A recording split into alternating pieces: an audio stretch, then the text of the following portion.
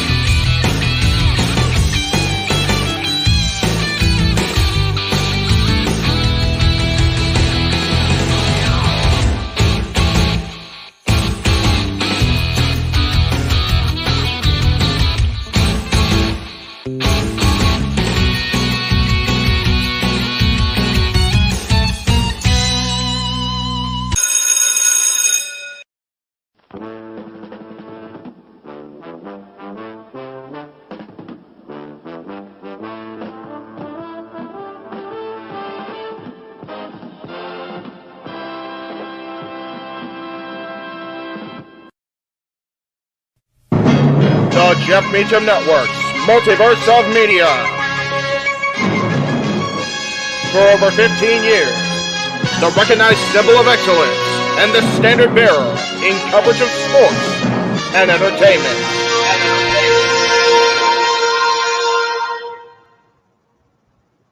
After what was most definitely a crazy week, last couple weeks in the world of professional wrestling, I know the Simple Man and I are both looking to get things down to, well, let's be real, simplicity. So welcome, one and all, to our coverage of Impact Wrestling's, Impact Plus, that is, Victory Road. I am, of course, the man whose name is not on the marquee because I forgot to put the freaking marquee up. Botch! Pretty much. There it is. There we go. I am Jeff Meacham, joined for now by the Simple Man himself, Noah Foster, on commentary. We will be joined by his soon-to-be-announced brand new color commentator on our Impact side of things. But we'll get there momentarily. Noah, it's Friday night. Impact Plus is on. And what does that mean besides no spoilers for SmackDown and Rampage, people? As always, Jeff, you know what it means as we remain hashtag spoiler free, but it also means we're going to enjoy and engage in some more professional wrestling, damn it! But I digress, as Victory Road will pave the way towards Bound for Glory and Impact 1000 and so much more. And it's good to see you and good to see you, the Multiverse of Media, once again here. It's going to be a fun night tonight. Yes, and tonight is indeed about wrestling, Daniel, no doubt about it. And but I will give a shout-out to the Detroit Lions for beating the Chiefs last night on kickoff. That was good. I enjoyed that thoroughly, watching the Lions quite frankly upset the Chiefs, if we're being real. And Yeah. no, Marshall, I am not that commentator. You will see that commentator in the short. I promise. We'll get there. But they are on their way in right now. And yes, let's go professional wrestling. Let's go ahead, Noah, first of all, and talk about what we're going to see here at the bottom of the hour, the 2 kickoff matches. That way we can get the previews out of the way, just in case our commentator does not come in prior to them starting. We first of all have an open challenge from the man who defected, if you will, from AEW and the Dark Order, Alan Angels, with an open challenge. What do you foresee coming for the man formerly of the Dark Order here tonight on the countdown to Victory Road? It's one of those things where Alan Angels reminds me a lot of Matt Sydal, who was all about opening his third eye and being guided on a path of enlightenment, as Alan Angels looks to prove why he is celestial. And the fact that he's starting this open challenge, he's trying to prove what sort of stock he has in you valuing him possibly as a future challenger for a championship. I mean, at Emergence, we saw him go one-on-one with Speedball Mike Bailey during the countdown, and he did come up short, but it was a very game contest. For me, this is Alan Angels proving himself, but also offering opportunity. But for him to claim that he is celestial, that means he has to be above whoever he stands in the ring with. And whether or not somebody from within the company or outside the company, that's part of the fun. But I think Alan Angels will surprise us, not only who he's against, but what he brings against them. Who do you foresee answering this open challenge? That's the tricky thing, considering, again, you look at the Impact locker room, most of them are pretty much booked on this stag show. As my colleague, by the way, happy birthday, Paul Mead, he informed me that there is another match that was added, I guess, and I guess we'll talk more about that later. But that being said, it's hard to figure out who could be challenging Alan Angels. I think at odds it could be a debut or somebody from outside. And with the changes like we're talking about what we're going to talk about here on Open Minded Tomorrow's State of the Industry, there are changes happening across the board, including the NWA. Wouldn't surprise me if it was a talent from there. Velvet Sky's no longer with them, but they don't do that type of one-on-one type of action. But it could be somebody that lost the championship. I mean, you got not Kobe Carino. He won the title. Kerry Morton is a key candidate, I think. Next generational son, of course, of the Rock and Roll Express. Ricky Morton. Yes. So that's a name I thought about. I thought about other names outside there. You think about, like, names that show up in Ring of Honor from the independent side of things. I wouldn't mind seeing like a workhorse man like Anthony Henry show up. I think that would be a very interesting contest. But your guess is as good as mine on this one. Well, joining us for the moment, since he is home and ready to participate in the shenanigans that is Impact. Well, I'm not sure if he is. It shows he's popping in, but I don't see camera. I see white screen. Are you there, Renegade? Hello. The white screen. I don't see you. Let's see if you. The lights. Hello. Hey. Hello. There he is. How are you, sir? Hello, all right. Hello. There we go. Now we got audio. Man, it's going to be one of those audio days on the Jeff and JJ side of things. Cool. Let's see. Good thing we're not calling the show. Right? Oh, Lord. I don't know what's going on. My internet's acting all kinds of wonky. It is acting all kinds of wonky, but luckily, like I said, we're going to be JJ's here for a special reason. And when we bring in our color commentator, and it's not JJ, by the way, folks. So it's not him either. Don't worry.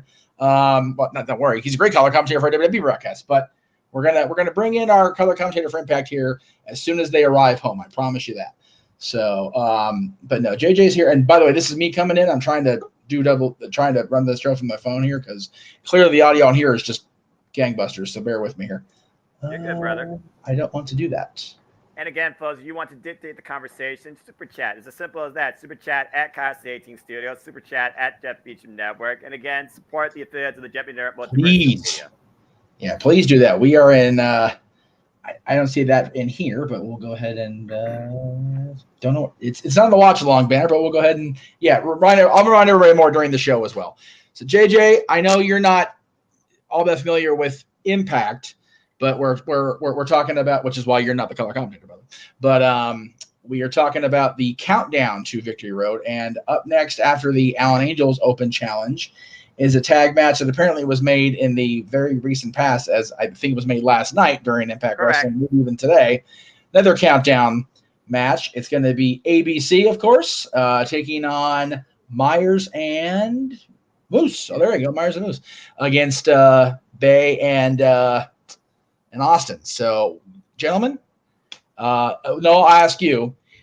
We talked about this in Something Predicting, or at least you and Dattila did yesterday on Something Predicting. What do you foresee happening in this match, and what is the future of both these teams? Because I mean, they're on the countdown. I remember when all four of these guys were featured players on the quote unquote main cards, if you will.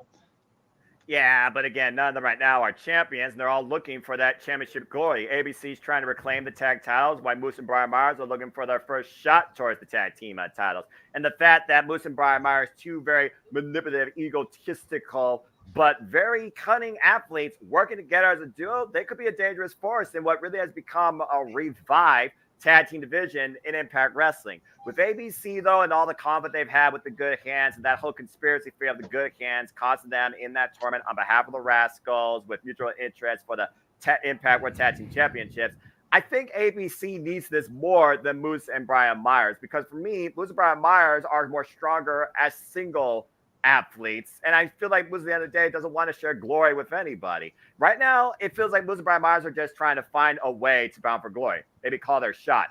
But ABC, they want to do any means necessary to get back at the tag team gold. So I gotta go with ABC on this. Is it bad I'm going with ABC because Brian Myers is the best friend of Matt Cardona? Matt Cardona cost me my hair, goddamn him.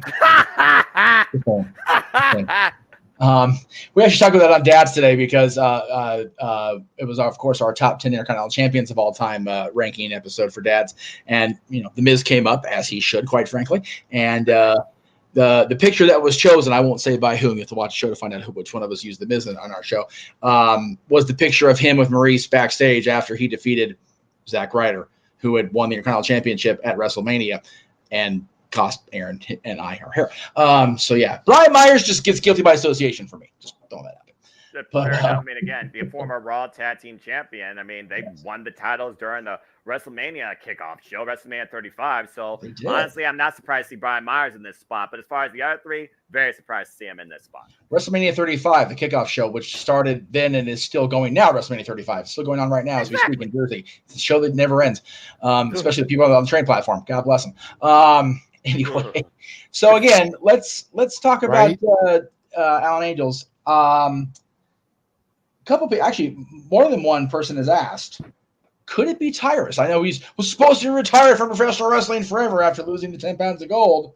Okay, there's Tyrus right there. But could it be the man formerly known as Brodus Clay making his return to Impact Wrestling, or is he indeed retired? Because as the late great Terry Funk proved, retirements aren't real in wrestling. Let's be honest there. Yeah, about to say that retirement and wrestling, they don't go in the same sentence and have a lot of proof to back it up. And as far as Tyrus, it's one of those things where if he feels like he still needs to prove himself and has more to give, then possibly. But let's not forget he was previously involved in Impact Wrestling as EC3's heavy. And EC3 was the guy that took the title from him. Seems like a passing the torch and closing the book type saga, if you ask me. What about you, JJ?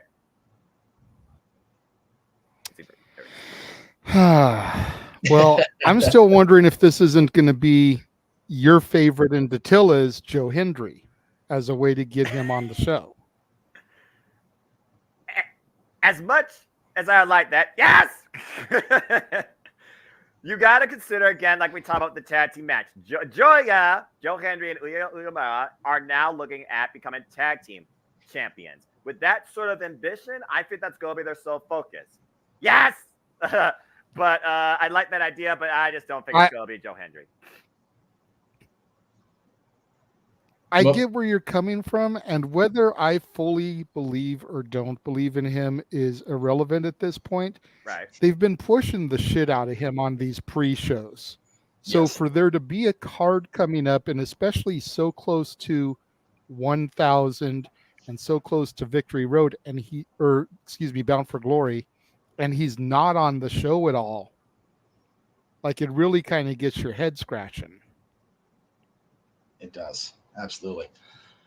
We'll see. I mean, it really could. That's the thing. The beauty about professional wrestling, folks, is the business is so outside of WWE, of course, is so open ended. Like nobody's really under exclusivity. God damn it, exclusive contracts. I can't make the IT word work. But yeah, nobody's under seemingly nobody's under exclusive contract with anybody anymore. There is the forbidden door's been blown wide open. So I'm looking forward to seeing. And again, it's on the countdown. It's on the pre-show, wink, wink, if you will, which starts here in about 14 minutes or so. So we'll see. Hopefully, either he'll be the first one out, Alan Angels, or we'll get him in the prime spot, if you will, the main event of the kickoff or the main event of the countdown, whatever you want to call it. So I'm looking forward to it. Again, we are stalling for the arrival of our new Impact Wrestling color commentator here on the Jeff Meacham Network Multiverse of Media. And you were being joined by, of course, our play-by-play man, Noah Foster, the renegade himself, J.J. Williams, the head of the CEO, of the Constantine Studios. I am Jeff Meacham. I don't know why I purposely put myself down here that way, because I always put myself at the bottom when I'm doing these things. So the current Impact World Champion at the moment is Alex Shelley of the Motor City Machine Guns. He is involved in tonight's card, but he is not in a world title defense. Matter of fact, he's challenging for a title that he's held more than once, Mr. Foster. Exactly. Motor City Machine Guns are 3-time Impact World Tag Team Champions. They won them off Beer Money, the North, and of course, Heath and Rhino looking for their 4th time. And the thing of the matter is, they believe that the Tag Team Champions has been disrespected with the shenanigans done by the Rascals. So they're just trying, I feel like, to once again restore the honor and the prestige of the Impact World Tag Team Championships, where he thinks Trey Miguel and Zachary Wentz are taking the division as a joke. Very well might with all the spray paint they've been using. But what's also funny about this is, as we know in Impact 1000, my hometown boy represents Toledo, Ohio, Trey Miguel, he'll be challenging Alex Shelley for the Impact World Championship, which is another reason why the match isn't tonight. Exactly. And Steve Macklin will also be on tonight's show. As I look at my card here, we've got him against the former most dominant in memory, I should say, Impact World Champion in the walking weapon himself, Josh Alexander. And this is the first time ever one-on-one match based on a year-long obsession to claim an accomplishment and the most prized target. The only thing missing from this picture here is the Impact World Championship. Either way, Steve Macklin looks to tag him and bag him and make him for all. And with the fact that the torn tricep that Josh Alexander is coming back from that was surgery repaired way premature than people thought, but could have been exaggerated when Macklin returned at Emergence and attacked the Iron Man, the standard of Impact Wrestling. It truly could go Steve Macklin's way and could be his biggest win of the day. But this is also Josh Alexander's first big singles match since his return. And it's truly a one-on-one encounter, a year in making. It's one of those things where if we looked at this match and this happened at Rebellion, would you still have the same mindset? Would you still pick the same person if Josh was going in as champion and Macklin was going in as challenger? Neither of these men are going in as champion. But this very well could be your number one contenders match for Bound for Glory. I would say it's a fair bet. I mean, both these guys have a legitimate claim to being that person who should be in the ring against Alex Shelley in Chicago on October 21st. So I am looking forward to this probably more than quite a few of the matches, maybe even the most, because I love watching these guys whenever I do get a chance to watch Impact Wrestling. These guys are two of my favorites. Looking forward to it quite a bit. Where are we at here? Right. Okay. Daniel says, I'm just waiting for Josh Alexander versus Alex Shelley for the Impact World Championship. I mean, we just talked about it. You know, it could be either one of these guys coming up. Marshall says, I'm excited for Impact 1000. Well, Marshall, yes! You need not wait very long, my friend, because that is the next time we're going to come to you with watch-along coverage, as a matter of fact. Oh, Thursday night on September 14th. We will be live around the same time, or maybe 7:30, since it's actually Impact Wrestling. There's no real big well, there is before the Impact, but I don't know if we're going to be able to cover that. If we do, whatever. But we'll be on the air for sure for Impact 1000. Again, we've been talking about it. It's crazy to think that this little company, they'll never make it past a year. The business model doesn't work. And here we are, 21 years later, that Impact Wrestling and Impact, the show itself, 19 years later, here we are talking about Impact Wrestling's 1000th episode. Right? So, it's crazy. JJ, I was at your house watching on January 4th, 2010, when Don't remind me of that date. For most people, the beginning and the end of Impact Wrestling as we knew it. Yep. Brother. Yeah. Yeah. Well, yeah, he was a shining star in that era. To be fair, he was, and certainly after that one LA Knight, Sean Rick or Eli Drake, whatever you want to call him this particular week. But yeah, JJ and I have been fans from the beginning. I know I ordered the weekly pay-per-views as often as I could. Seeing people like AJ Styles and Christopher Daniels and Samoa Joe, and even back then Jerry Lynn, Sean Waltman, the X Division itself, the 10 pounds of gold being back on regularly scheduled television was cool to see after the NWA Championship just kind of fell on its ass after parting ways with WCW. So very cool to see that. And here we are 1,000 episodes later, almost 20 years. Bananas. Time has flown. It has. And it was funny. We were talking about dads earlier. One of us, well, I won't say which one of us, but Randy Orton came up in conversation on our Intercontinental Champions list. And the picture that was shown, again, if you go back and watch, there's a sign in the background. Sign AJ Styles with Randy Orton as the Intercontinental Champion posing. It's like, yeah, 2003, 2004, that would have been cool for everybody except TNA and AJ Styles. I'm about to say. You wouldn't have thrived in that environment. TNA had AJ Styles and Kurt Angle carrying the way a lot, especially in the 2010s. So I think they needed both players, just saying. Yeah. JJ, when you and I were watching, I don't think TNA would have been near as phenomenal to watch as it was without AJ Styles. I can agree with that. I mean, there were a lot of other great talents. You think about America's Most Wanted. You think about Low-Key. You think about The Naturals, Chase Stevens and Andy Douglas. Oh, man. You think about James Mitchell and the Disciples of the New Church. You think about Abyss. You know, all those, and I use this pun purposely, all those impact players that really made NWA TNA must-see TV at the time. Yes. You think about their heavyweight division. You think about Jeff Jarrett, Ron Killings, Ken Shamrock. You think about the franchise, Shane Douglas coming back into seriously contending for the same championship that people forget Shane Douglas was there in the early days of NWA TNA and feuding with Raven and the New Church and Mitchell, and Shane was a cool addition to the company. He also was with the Naturals, Chase and Andy. I think that was before. It may have been after Candido passed away. I don't remember. God, there's been so many amazing talents coming in through Impact Wrestling. We lost JJ. That's okay. We're losing me now too. Oh my God, everybody's popping out. There we go. Okay, hi. You're good.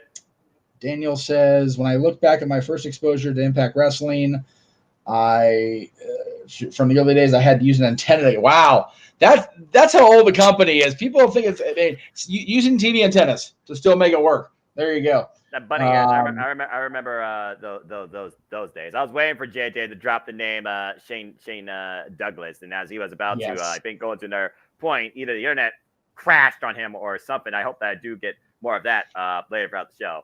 Anyway, we were lucky in that it didn't falter on him till late in our stream this morning, going in the afternoon. We were in chill mode when his internet crashed earlier, so it worked out perfectly. We got the whole list done, everything was good, and then all of a sudden the internet decided to be a pain in the ass. But I always found it ironic that Shane Douglas was in TNA because of his history, specifically with the NWA Championship. I was saying, wasn't he like one of the freaking earlier NWA champions? He was an NWA champion that threw the belt down in the middle of the ECW arena. There you go. Announced it for the ECW championship. So yeah, it was definitely curious to see him there. Matthew with a good question here. I like this. Being Chris Parks has been in WWE doing production, I wish Abyss would make a one-time appearance in WWE. Could you have seen him with Bray or him versus Strowman or Bronson Reed? I mean, kind of a off-base question here, but we're talking about the history of Impact Wrestling. We're counting down to tonight's show, so I threw it up there. I don't know how much wording in contracts and trademarks Abyss the character is within Impact Wrestling's makeup versus Chris Parks's trademark ownership. So him appearing in WWE would have to have a lot of questions answered as far as red tape and paperwork and nonsense. But it'd be cool to see him show up. But I think for me, Abyss is very much an Impact character, and seeing him in WWE would be odd. Yeah, Abyss is one of those like TNA true or originals. I mean, JJ, you listed off a ton of names, and it's very hard to distinguish who was just a building foundation of TNA or truly was just TNA. It's like Sting was the icon of WCW, and then, of course, he went into TNA. But Abyss, he did nothing but TNA. He truly was and only was total nonstop action Impact Wrestling. He was never anything else, and I don't think he honestly should be. But what's your take, JJ? I agree with that. I mean, there's, like you said, there's certain people that, even though they've moved on now, like Bobby Roode and AJ Styles, like you still think of them as tried and true NWA, TNA, Impact Wrestling, whatever you want to call it, Global Force. You know, you think of them as those people first and foremost. It's the same with like Ric Flair. Yeah, he came to WWF. Yeah, he became WWF champion, went back to WCW, came back. But he's one of the first names you think of when you think WCW. Yeah. Right. Yeah, they were talking about that on the last Nitro. You know, it was, you know, the very top of the show when he kept the promo. It's like, who means WCW more than Ric Flair? And then when they came out, it's like, even Ric Flair left for the WWF. Sting never left. He got hurt. He would go on hiatus. He would turn inexplicably heel in '99 before Vince Russo, which makes it less sense. But he never can't blame left Russo for that one. Yeah, can't blame Russo for that nonsensical heel turn for once. It wasn't my swerve, bro. But yeah, Sting never wavered until there was no place not to waver. You know, he was in WWE 2014, but in between, he helped put Impact on the map. He's helping the AEW kids along now. Sting's the man, and I'm glad that he was able to be part of this company, Impact Wrestling, as long as he was. Interesting question that we'll bring up. We'll go ahead and preview this one now since we're going to talk about it. I had a different match lined up to preview, but we'll go ahead and get that. So just bear with me here. Matthew threw me for a loop asking about the question. I know we're supposed to super chat to get the question, but it's relevant to the show, so I definitely want to bring it up. There is a match tonight that JJ and I did talk about. I don't know if it was during the stream or after the stream was over, JJ, so you have to forgive me on this one. But tonight on the card, we have a anything goes match between two certifiable, not only legends, but honestly, certifiable tag team legends in the world of professional wrestling, as Bully Ray goes up against PCO. And the question in the chat was brought up that, how about the Dudleys signing the new Legends deal with WWE and doing the Impact 1000 show as well? Now, that is some damn fine businessmen from the damn Dudleys. He's not wrong, but the question begs the question, does this mean that whatever happens between these two tonight, and JJ, I'll throw it to you real quick to talk about it, because you're the one that brought it up either in conversation with you privately or even on Dad's this morning. Will this end up being a situation where this match falls into why the Dudleys Team 3D are going to be on Impact 1000? It's always a possibility. At the end of the day, all a Legends deal means is that WWE has likeness rights and merchandise rights, and the team is still going to get paid. Right. You know, they don't have to be there week in, week out wrestling. They don't have to be exclusive to WWE. And even if they are, maybe it was part of the deal that, you know, we will give you exclusivity after Impact 1000. Right. But we're already booked for these couple of shows, so we've got to finish out our deal here, and then we'll be exclusive. But I said it in the chat room for Noah's Simply Predicting last night, and I think I said it in conversation with you earlier. I don't think it was actually on Dad's. Okay. Anything goes. So that means interference is legal. So you have Devon come out, get involved. Team 3D hits the 3D onto PCO, getting Bully Ray the victory. And then you move into Impact 1000 and you have Team 3D versus PCO and question mark.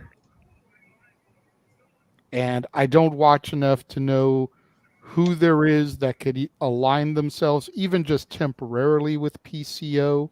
Mm-hmm.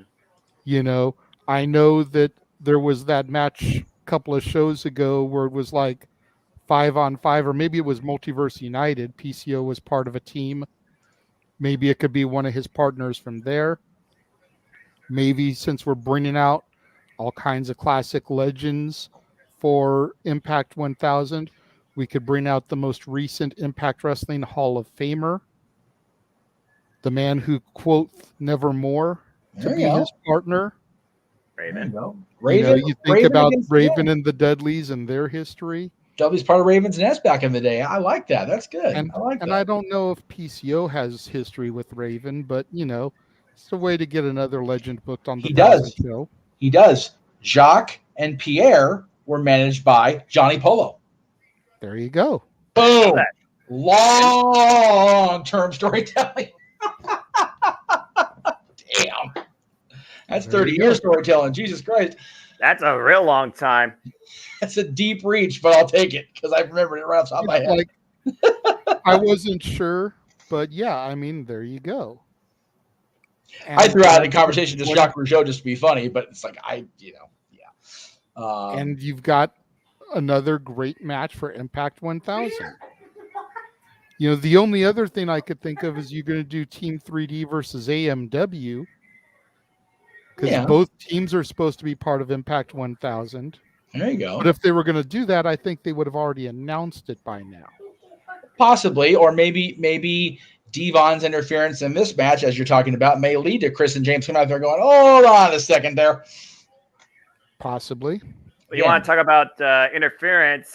You guys remember the FBI, right? Full-blood Italians. Oh, the open challenge opponent for Howling Angels is Nunzio. Guido. Oh, my God, Guido. Are you serious? 100% serious. That's tremendous. Freaking Guido coming out there. Good for him. Little Guido, where's my pizza? Damn it. Are you kidding me? Oh, that's he was at Heatwave 2000, right, Jay? What's that? He was at Heatwave 2000, yeah? Yeah, he was. Damn it. Well, we went out, so we could just keep talking. But yeah, Guido, folks, is the guy that answered Howling Angels open challenge. The count begins, but they're already having technical difficulties on their end. So while we wait for the feed to come back here, again, you even talked about in the chat last night, JJ. I mean, the idea of, and someone bringing up the idea of Abyss one night only. If they were able to do that, because I do think Abyss deserves some sort of recognition on Impact 1000, also a TNA Impact Hall of Famer. Hello. If it's not that, just going off the roster right now, thinking about big men, unique anomalies. And yeah, PCO doesn't have friends, but he might have people, that respect him or can literally coexist with him. I'm just going to say Black Taurus. Maybe it's Black Taurus and PCO versus the Dudleys. If that Devon interference spot during the Anything Goes match actually happened based on what you all are basically speculating and also booking. Because at this point, I really don't know who could be a partner with PCO. But also, I don't know what the hell Bully Ray's got to do to put down PCO. It's Anything Goes. And he's already poured Barry acid down the man's throat and lit him on fire. Yeah. What about a 3D through a flaming table? I mean, if fire itself couldn't bring down the modern day Frankenstein, maybe a flaming table. And I agree with Matthew. Stand and Deliver 2024. We need the FBI versus Tony D and Stacks. I'm here for it. Book that shit. Dude, it's going to be in Philly. Come on, make that happen. Come on, man. You're reaching way out there, way too far. Make it happen. Losing team has to drop the phony accents. Anyway. And somebody else asked about Team 3D getting one more match in the WWE. Again, Mania's in Philly. True. I wouldn't be surprised to see a Hardy Boys-esque moment Right. where you have a tag team gauntlet or something, and the Dudleys can be that last-minute entry in Philly. I mean, you got to think they got to figure out a way to get as many ECW original legends, That's possible. whether they are Hall of Famers or not, in that building as possible. Dude. If the rumors are true about Heyman headlining, Yeah. you've got the Dudleys, you can get RVD, I still think that Raven or Dreamer or even the franchise need to go in with Heyman. I know the franchise is a long shot, but if you watch Franchise University, he's speaking a lot more positively about the E than he used to. Wow. Maybe Shane has calmed down just a little bit. But, weirder things have happened. Well, We said Bruno wouldn't go in. Yeah. We said Warrior wouldn't go in. We said Savage would never go in. We said Sable wouldn't go back. We said Hogan wouldn't return to the company. We said there's a lot. We have learned, especially with the allegations against and then the return of Vince McMahon, never say never. We learned that twice in the same 12-month span. Eric Bischoff will never work for the WWE. Yeah. Better than ever. It still baffles me that one episode where Hulk Hogan, Eric Bischoff, Ric Flair, and you had Kurt Angle and AJ Styles in the main event of what was a super TNA wrestling at the time, is still the most viewed episode of all time. Sicilian Slice. Oh my God, it's a thing. What's the matter, yo? What the world am I watching? Bro, I don't think I have seen Nunzio since the WWE CW run, and he still looks exactly the same, bro. Seriously, whatever. He has not aged. 2 count. Continue. whatever diet and exercise James Maritano is on, I want to know, and I want to adopt it like right now. You gonna try and DM him about that? I'm sure it's not pizza. I don't want to DM Guido. I know better than that. Spicy meatball. Yeah. If it's spicy foods, forget it. I'll be fat. I'm good. And that's a great point, Matthew. That could be why the Dudleys got the Legends deal. Get everyone in ECW that you can to Philly. Exactly. And speaking of ECW, talk about an ECW original. Tommy Dreamer put his career on the line tonight just to have one last big moment. As the Angels Wings hits, and now an Angels just put down Guido. See, and with the Dreamer thing, like, I am still so conflicted about that. Yeah.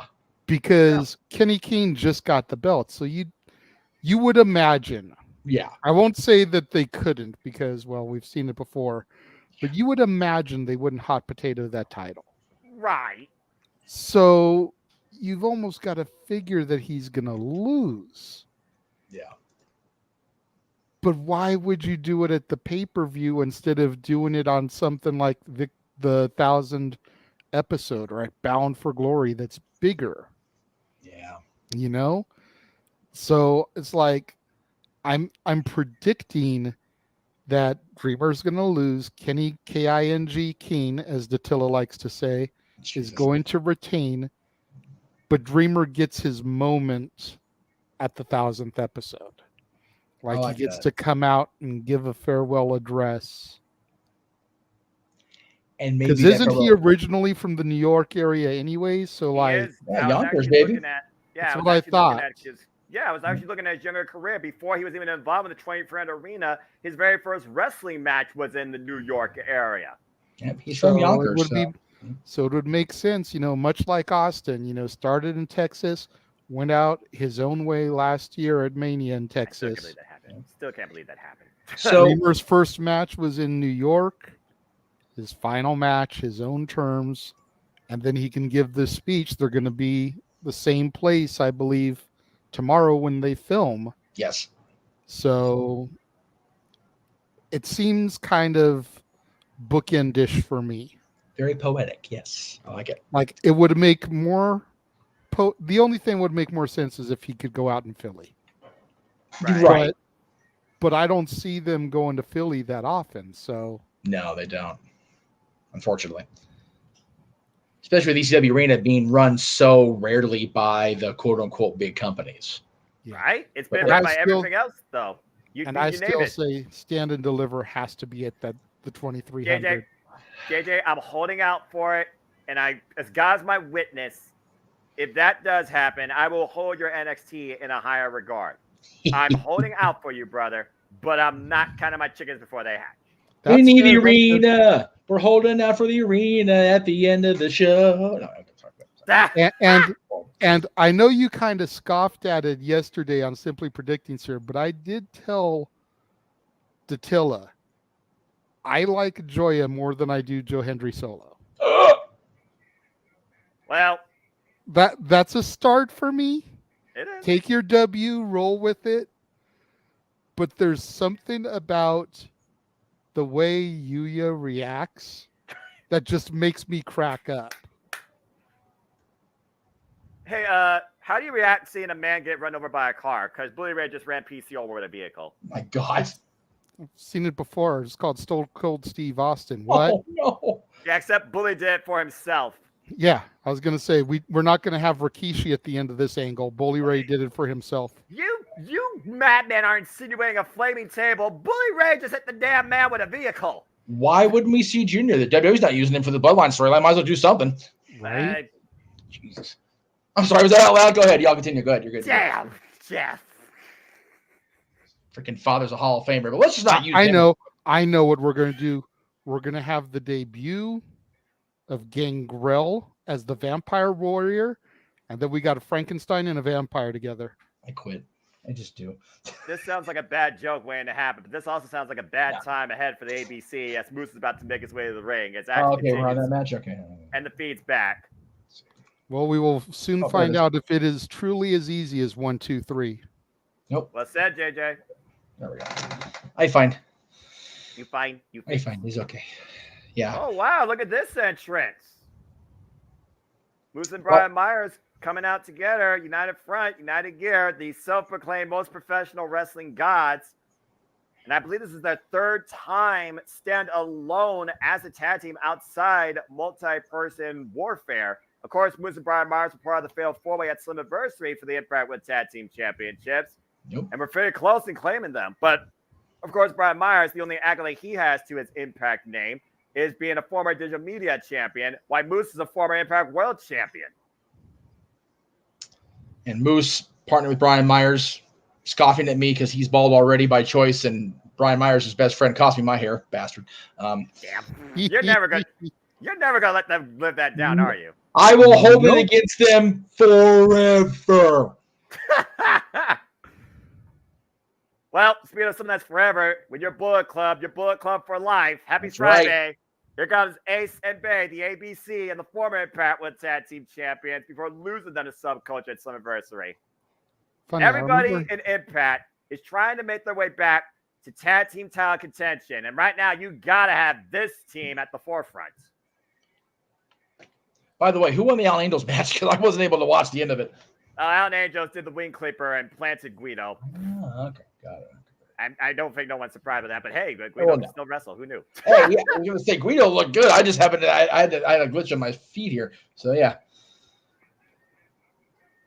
Yes, the game with Aaron Ref, because I went in with Aaron on the bet because I'm a loyal partner and friend, and I got screwed in the process. Anyway, just goes to show, don't gamble. Hey, no. After what Phil Brooks and Tony Khan have cost me this month, I'm not betting on wrestling ever again. Wise man. $100. Thanks a lot, Phil. Appreciate you, Tony. Love you both. ABC putting the bet on themselves to get back in the Impact World Tag Team title contention, taking on the duo of Moose and Brian Myers, who have yet to make it to that summit. Surprise! Not completely surprised by that. I mean, they haven't been a regular team that long, but you know what? They have the ability as a team to throw it together. They could be tag team champions in this company one day. So why not? Well, considering Chris Bay and East Austin have not even been a tag team for a year, and you saw what happened back in February when they defeated the Motor City Machine Guns, will be challenging for those tag titles again later on in the show. I gotta say, looking at Moose and Myers' outfits, I'm getting a real white Ranger Tiger Zord power vibe going on. Right? Yeah. It's Could very be more phenomenal. And of course, the Till's not here to see it yet. If she Right. was, it's like, It's God. like if she had like just popped in the backstage room, like that would have been the perfect introduction. Perfect. Yeah. Right. Say her name as Moose flexes, brother. Say her name and she shall appear, but not this time because we said it Right. and she's not here. Oh no. Oh no. Oh, I did Moose that might before. Moose might be looking for a test of strength here. While Chris Bay, the art of finesser, former X Division champion. I think it's a bad idea for Chris off. Bay. Straight out of the California area. That's one of y'all's boys out there. I don't know if I'll claim that, but okay, we'll go with Yeah. it. Trust me, there's certain California wrestlers that I have ceased to Yeah. claim. Oh yes. Fair enough. JJ and I both, and ironically, both members of a team. He's chosen one, I've chosen the other. Former PWG World Tag Team Champions at that. Anyway, Fair enough. Yeah. The shoulder block by Chris Bay, up and over, looking to follow up now and take Moose off his game. And right now, a bit of this direction. And Moose the power. Oh, lands on his feet though, and a 2 sweets. Just trying to anger Moose. Because that's a good idea. Yeah, I was gonna say, why do you want to anger that big man? Take him off his game, exploit his emotions. Although Moose, for somebody with ego the size of probably, a giant redwood in a giant forest, he's one of those guys that seems very composed usually in the ring. Tag to Brian Myers. Brian Myers, though, probably a different story. I was going to say, he may be composed in the ring, but let's not test that composure's limit. For real. Tag. For real. Like, I look at the Impact roster, what little bit I watch of it. Right? And there's a handful of people that I look at and I'm like, yeah, no, I'm not messing with you. Yeah, no. Moose is at the top of that list. Like right along with Macklin and Alexander, like those three. I just look at them and I'm like, yeah, I'm good, homie. I'm gonna go the other way. Yeah, imagine the intensity Steve Macklin and Josh Alexander are going to unleash on one another in their first time ever one-on-one encounters to the come later tonight at Victory Road. Dad to Chris Bay. With Moose and Alexander and Macklin and even PCO, as old as he is, he's still crazy. If they want to stand by my side in the fight, I'll throw down face to face. I'm gonna go in the corner and go into a ball. I'm good, thanks. This discretion, the better part of valor here. Oh, and a cheap shot to the small of the back by Moose. And more so just insulting Chris Bay and Norbert taking a cheap shot. Brian Myers distracted referee. I was like, there's a cheap shot by Moose.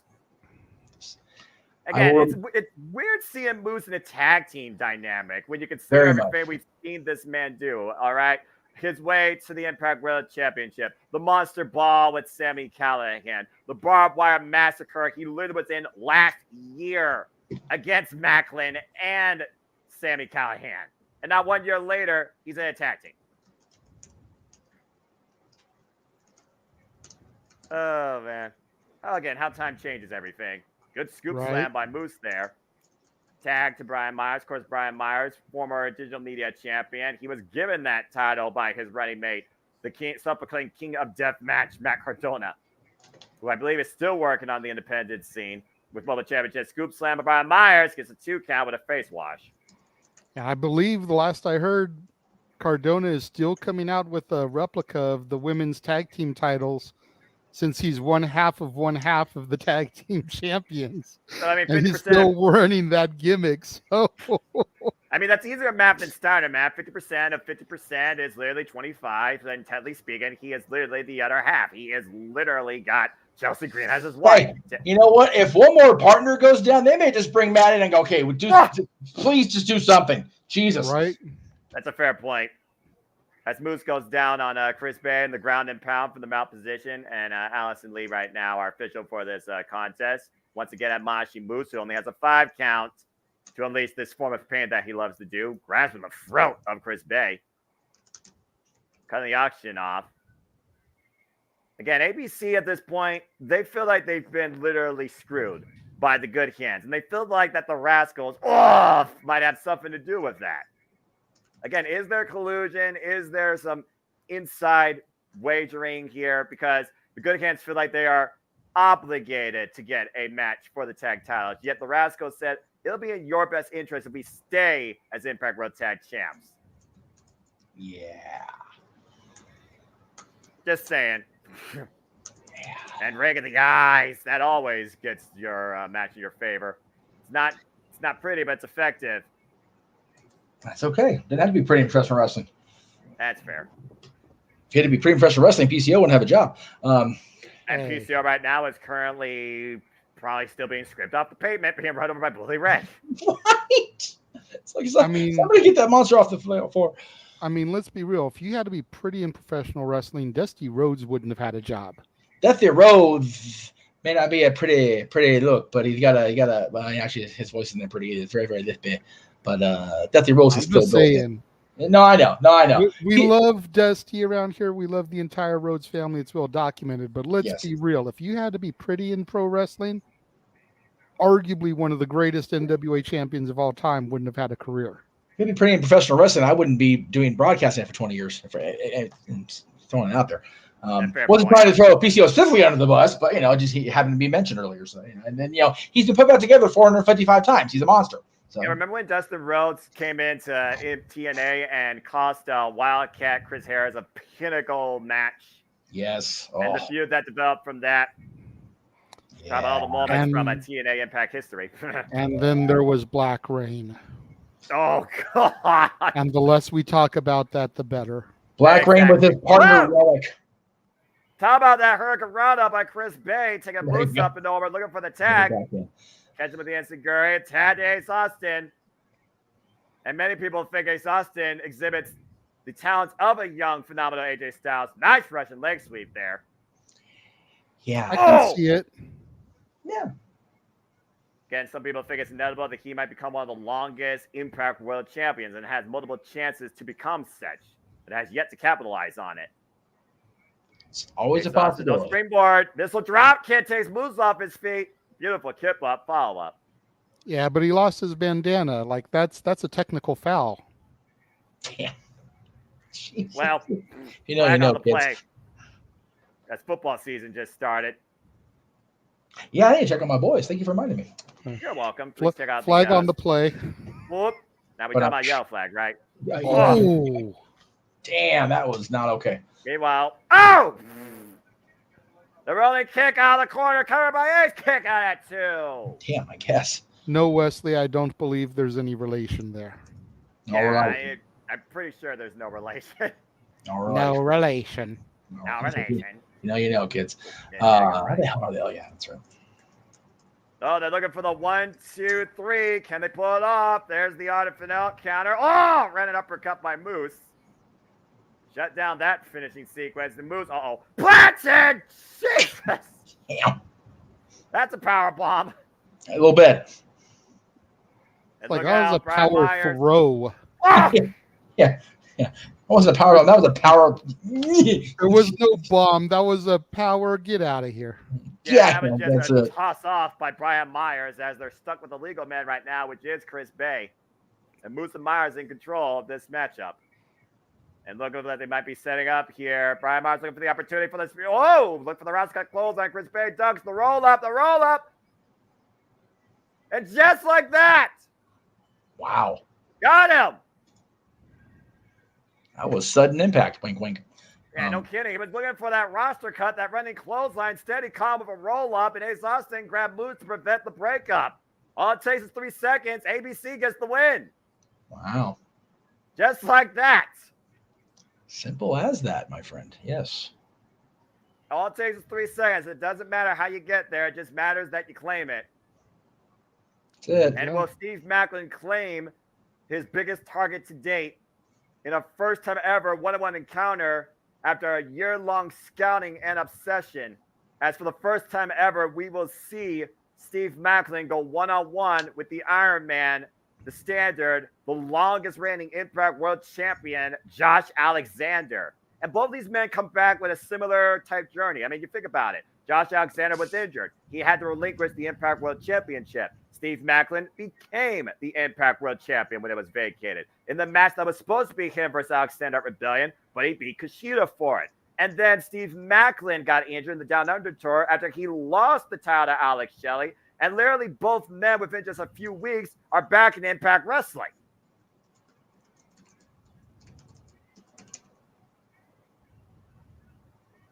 And that stare down at Emergence, and you see the kick right there. Does Steve Macklin have the advantage here after further exaggerating that surgically repaired torn tricep? Did Josh Alexander come back too soon?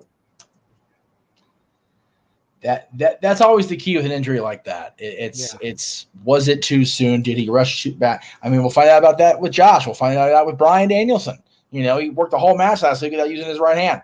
That's still because he's Bryan Danielson. That's still bananas that me and JJ called that. Yeah, he didn't use that right hand at all, and you saw what happened with those two. Yeah, strap match with Ricky Starks, didn't even throw a strike with his right side. Like, that's ridiculous to me. Oh, Lordy. Good looking audience, good loaded audience on hand tonight. I think they had over practically about 700 people in that building there. Yeah, you love to see it for Impact Wrestling, man. Good for them. According to my friend Paul, by the way, happy birthday, Paul. Of course, it is sold out. As we run down the card, of course, we have the X Division Championship on the line. We got MK Ultra defending against the Entourage, the Knockouts for Tag Team Championships. Crazy Steve looks to put Black Taurus completely in the past. Kenny King puts his Division Media Championship on the line against Tommy Dreamer, who puts his career on the line.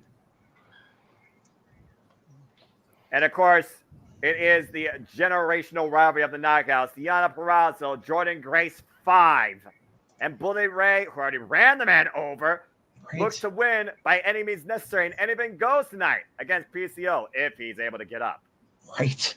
Of course, the Impact World Tag Team Champions are also on the line as the Rascals. Trey Miguel and Zachary Wentz will defend against the Moisture Machine Guns, Chris Sabin, and the Impact World Champion, Alex Shelley. And in the main event, Trinity defends the Knockouts World Championship against Alicia Edwards. But also, along with that, first time ever one-on-one encounter, I just called it a double main event. Josh Alexander finally collides with Steve Macklin.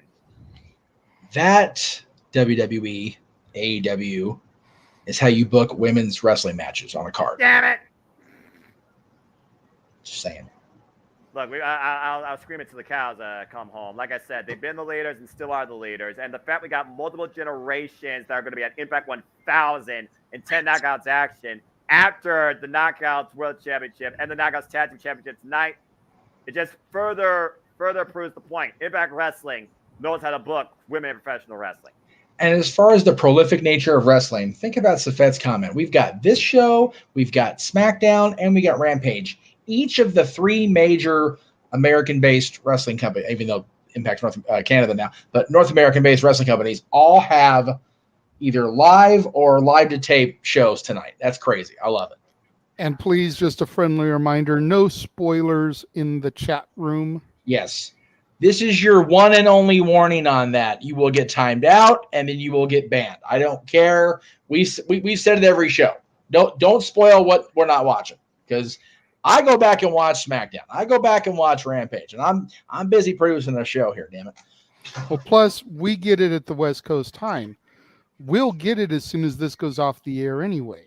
Well, right, but So it's not a matter for us of going back to watch it. We'll get it as soon as this is off the air. Whereas the East Coasters are getting it at the same time. Right, but if I know what's going to happen, I'm not. Yeah, I'm just getting on your phrasing of it, sir. Got it. Okay. Got it. If we were getting it live now, we would be going back and watching it too. Oh, okay. We're not going to go back and watch it because it's not airing simultaneously for us. Okay. That is what I am saying, Meech. Don't spoil my shit before I get to watch my shit. How about that? There you go.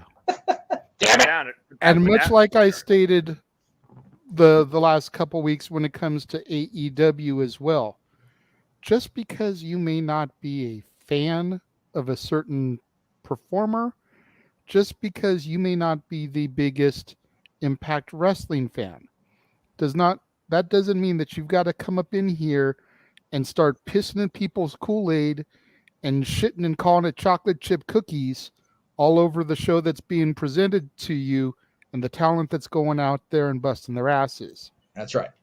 Negativity in the comments will also get you timed out first offense, banned second offense. Yep. You have been warned. Better than WWE does in their overhead freaking speaker system. That's right. And yes, since WWE does it, we'll say it too. Do not reproduce or rebroadcast our stuff. We won't ban you. We will find you. Kill you. And we will rule you. We will rule you. And That's if right. you know, you know. That's right. All right. Stink cup if you try to ruin our stuff. There you go. Anyway. Y'all good. They're playing the opening video package as again we prepare for an incredible night of action as the Impact roster looks to pave their way to Bound for Glory and seize the open opportunity tonight. Who will stand tall in victory? Welcome everybody to Victory Road. Our careers on the line. Championships are at hand. PCO, will he still be standing? Will Macklin once again usher in another age of mayhem at the expense of Josh Alexander? And will the glow be put out courtesy of Alicia Edwards? This and so much more ahead on this star-studded showcase of professional wrestling. The latest Impact Plus monthly special, Victory Road, and the last stop before Bound for Glory. And message her at the same time, JJ, and she shall appear. Noah, why don't you bring in your new Impact Wrestling color commentator? All right, I'd be happy to because she is, simply put, mighty. Say her name, and she shall appear because we all believe and appreciate her. Please welcome for the first time to the booth on the JMN Live watch-along events, Dattila! There you go. Yay! Hey, sorry I was late. It's crazy. My household is crazy sometimes, so like I'm not able to like hop on. And if I hop off, it's again, I have stuff going on around me. Not a worry, my friend. So you are right on time as the time. I know. I heard we're starting with the X Division title. Of course, the X Division that always sets the pace for Impact Wrestling. As again, we talk about the fact that it's just right before the 1000th episode. And for those that are just now tuning in, welcome once again to our Championship Network Live Watch event. You know what this is. I'm the Simple Man of the Simple Brand.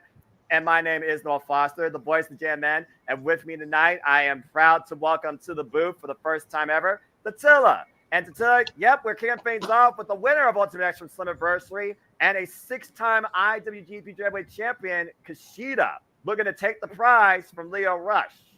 As they make their way to the ring, though, I do want to point out that since you're both here, I'll go ahead and throw that up. We believe, by God, but also because you are now both our official Impact commentators, it's not just Noah and Dattila. You will now and forever be Joe Hendry believes in you, by God, and so do we. You know, if I didn't know what this stood for, I would thought that was New Orleans, Louisiana. Right. So there you go. Or North Los Angeles. No, because that's me, not so much. Fair enough. But yes, Nola now on the call for Impact Wrestling here at the Championship Network, Multiverse of Media. JJ and I believe. And Joe Henry?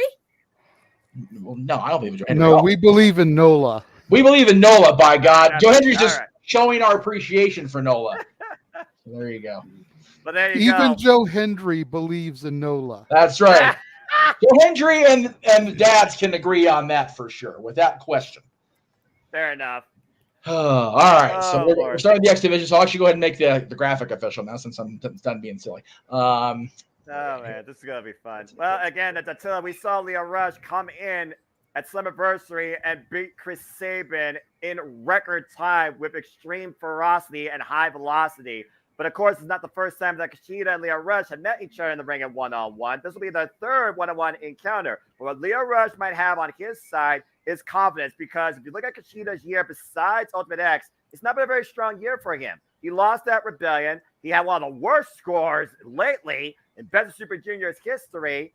And right now, Leo Rush, everything is coming up for him. He's even going to challenge later on this month for the IWGP Junior Heavyweight Championship. Can you guys hear this? Can you guys hear it? Because Can you hear? No? Can you hear something? Can you hear? I don't hear anything. I have my door open and my parents are watching SmackDown. Oh, no, I don't hear. Oh, I no, hear we Smash. don't hear you. anything but you, You're girl. good. Okay. You're good. You're good, Datsula. So again, Datsula, we talked about Kushida. We talked about Leo Rush. We talked about Kushida and the fact that, again, he won the Ultimate X, which gives him this opportunity. But we also talked about how important it is to be X Division champion in this time of Impact Wrestling, considering what's coming up. Mm-hmm. Again, this division is absolutely about no limits. The only thing that holds you down is literally your own imagination and the own limitations you choose to set before yourself. The bell rings are underway. Yeah, Leo Rush running to the outside very quickly. Well, again, I mean, the champion has the advantage here. Champion's prerogative, how he wants to go about this match. Kushida has to win via pinfall or submission. Whoa! Good speed there right now. Don't blink, by the way, folks. I'll tell you that right now. And Leo Rush looking for high ground here, which is very wise. We know how dangerous Kushida is on the mat. Like you said, he tried that hoverboard lock. If he locks that in, we could very well have a new X Division champion. Didn't that hoverboard lock is the reason why Josh Alexander got injured in the first place? That is correct. Back at, I believe it was Battle in the Valley, and I believe it was even during the kickoff show. There's no doubt we know both these men can go the distance and can definitely go the limit. It's going to come down to planning. It's going to come down to what Leo Rush can exploit with Kushida. Can he find a weakness? Well, like you mentioned it earlier, Leo Rush has champion's advantage here because he could win by count out or, trying that hoverboard lock on the rope. But again, it's in the ropes, and Leo Rush knows that. As Kushida can only hold that for a 5. Oh, PK! Can only hold that for a 4.5. That you risk disqualification. Again, champion's advantage, And again, folks, you can be part of the conversation. Just use the hashtag VictoryRoad on the Twitter or be part of the fun here in the chat. Nice scoop slants here by Kushida. Looking for a cover, hook of the leg, gets a 2 count only. Notice how deep he hooked the leg there and also trapped the arm. The same arm he PK'd, obviously setting that up for the hoverboard lock, causing the champion to expend even more energy. He's doing those elbows to that arm. He's trying to soften that arm for the hoverboard lock. Well, again, you talk about the ball and joy. You talk about the elbow and the upper forearm and how... There goes that hip toss. What a drop kick follow-up. Again, the X factors to this match. This is Leo Rush's first defense since winning the title 2 months ago. And they are currently 1-on-1 with each other. Kushida Shote! Sorry. Hey, you're good. Everything all right? Were you guys able to hear that? I'm sorry. No, you're absolutely fine. That's the only thing I hear is you. Okay. I don't hear anything else right now. I don't hear any feedback or background, so you're perfectly fine, my friend. Okay. Leo Rush may not be fine here again, going back to the hoverboard in the ropes, trapping the arm. So far, this match is all Kushida. That's still, but Leo Rush, again, he will take advantage where he can. All it took was a ring of the eyes, and the match is right now back in his control. Yeah. Again, Leo Rush beat Kushida during the Best Super Juniors. The first time these two met was actually during WrestleMania week this year, Datsula, at the Multiverse, and Kushida won that bout. Rush pulling Kushida by the hair. Oh, boy. Might be looking for a guillotine here or Heyman's noose. And again, might be looking at, he got the arm. Oh! And that will definitely hyperextend the arm. Hung across the top rope and turnbuckle. And again, every moment, oh my. Whoa. Fujiwara in the corner. That was very creative, but also very damaging. Yeah. And I think he also exposed part of the turnbuckle. I noticed the little padding on the steel rod that holds it in place. That is exposed. So again, that's even more damage and pressure added to the arm. Yeah. I feel like Kushida's coming in here with a bit of a chip on his shoulder more than Leo Rush has come in Impact Wrestling with. And that just might come down to the fact that since Kushida has been part of Impact Wrestling, he hasn't won anything, really. He's lost when it matters. Whoop, look for the rope for up and around. Oh! Beautiful counter kick there. Yeah, kick to the side of the head. You see Leo Rush right now trying to get feeling back in the left arm, looking to follow in again. The short range clothesline. Ooh, clothesline. Big clothesline, but again, he threw his body and the damaged arm into that. And Datsula goes for the cover. The 1 count. And again, Datsula, at this point, you got to consider how far you're willing to go to prove why you are champion, how far you're willing to go to keep it. Lio Rush now knows that he is not necessarily in the driver's seat, and he has to be aware at any given moment if Kushida grabs that left arm, he risks his submission. Ooh, these cross faces, clubbing cross faces across the face. Lio Rush, the 103rd, believe it or not, X Division champion in this company's history. This is, again, his first defense. Yeah, can you believe there's been 103 X Division champions? And that includes Chris Sabin, who is 9 times X Division champion. Speedball Mike Bailey, Ace Austin, Chris Bay. You want to go really back all the way in time? Oh my God, look at did he just headbutt Kushida? Yes, he did. Talk about using your head. Literally. I mean, that just takes the phrase to a whole nother level. Capacity crowd on hand here tonight at Victory Road in White Plains, New York, as Lio Rush. Oh, wait. Come on now. And Lio Rush, once again, trying to remind Kushida exactly who he is. But also, if he uses that title, he risks getting disqualified. You see referee Daniel Spencer admonishing Lio Rush that he can't use the title. All right, so he puts it back for the time being. Kushida, of course, who's been in the game now for 17 years. What? Oh, what's he using? Is that Kushida's? That's Kushida's visor. His visor? Yeah, his glasses. He's mocking the time splitter. That's all right. This is just mind games right now, but he's also wasting precious time. What? He has an advantage. He could get counted out. Yeah, sure, he'll lose a match, but he'll keep his title. I don't think he wants to be a count out. He wants to embarrass Kushida. And this probably goes back to the fact that Kushida has gotten the better of him before. Well, you know what's the best way to embarrass Kushida? Beating him with his own hoverboard lock. We'll see if he goes for that idea. We haven't seen him go after the arm yet. Kushida with the roll up, the cover too. Oh! That was close. Flash pin might be all you need. Just ask ABC that one during the pre-show. And once again, going back. Whoa! And Lio Rush able to scout it. See, he just traded. Oh. A nice handstand kick. Yeah, he was trying to lock it in, but again, Lio Rush immediately aware. Uh-oh. What's Lio Rush doing here? And Lio Rush. Whoa! Well, wait a minute! He caught him on the floor. He caught him. Oh, my God. Dive. Double wrist lock. Hoverboard locked in on the outside. But again, you can't win out there. You can't win the title out there. Oh, and another pinpoint PK kick. Ooh. And now we're seeing Kushida's game plan on full effect here. Yeah. Oh. Again, went for the hoverboard lock. Goes to jump off. And now we're picking up speed. Both men. Up and around! Whoa! Ooh.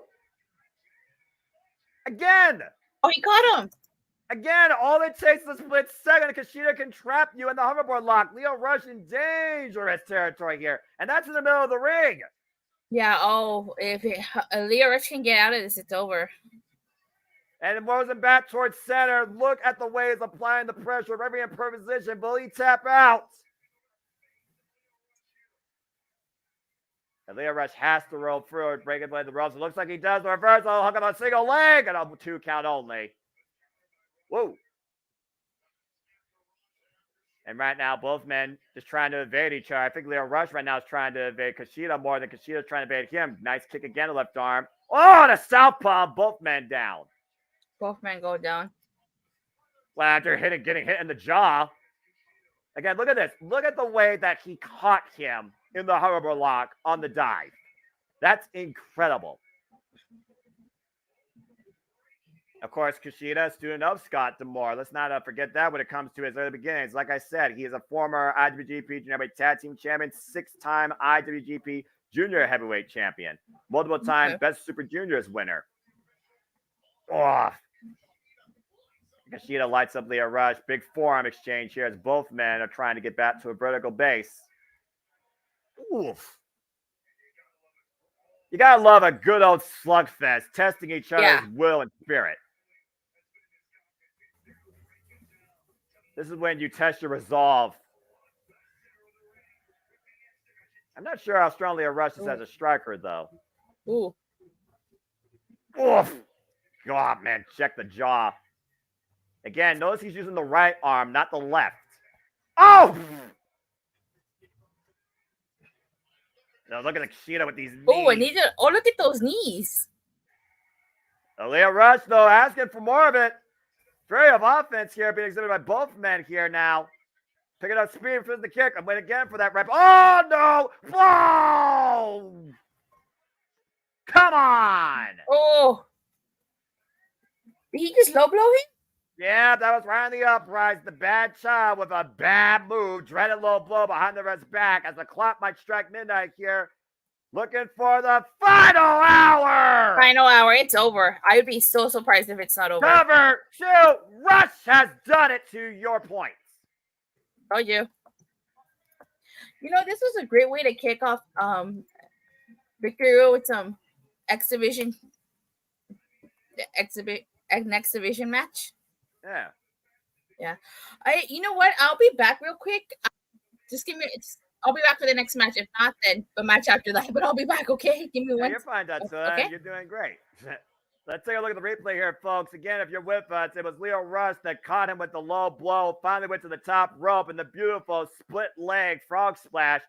The final hour, tick-tock, time's up. Leo Rush, hook of a single leg, the right arm, the non-compromise arm. And that was enough to retain the X Division Championship. The bad child prevails.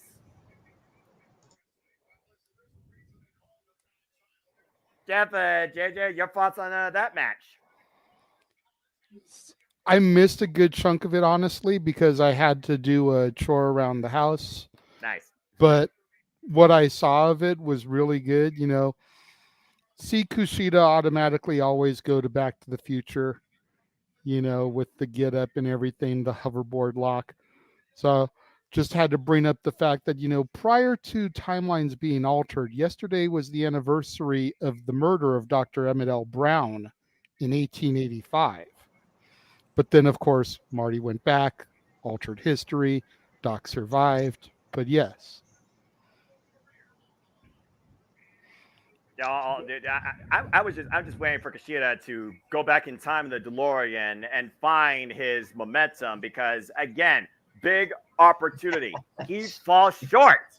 He's now fallen short for the Impact World Championship and the Impact X Division Championship in the same year. Oh, yep. I mean, it would be awesome if at some point they could do a DeLorean entrance for him and have him come riding out in a DeLorean with Michael J. Fox and Christopher Lloyd. Especially with Impact's history with Universal Studios, like they gotta find a way. Like, damn, man. Like, I would pop hardcore if Impact ever came back out here or did another major show. I'm talking like Slammiversary, Down for Glory in Florida. Like, they got to figure out a way to do it. Seriously, and it's not like they have to like find a way to borrow the A car from the Peterson. There are like hundreds of thousands of DeLorean time machines that people have made now, and they're pretty goddamn screen accurate if I'm being real. So plus, find somebody. The lots usually have one or two on display for the tram tours. Yes, exactly. I don't know if we have one anymore because the A car went to the Peterson or it's on loan or whatever you want to call it. So I don't know if we still do have the DeLorean on the lot back there. I'll have to next time I'm over there. I'll have to ask my buddy Kathy and Dean. We'll see. Got Santino Morella on the show. He will not die. You cannot kill what won't die.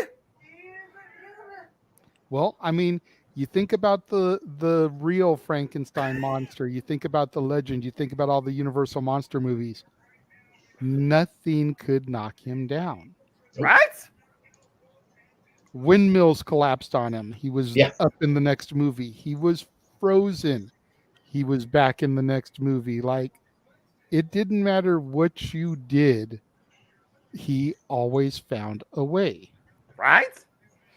I always like to say when it comes down to like the slasher movies, you know, your Freddys, your Jasons, your Michael Myers, your Leatherfaces, true evil never dies. That's why it's so hard to kill those serial killer horror icons because true evil never dies. And that's why they're always holding the spotlight, I guess, center stage in their feature presentations as we now look towards the quintessential diva and the Shottaraj, once again looking to claim the Knockouts World Tag Team Championships. Time for our Knockouts World Tag Team Championship match. Why do I look like I'm watching Metaphor -1? Let's not go there, JJ. Not my I'm NXT. just saying. Nah, I'm just going to leave that late. I'm just saying. I know, brother. I'm not trying to be mean, but you got Oro Mensa there applauding the two women, not to be mean, the TikTok rejects. We're just waiting there for Supernova to come out. It's like, just saying. Supernova, he's Simon Dean, isn't he? Okay. Hey, meanwhile, you got these Red Giants in two of the most violent, lethal strikers, quote unquote killers of the business. Masha Slavis, Killer Kelly, MK Ultra make their way inside the building. Yes. And Noah just got happy. I mean, Look, I like violence. That's all I'm gonna say. And also, these two bound by circumstance and a dog collar match are current Knockouts World Tag Team Champions with one successful defense underneath their reign at Summerversary in a fatal four-way, including against the Shottaraj. Noah Foster showed violence today. Yeah, but of course we called it at Against All Odds. It was Killer Kelly and Masha Slavis that beat the living daylights out of each other and found some sort of kindred chemistry and respect afterwards too. And next thing you know, they became the new Knockouts World Tag Team Champions at Slammiversary. There are very few things, Noah, that'll bond a pair of people than beating the shit out of each other. I was just going to say, if there's one thing that my NXT has taught me here in the last few months, you go in the ring, you beat the shit out of each other, and you become a tighter bond. Yep. It seems to have worked with Hank and Tank over in my NXT and over here in your Impact with the best booked women's division in America. Yeah. It looks like it's worked with these two ladies. So, but of course, we could also talk about what has earned, of course, the Shottaraj this once again Naga's tag team opportunity. Again, Giselle Shaw does owe a previous singles win over Masha at Slamavix. Killer Kelly has never faced Giselle Shaw one-on-one. Killer Kelly has beaten Savannah Evans in one action. So again, these four are no strangers to each other. But the reason that we got this Knockouts Tag Title match is the fact that this is the first time these two teams truly in their form have faced each other in Impact Wrestling. MK Ultra are unbeaten, though, as a duo since becoming a tag team. But since Giselle Shaw and Savannah Evans eliminated both the Knockouts Tag Champs, Killer Kelly and Masha, from that 10 Knockouts Battle Royale, they decided to put their name in the hat to get a chance at the champs once again, but this time in a one-on-one true tag team affair. There you go. So far, Masha right now grounding Giselle Shaw, maintaining wrist control, trapping the left arm. I also want to put this in perspective. Giselle, okay, that's not smart. You don't slap Masha Slamovich. I'm just saying. Former GCW heavyweight champion. Put that in perspective. Why are these people on this damn show provoking the wrong mucker feathers? Because they're crazy. Messing with moves. Now you're messing with Masha. Just no. Tag. I think Masha and Speedball Mike Bird are still trying to outwork each other for this year when it comes to number of matches, by the way, as well. Yes. I'm not sure who's leading. We are. We're winning. I would like to take a moment to acknowledge Marshall's comment about the three-man commentary team. Yes. We appreciate your compliment there, good sir. The reason why Jeff and I don't usually do Impact is because we don't watch it on a weekly basis. Yeah. We are so not knowledgeable of the current Impact Wrestling product. That's why we brought Datilla onto the team to do the commentary with Noah. Unfortunately, she's got other stuff happening at her house that's keeping her full attention here. Yes. But for things like WWE, AEW, it's definitely something that can be considered as long as Meacham isn't at the House of Mouse on those days. Yes.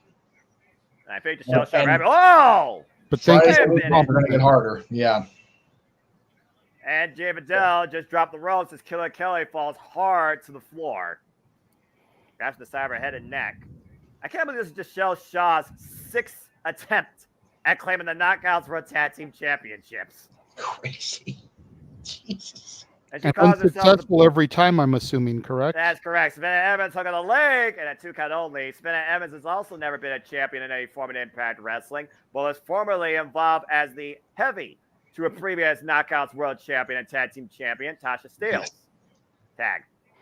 I also just realized in the moment when you were announcing them coming in that I figured out why they're called the Shawtourage. I thought you were saying Shantourage. I'm like, why is he? And I heard Shaw went, it's because Giselle Shaw, and I need to go hang my head in the corner for not paying attention better. Ding. hey, you realized it. Excuse my naivety with this comment. Don't virtually bitch slap me on this because it's a legitimate question. But again, I don't watch all that often. Yes, fine. I hadn't seen Giselle Shaw be featured this prominently prior to the issues with Rick Steiner earlier this year. Oh, is she getting like this push as a result of that, or was she this heavily featured and I just was not hearing about her for whatever reason? You missed it. Heavily featured. She's been a constant presence in Impact Wrestling since forming the Shawtourage with Savannah Evans and Jay Vidal. Of course, they were involved in and how long ago was that? You're right. Of course, that's Summerversary. We saw them involved in 6-person action. They lost to Jody Fred and the Death Dolls. Nice shock and awe moves there by Giselle Shaw. She tagged Savannah Evans. And right now, the challenger is Iceland, one half of the champions. She's been featured pretty prominently the last year and a half, actually 2 years or more. She was featured prominently even before she came out as a trans superstar, and she's I think the Rick Steiner thing more bolstered support around her than it did boost her push on air. Okay.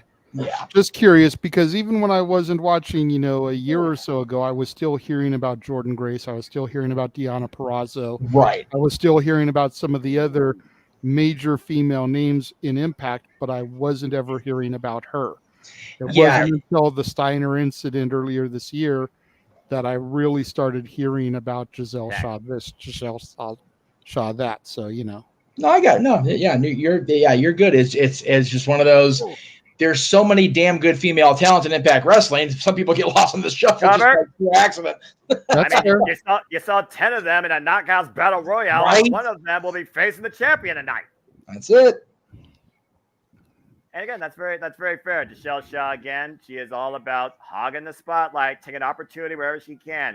Previously challenged for the Knockouts World Championship against Mickie James and Jordan Grace. Previously challenged for the Knockouts World Tag Team Championships with tag partners included but not limited to Deonna Purrazzo and, of course, Savannah Evans.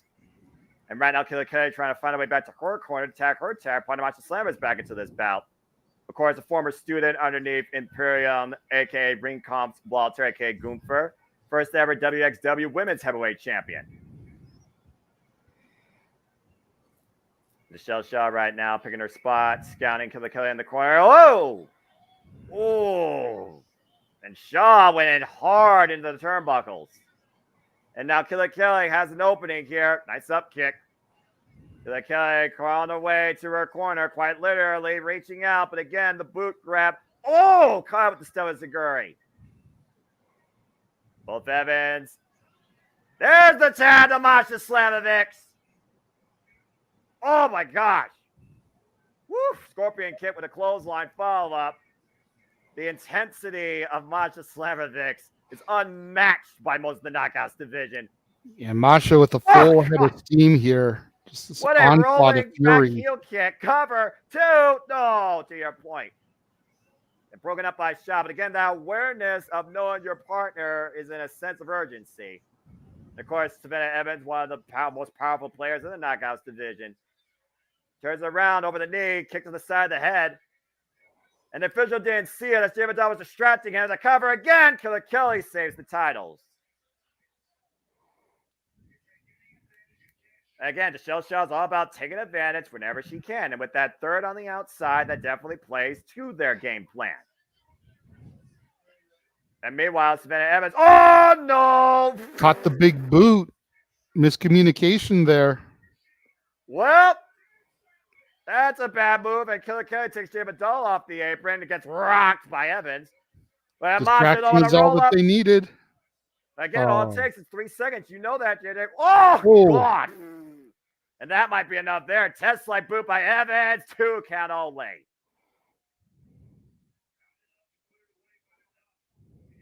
May not be enough to win the titles, but the challenger is once again firmly in the driver's seat. Savannah Evans, the cannibal, looking to take a bite out of the competition and claim her first Knockouts Tag Team Championship up in the Fireman's Carry. What's she going to do from here, Noah? I don't know. Defied driver, Samoan drop, you tell me. But Masha apparently a scout in, looking for maybe a sleeper. Nice transition there. Oh, ripped off, though. Again, that just goes back to the power of Savannah Evans. Oh! Another big back heel kick.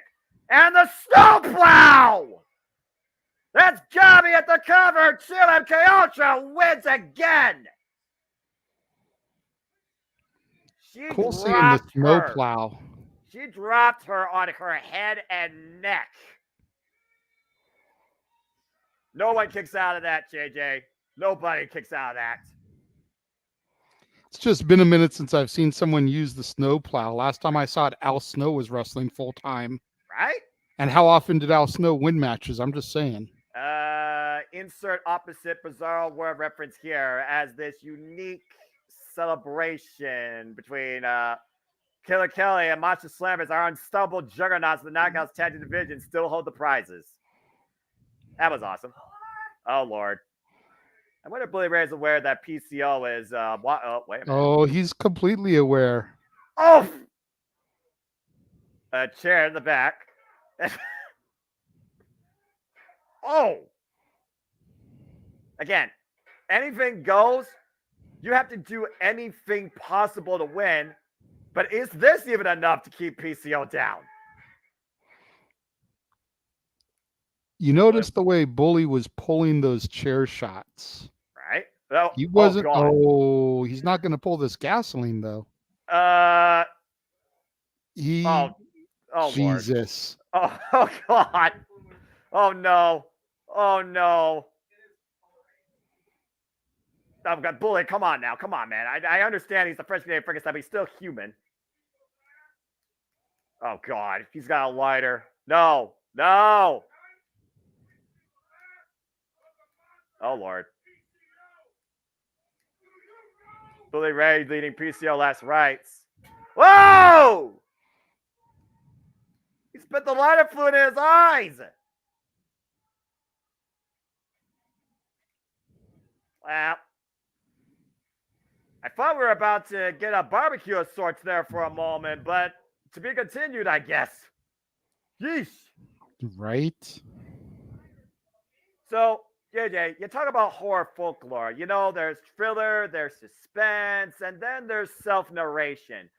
How far does a man deal with, in his own way, self-isolation from society before he truly descends into insanity? That is the story of this next match here, as Crazy Steve, legally blind, but yet he sees, is about to go one-on-one with a former running mate in Black Taurus, looking to make sure that Decay is truly Decay once and for all. This is going to be abnormally freaky.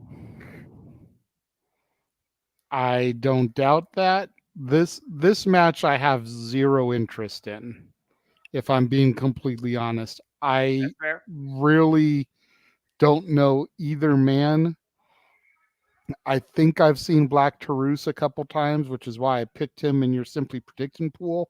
I remember that. But I'm just like at a complete loss for this match. So what I may do is bow out of this one and just let you call this one solo, sir, because I really doubt I can add anything to this. That's fine, man. You know I got y'all. No, I know. And we love the fact that you can Joey Styles this shit and do it solo or do it with a partner. We love your flexibility. There's no limits apparently to the dimensions of commentary, in my opinion. Apparently, I proved that with my voice. Absolutely, and don't forget, everybody, if we get $50 in super chats, Noah has agreed to do the Joya entrance. Now, whether or not we can convince Dattila to do it with him is another story, since she's the one that says that she is Yuya and he is Henry. But we've at least got Noah, who has acknowledged, admitted, and confirmed that he will do the Joya entrance if we get 50 in super chats. So make it happen. There you go, folks. Take it away, Noah. All right, guys. Black Taurus versus Crazy Steve one-on-one. Black Taurus, a former Impact World Tag Team Champion Challenger, former X Division Championship Challenger on multiple fronts. He was involved in the finals of the vacant X Division Championship tournament earlier this year against Trey Miguel. He also was a former running mate with Crazy Steve in their bizarre family known as Decay. But ever since Rosemary and Jessica Havoc have left Crazy Steve's side and Black Taurus has been doing his own thing, Crazy Steve felt abandoned. So he sit down with Tom Hannigan to tell his story and has further descended into madness. Crazy Steve, of course, previously involved in the only ever X Division Monsters Ball Championship match against Trey Miguel and fell short. But Crazy Steve was basically portraying and sharing and confessing in those sit-downs with Tom Hannigan. It was almost like a tortured soul just leaving it all out there, telling everybody, particularly Tom, you're going to tell my story. You are the voice of Impact Wrestling. You will tell them, tell them, tell them. I will show them. Again, he feels like what he needs to do right now is he needs to do this. He needs to prove something to himself. He needs to remove all strains of his past. He claims that Black Taurus is a former shell of himself. He's not a beast. He's not a monster. He's not a dominant force. I am the new entity of Impact Wrestling. I am the new Dark Champion. So what Crazy Steve has channeled here, it has led to a newfound aggression and violent nature that I have not seen from him ever before. This is the same guy that was brought in literally with Rosemary back in Impact Wrestling during the Anthem days in the six-sided ring, when he, Abyss of Rosemary, ran roughshod. And I don't blame Tom getting away as far as possible from Crazy Steve. But you still have a job to do, sir. I feel like Tom's terrified right now. I don't blame him. Oy, the silence speaks volumes on my screen. Yeah, I feel like Tom really looks terrified. Tom looking very uncomfortable. I haven't seen him this. He looks more uncomfortable here than he did with Bully Ray confronting him. Oh, man. And Black Taurus immediately going into Crazy Steve in the corner. Oh, gonna rising knee strike as Crazy Steve looks to fight back here. Big left thrown. And Crazy Steve throwing hands right now. Irish whip reversal as Black Taurus falls in the corner with the uppercut and the short range clotheslines. Nice step into Guri. Black Taurus, of course, former tag team champion at Triple A. That scoop slam cover, 2 count only. And immediately Crazy Steve rolling his way and throwing his body into the ropes to the outside of the ring. I feel like Crazy Steve was a bit taken back by that bit of offense there. Oh, man. Nice jumping shot. The last remaining ally of Crazy Steve, of Decay. You could call these two at one point maybe former friends.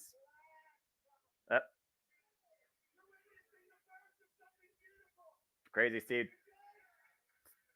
Steve telling everybody to relax. You're witnessing the birth of something beautiful. Rejoice. Dude, you might as well be sentenced to damnation with your freaking insanity, all right? Oh! Big shot by Black Taurus. What a chop. The sick, twisted, newfound resolution in Crazy Steve on full display here tonight at Victory Road. Taking advantage of Black Taurus once again. The short range closer. For those that don't know, Crazy Steve is legitimately blind. He literally is a blind man. And right now, the star of his message is being carried out at the expense of Black Taurus. A former friend, a former ally, these two former challengers for the Impact World Tag Team Championships. Oh, Black Taurus hung up across the top rope. Why is well, oh!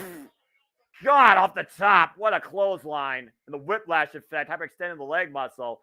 Now Crazy Steve in the cover level press, the 2 count only.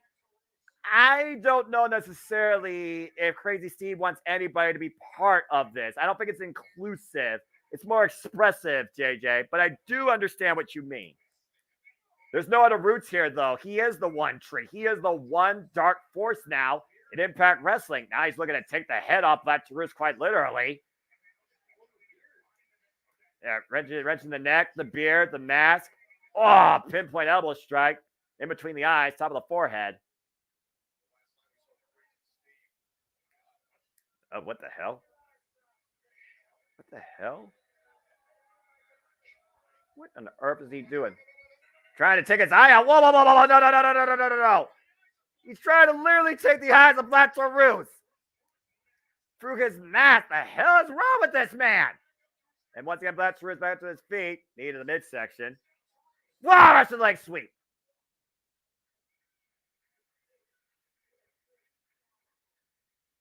Oy. Yeah, Impact Wrestling, Impact Zone, stunned to silence here of what they're seeing. It's right now Crazy Steve picking his spots, dissecting Black Taurus, stomp to the arm, stomp to the leg, shades of the Viper with this type of mind games, methodical approach. And again, God, a neck crank. I thought I was going to just put a stomp to him. The fact of the matter that Crazy Steve was about to take a man's eyes out with a fork he kept in his knee pad the last match just goes to show how far this man has descended into insanity. It doesn't make any sense. Like, again, what caused this? What truly caused this? What is he trying to prove? What is he trying to show? What was he trying to confess? And again, for those that don't know, Crazy Steve, Black Taurus, they are 2 competitors in the Impact Wrestling roster, formerly part of a faction called Decay that ran roughshod Impact Wrestling since 2017. But lately, Decay have all gone their own separate ways, leaving Crazy Steve alone for himself, where Crazy Steve has now confessed basically his journey and shared a personal family story with Tom Hannigan, and now looks to tell the world by his newfound violence. A standing switch exchange here. Black Taurus, former challenger for the X-Division Championship against Josh Alexander and the vacated title against Trey Miguel in the finals. Crazy Steve challenged Trey Miguel there. Oh my God! Head first with the freaking roll through. I don't know what the hell that was. Crucifix bomb? God, a level press. Hung on the far leg. 2 count only. That was like a run through crucifix bomb, I think. Or a Samoan drop. I couldn't tell by the angle. Good grief. Grabbing Taurus on the top of his head and mask, on top of his horns. And the Crazy Steve, of course, faced Trey Miguel in the only ever televised X Division Monsters Ball match. You can go check that out on Impact Wrestling's YouTube channel. And does the clothesline, the pop up on the shoulder. Samoan drop by Black Taurus. Golly. Again, what you thought were 2 former friends have come to this. Is this the death of Decay? And the referee starting his standing 10 count up to 2 as Black Taurus looks to get back up to his feet. So, yeah, Marshall, you very well might be right. Even though Crazy Steve is spelled with 2 Z's. Maybe that means he's more than crazy. You tell me. You be the judge. And based on this match, you very well might have a judgment. Referee count up to 7. Again, this is a normal 1-1 match. This is not extreme. This is not no DQ. This is not Monsters Ball. This is not Barbed Wire Massacre. This is a 1-on-1 standard affair with 2 entities that are anything but standard. Like the shot. Oh, big right. Drops Crazy Steve off his feet. Black Taurus asking Crazy Steve to get up. Crazy Steve still fighting back. Whatever he's got left. Locks the arms again. Oh, the bull's horns, headbutt to the heart. And a sling blade follow-up. And Black Taurus looking to build some momentum here against Crazy Steve. Doesn't need the clothesline. Discus lariat. Turning him inside out. And Black Taurus right now might be looking to finish Crazy Steve off. There's the tilt-a-whirl up on the shoulder. Look at this. Argentine backbreaker position. Oh! And a backbreaker over the knee from the fireman's carry position. There is no alliance here. There is nothing but enemies. And Crazy Steve asking for mercy? Asking for a reprieve? Saying he's sorry? There ain't no sympathy going to be shown here. You kidding me? Crazy Steve literally begging Black Taurus. I'm not sure what he's trying to plan here. And Black Taurus saying, come on. Okay. Yeah, that went out the window, Crazy Steve. There's going to be no mercy for you tonight. Oh, wait a minute. Black Taurus a bit conflicted now. I mean, again, these guys, they have been running since 2017 together in Impact Wrestling. I don't believe what I'm seeing here. Crazy Steve. Oh, there you go. Blind shot from behind, taking him off his feet. And there might not be a human inside Crazy Steve, but there actually is a human in Black Taurus, apparently. Black Taurus right now is down and out on his feet. Oh, what the hell is Crazy Steve looking for here underneath the announce table? Oh, God.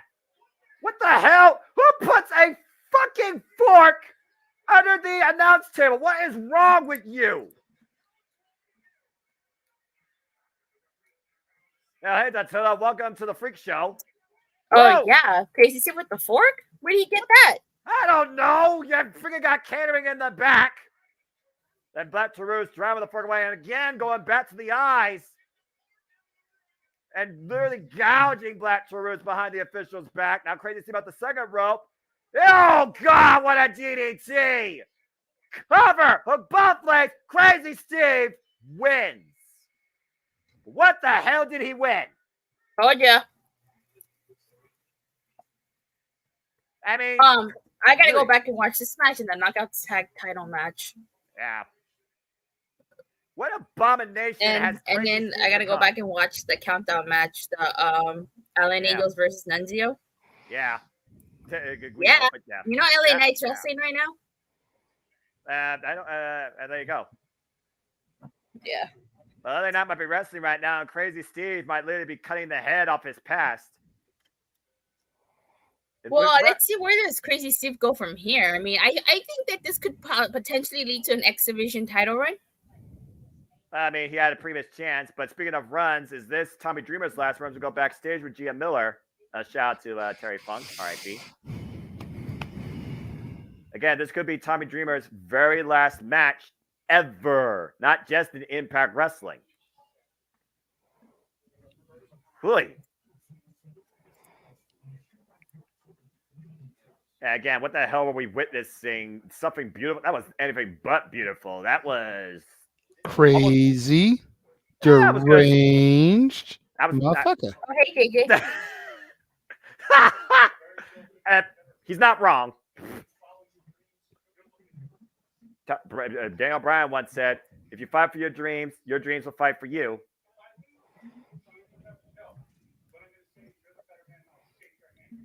Oh, wow. He's even going to claim Kenny King's the better man no matter how he wins. It's almost like he's accepting defeat if it comes.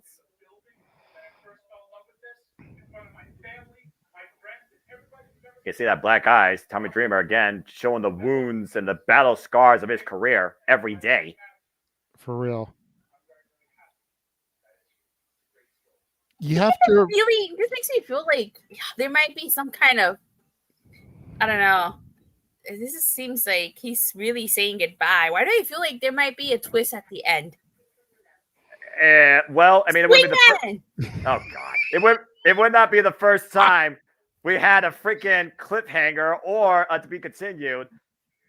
And again, speaking of to be continued, Johnny Swinger's pursuit at gold still continues somehow in 2023 as this man came within an eyelash after Heath Slater's wake-up call, winning the Diesel Media Championship at Emergence, and I almost had a heart attack. 2 9/10. Jesus. Hey, Johnny Swinger took it to Kenny K and G King.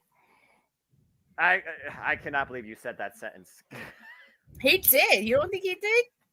2023. We're talking about Johnny Swinger. What is wrong with us? I don't know what's worse. The fact that you don't want to talk about the swing man, Johnny Swinger, you ham and egger, or the fact that JJ still doesn't believe in Noah. I mean, in Joya.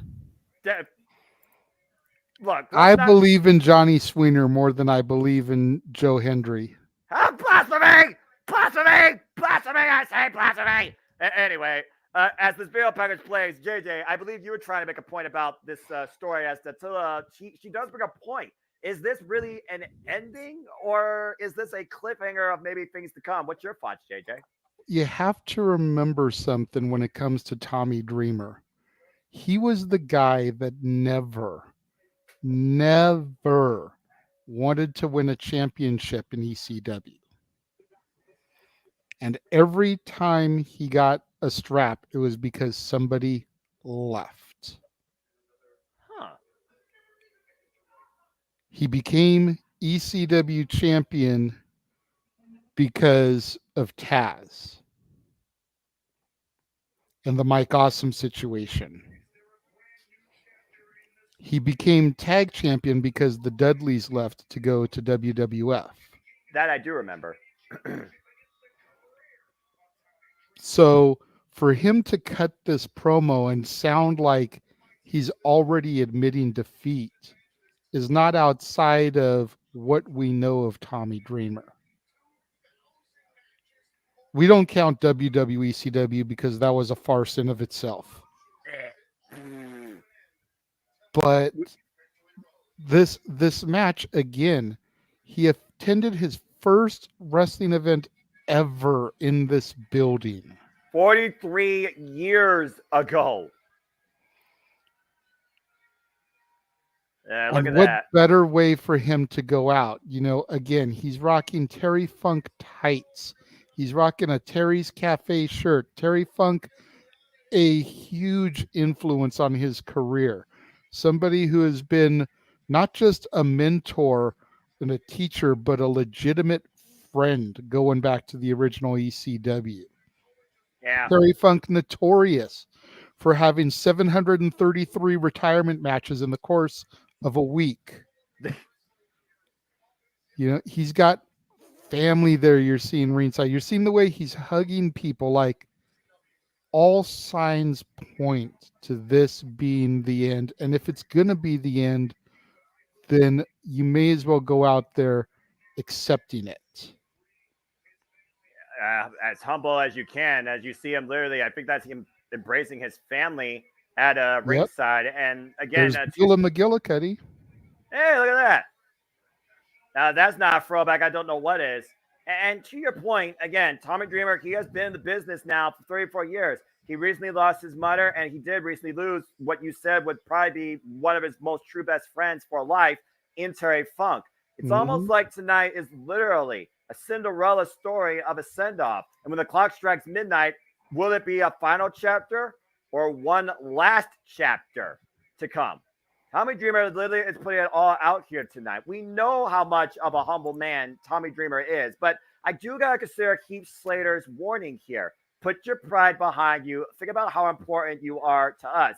The influence, the inspiration you are to us, man. Maybe you shouldn't do this. And we know Kenny King could give a damn about that. Well, Watch Johnny Swinger come down in this match. Right. Let me ask you both this. Go for it. What does Tommy have to gain other than a championship by winning this match? Like, where does he go? That's you first. I was gonna say something funny, but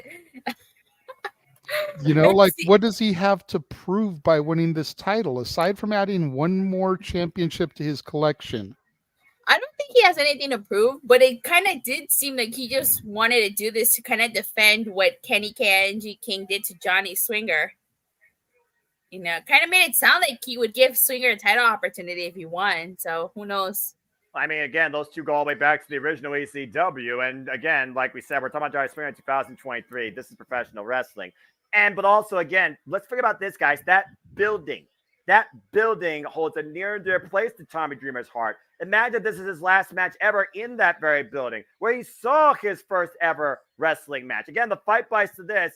This is the first time that Dreamer is wrestling in this building since wrestling came into his life for a period, you know, I know he's been in this building before, but particularly, I can't remember last time he had a championship match in this arena. And he was in this arena 43 years ago. And this was the building that showed the first wrestling event that encouraged Tommy Dreamer to pursue a career in professional wrestling in the first place. Go to Dave Spencer now with the introductions. The key thing to think about also here, though, Kenny King has not lost a singles match in 4 months. I mean, there's a first time for everything. And you point out the way we keep talking about Johnny Sweener in 2023. We're still talking about Pierre-Carl Ouellet in 2023 also. Fair point. Just saying. Damn it. Damn it. Damn it. Jeff Meacham's even over. Jeff Meacham's like, what the hell's happening? This is definitely a Tommy Dreamer crowd if I've ever heard one in a long daggone time. Tommy's emotional. Tommy's getting very emotional in the ring there. You can see it. I would argue to say that this is probably one of the most emotional nights in Tommy Dreamer's life. Well, Tommy Dreamer's got the crowd behind him. Yeah, exactly. Of course he does. And the only one behind Kenny King is Sheldon Jean, but it might be the only person he needs tonight to still be. You know what I was thinking? If Kenny King drops the digital media title here tonight or whenever he drops it, I feel like him and Shelton Jean should go for those tag titles. That's a fair point. You would have another tag team on your hands. Kenny King, of course, the digital media champion. This is his third defense since winning the title after successfully defending against Yoshinobu Kamaru at Multiverse United 2 and Johnny Swinger at Emergence. This is Tommy Dreamer's first ever chance at the digital media title. The career of Tommy Dreamer on the line, much more than just a prize at stake tonight. Again, is this the last time we witnessed Tommy Dreamer wrestle inside a ring? Where it all began to inspire his career is where it all may end. Bell rings were underway. His family attendance, his loved ones.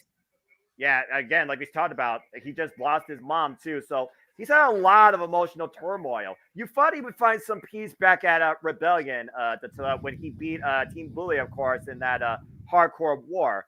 And he even talked about then how his mom was on basically life support, but still was able, to speak, to support him. He no longer has that, support system anymore in his life. And he lost Terry Funk. So I just think it's kind of more poetic from a sympathy standpoint if Tommy Dreamer does win this match here. Yeah. And Tommy Dreamer right now working the arm. But again, as we talk about, this business owes you nothing at the end of the day. And pride could be your downfall or it could be your greatest strength. Oof. It's a very emotional environment here. Yeah, this is a very emotional environment here for this match, to say the least. And Kenny King basically just drowning out everything here. Jenkins like, whatever.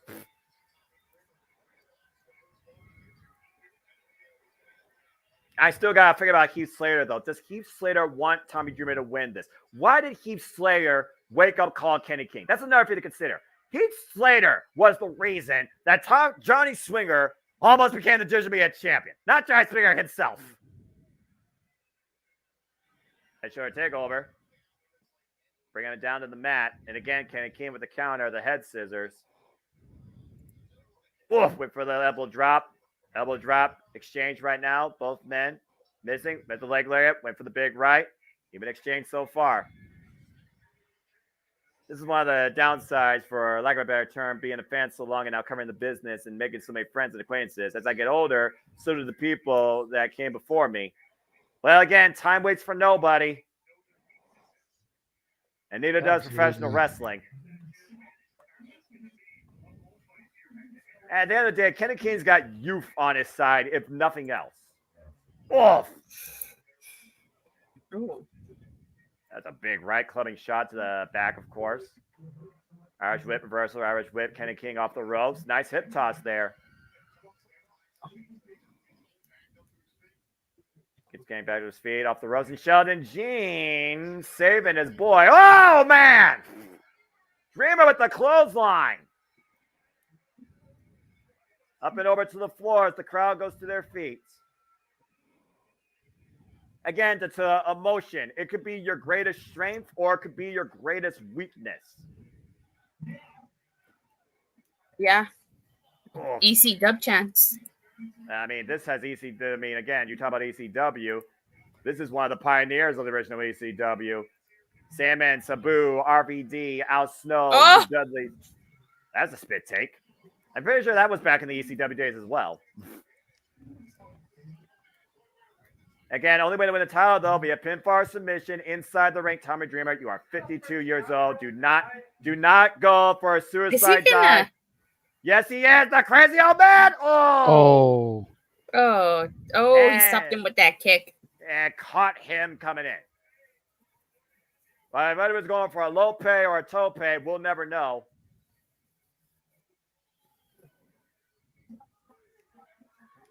I think James said best. Kenny King failed to live to his potential. What potential does Kenny King actually gain tonight if he beats Tommy Dreamer? Oh, wait a minute. Kenny King catching. Oh! Nice overhead bill there. Taking him off the top to the floor as he rose to the outside. Kenny King looking for a bit of a reprieve. Kenny King, former multiple-time X Division champion, former Ring of Honor Tag Team champion. Oh!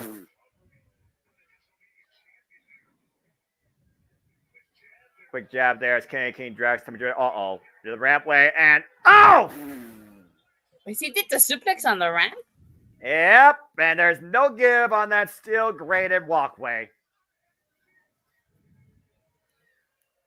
King. K-I-N-G King. Yeah, he can call himself a king all he wants. I think people are looking for him to be overthrown tonight. Tommy Dreamer crashing on the ramp. Now, why don't King just go for the count out? He wants to beat Tommy Dreamer so bad. Just take the count out. Just beat the man. That's all you came here for, right? That's a fair point. No need to I don't think a embarrass count him. out victory is enough for Kenny K-I-N-G King. I think he wants to embarrass Tommy Dreamer. And Kenny King back in control as a jab. And look at this. Mocking Tommy Dreamer with these jabs, looking for a little bit of flip, flop, and fly. Show him how it's done, Dreamer. That's what you get from mocking the hardcore. Oh! Talk about the Internet Violence taking a bite of the competition at 53 years of age. Oh, man, that was messy. Not finding his footing. Oh! And Goro with the overhead kick right there. Cartwheel kick. And Kenny King over the top. Whoa, my gosh! Corkscrew plancha in front of Tommy Dreamer's family. The daughters. Damn, he did that in front of his dreamer and in front of his daughters? That's cold-blooded. Well, I mean, Kenny King, he's no stranger to making something personal. You and I both know that for a fact. Imagine, and remember what he did with Speedball Mike Bailey. He went to the man's dojo and attacked his students. Yeah. And then he got knocked the F out in a friggin' fight pit. Or pit fight, excuse me. Not copyright. And Tommy Dreamer right now, worse for wear. Take a look at the replay here, Dutilla. He got all of that corkscrew plancha over the top. And Tommy Dreamer has been unable to capitalize since.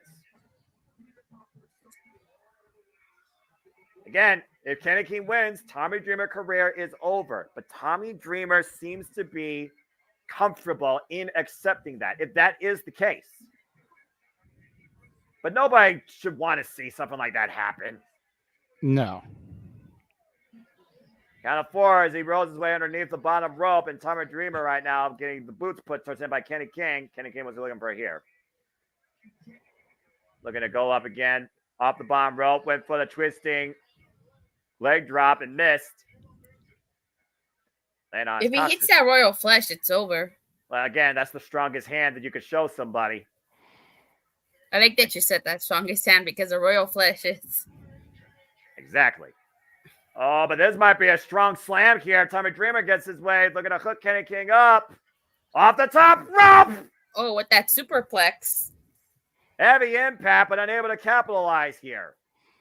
Who took the worst of that one? Because Tommy is phased also. I say it all the time to Tilla and JJ. Who takes the worst out of a superplex? The one executing it or the one that gets executed on it? Hey, look, Shelton Jeans wearing sunglasses indoors, just like how you like to wear sunglasses indoors. Yeah, but we all know there's only one person that can pull off sunglasses indoors, and that's the icon Stink. Oof. Well, maybe The Rock, according to my friend Paul's point. And now Tommy Dreamer coming in with the jabs. A little bit of flip, flop, and fly. No polka dots one tonight, but drops the bionic elbow on Kenny King tonight. I just noticed, yeah, he's not wearing the polka dots tonight. He is literally wearing those Terry Funk U black, red, white Impact Wrestling colors off. The boot to the face. And Tommy Dreamer, though, oh!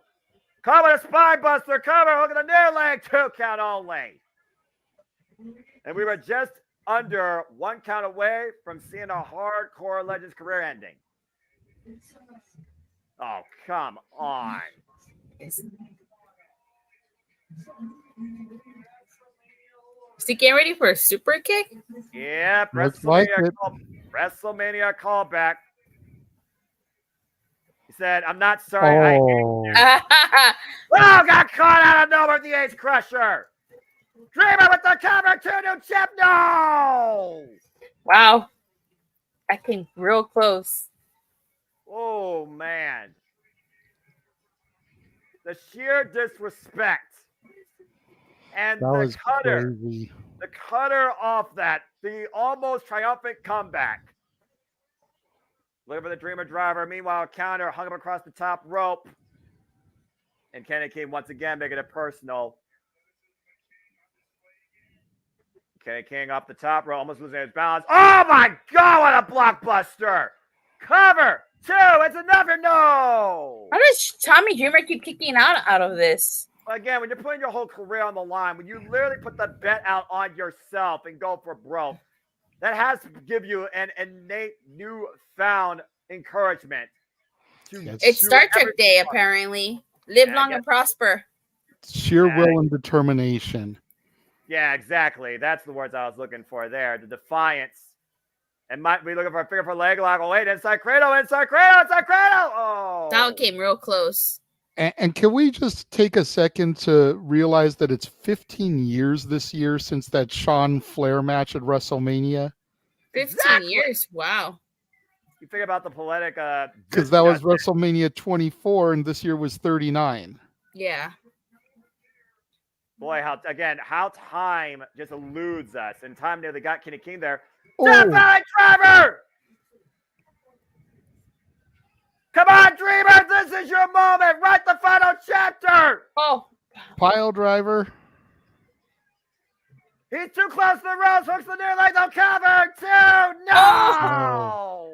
Came real close with that one. Honestly, I thought that I'm not going to lie to you. I kind of thought that was it. Yeah, especially when he hooked the near leg, preventing Kenny King from trying to get the rope break. Great awareness. Dreamer has to capitalize here. He's always used that DDT to put people away. He needs to just hook him and drop him here. This could be his match. That's pretty much the only... crap. Let's not forget Shelton Gene's on the outside, so that can play a factor into this. Shit. Why is Tommy Dreamer going to the top rope? Shades of Terry Funk. Yep, I knew it. Look, I'm just going... Oh, no! I'm just going to say this for the record, JJ. Tommy Dreamer is not Terry Funk. And to this point, Shelton Gene did the same thing that he did to Johnny Swinger. Took the base out from underneath him. And once again, Kenny King's in the driver's seat. As Shelton Gene's finally been ejected from ringside. Heath! Wake up call! Wake up call! Again! Shit's what happened at Emergence! Oh, no, he's going to hit that moonsault, isn't he? No, he's out of position. Think he's going to try and set him up for the DDT here, though. Let's see if you're right here. Oh, you're right. DDT connects. Are we going to use the immediate cover? 1, 2. Tommy Dreamer got it. Actually did it. Tommy Dreamer got it. First title change of the night. Wow. That was unexpected. Tommy Dreamer's story is yet fully written as Tommy Dreamer just ushered in a new chapter tonight at Victory Road in the same building that started an inspiration for a career Tommy Dreamer is now the new digital media champion. I told you guys. And look at the show of love and respect by the audience and Keith Slater. Tommy Dreamer's career continues 34 years later. And you can now add to his accolades, new digital media champion. Dreamer did it. The first title change of the night. And boy, what a first. You know Wow. what? If anyone deserved a title tonight, it was that man. I'm very happy. Congratulations to Tommy Dreamer. What a moment. What I'm a match. shocked. Yeah, I'm legitimately shocked. I'm shocked too. Me too. But let's be honest here, ladies and gentlemen across the multiverse. Sometimes it's okay being wrong in pro wrestling. Congratulations to Tommy Dreamer. Uh-oh. Well, speaking of either being right or wrong and where your decision might come back to bite you, I'll tell you all like this. It was Slammiversary 2020 when a competitor named Deonna Purrazzo transcended the Knockouts division, becoming the Knockouts World Champion. And that night, to become that, she beat the juggernaut Jordynne Grace. Then those two women made history once again at Emergence 2020 in the first and only ever 30-minute Iron Woman match. And Deonna won, successfully defending the title. They have not met in singles competition since that point until this year at Rebellion for the vacated Knockouts World Championship. And a new era of the Virtuoso was born as Deonna Purrazzo best the Juggernaut once again. In an all-or-nothing effort following that, it was Jordynne Grace that challenged Deonna Purrazzo at Under Siege for her championship and fell short, with the added caveat that as long as Deonna was champion, she could never challenge for the title again. We have not seen Jordynne Grace since. In between that time, a new glow has descended upon this division in Trinity, who not only bested the Virtuosa at Slammiversary, but beat her via submission and repeated the outcome in the first ever all-woman, might I add, Impact Wrestling main event for the Knockouts World Championship. Now, Jordynne Grace we have a comes question back. in the chat. Marshall Leonard's asking, what is Digital Media Championship? I don't watch Impact Wrestling very much. Go ahead and explain it, Dattila. The Digital Media title is actually one of the newest titles that Impact created. Jordynne Grace was the first champion. She's been the only female champion till date. And it's basically supposed to represent, like, according to Mid Cardona, as Moose called him, it's supposed to be a champion of social media, right? That's correct. Champion of the internet. Eat your heart out, Matt Cardona. But I actually really like, I have to say, I really like Deanna's blue gear right here. The Virtuosa is personification and magnificence of technical excellence. The Virtuosa, the standard, the main event, the face of the Knockouts division since transcending upon this company in 2020. Anybody that wants to claim her spot, you gotta go through her. And while Trini has done it twice, Jordynne Grace is on her 5th attempt and has yet to overcome it. If she overcomes her tonight, it took her 5 tries to beat the Virtuosa. Well, holla if you hear me, because it's put up or shut up time once again for the Juggernaut and the previous Knockouts World Champion of Impact Wrestling. Jordynne Grace is back, and whoa, she looks jacked. Jordynne Grace with a whole new motivation and a body to back it up. You can tell what work she's been putting in to once again prove why she is the juggernaut of the Knockouts division. But again, she wants to be more than that, Dattila. She wants to be the face. And in order to do that, she has to overcome the one thing she's been unable to in her entire Impact Wrestling career, and that is the Virtuosa, Deonna Purrazzo. This is going to be a good match. I imagine the night candidate, in my opinion, for damn sure. I'm ready for this. I have to sneeze. Hold on. Oof. Again, long may she reign, said by JJ Allison Lee, our referee. Bell reigns. We are underway for this 5th encounter. What Gail Kim and Awesome Khan started inaugurating in this division, Deonna Purrazzo and Jordynne Grace have transcended. Of course, Deanna Oh my God, Purrazzo. sorry about that. No, you're good. Making sure you're all right. Oh! Ain't no handshake here. Right out of the gate, Jordan Grace is out to win tonight. Respect went out the window. Jordan Grace is out to prove a point, like you said, Dattila. I think she's going to do by any means necessary to beat the Virtuoso tonight.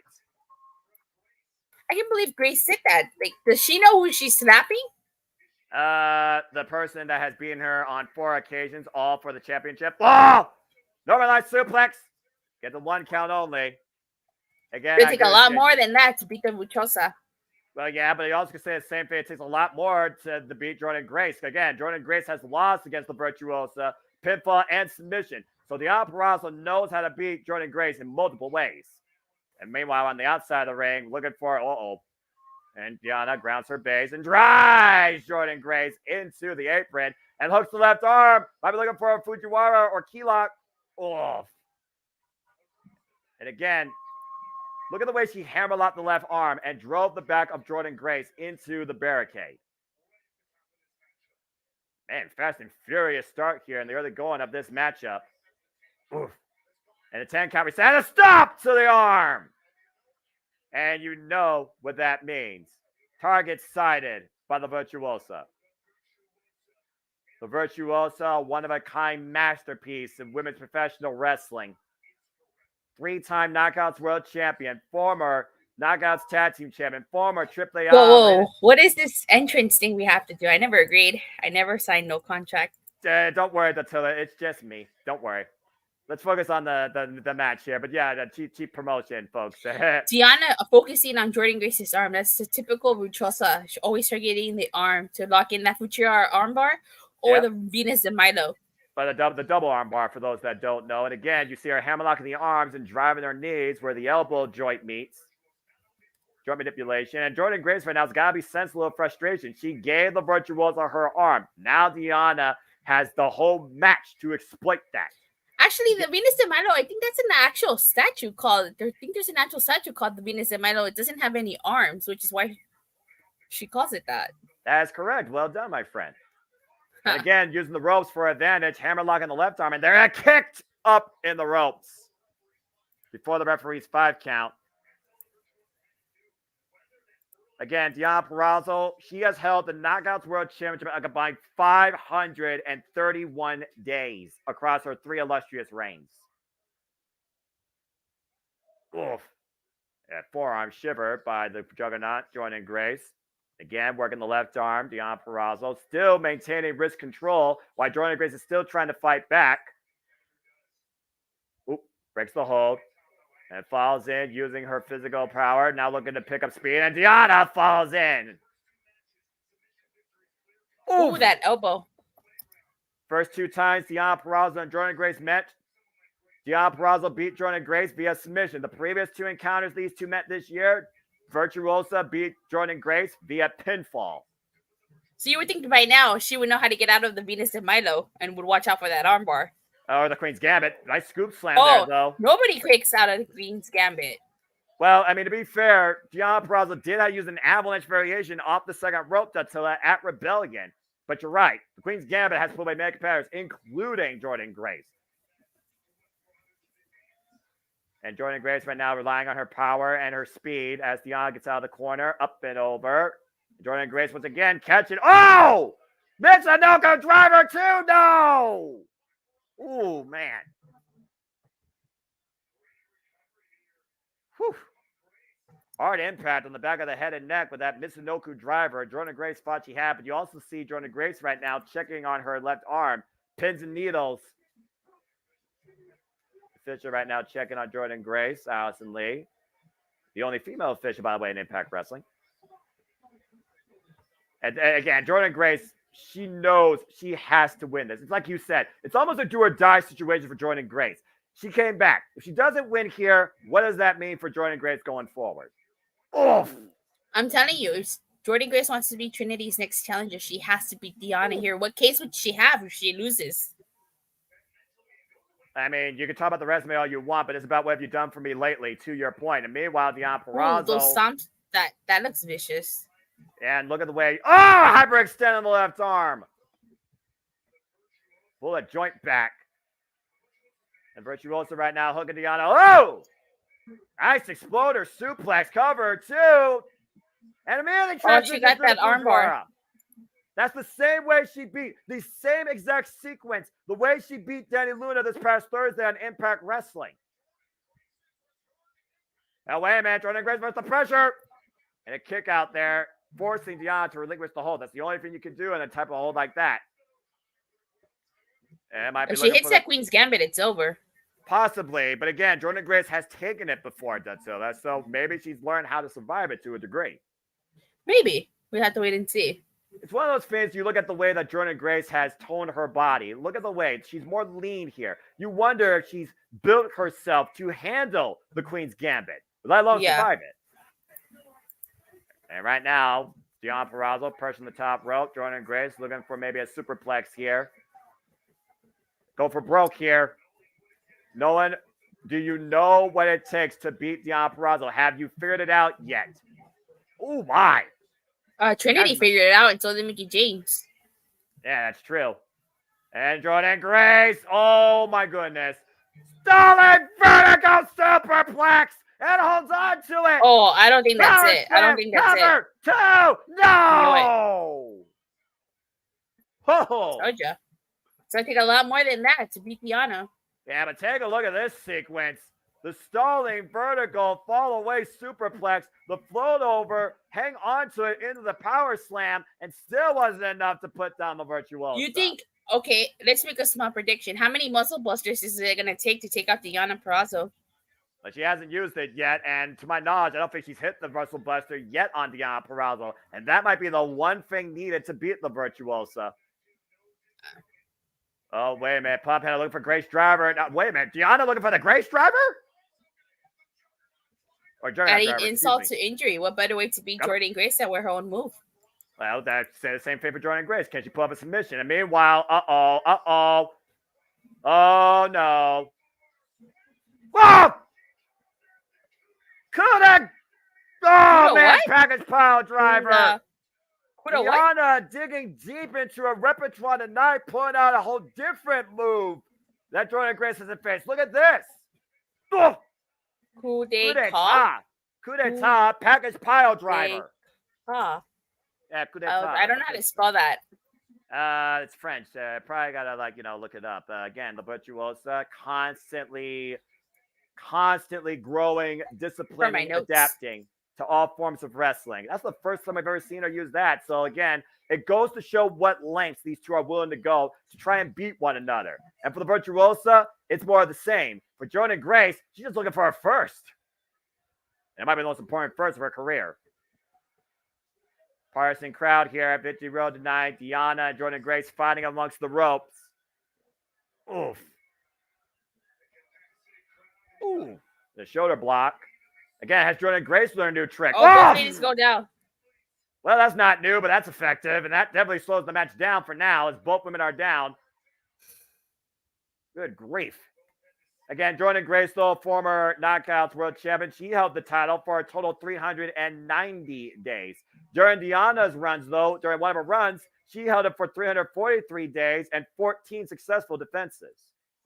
I'm sure you know this, but Jordan Grace actually beat both Rachel Ellering and Deanna Purrazzo at Ric Flair's last match.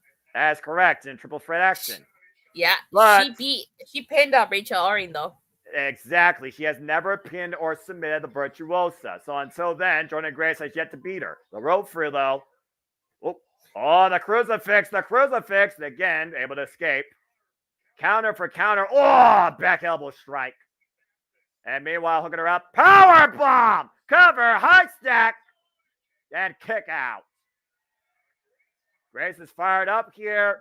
Oh, it runs into a kick. Big German suplex released by Deanna Purrazzo. And the Virtuosa now looking to pick up things here. Oh, but Jordan Grace catches her up in the fireman's carry. Uh-oh. What is that? Oh!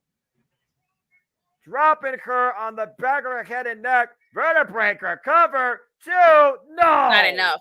I'm telling you, it's going to take a lot to defeat Deanna. Well, how much has been taken off each competitor at this point? And again, when does frustration set in, particularly on Jordan Grace? Again, Deanna knows she could beat Jordan Grace. Jordan Grace has yet to do so.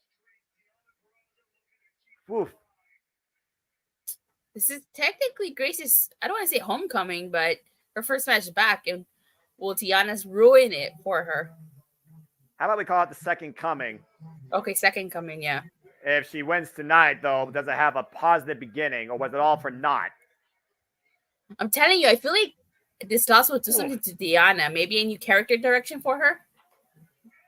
Well, either way, Diana Peraza and Jordan Grace are proving why they've been the standards. Muscle of the Buster. Division. Might be going for the Muscle Buster finally. Can she hit it? Diana escapes. Just give me what I want. Diana versus Julia. I agree with me with Fujiwara again. Beautiful. Vertically up. But again, Grace reverse the pressure. And Diana rose through again. Hooks the arm. Oh, boy. And look at Diana driving her right elbow into the side of the head of Jordan Grace. And again, looking to pop the arm out and suck it. Wrenching back as hard as she can. Jordan Grace trying to lift her body off the mat, alleviate some of the pressure, gain some control, break the hold. Get back to the vertical base and does so. Meanwhile, double leg, the jackknife. Oh, no, reverso. And Jordan Grace. Oh, back fire drop Diana Peraza. Kick to the, rising knee strike. Another back elbow strike. Short range clothesline. Great combination of offense here by the Juggernaut. Finally looking to hook her up. Grace Driver! Grace Driver! Cover two! No! Got her! Got her! Jordan Grace got her! I told you! Didn't I tell you? The Juggernaut with sudden impact off the Juggernaut Driver has finally overcome the unseemingly impossible and unstoppable. Jordan Grace has defeated the virtuosa Diana Peraza. What a match! What a freaking match indeed. Fuck God, look at that Juggernaut Driver. Pump handle driver. In style, Jordan Grace comes back and finally overcomes her greatest rival. I told you. Even though I said I liked Diana Peraza, but I felt that this match was Grace's. Still, though, it takes two to tango. What an incredible match by both. Jordan Grace stands tall tonight at Victory Road, overcoming Diana Peraza, but still, long may she reign. Exactly. That was match tonight for me for sure. That was great.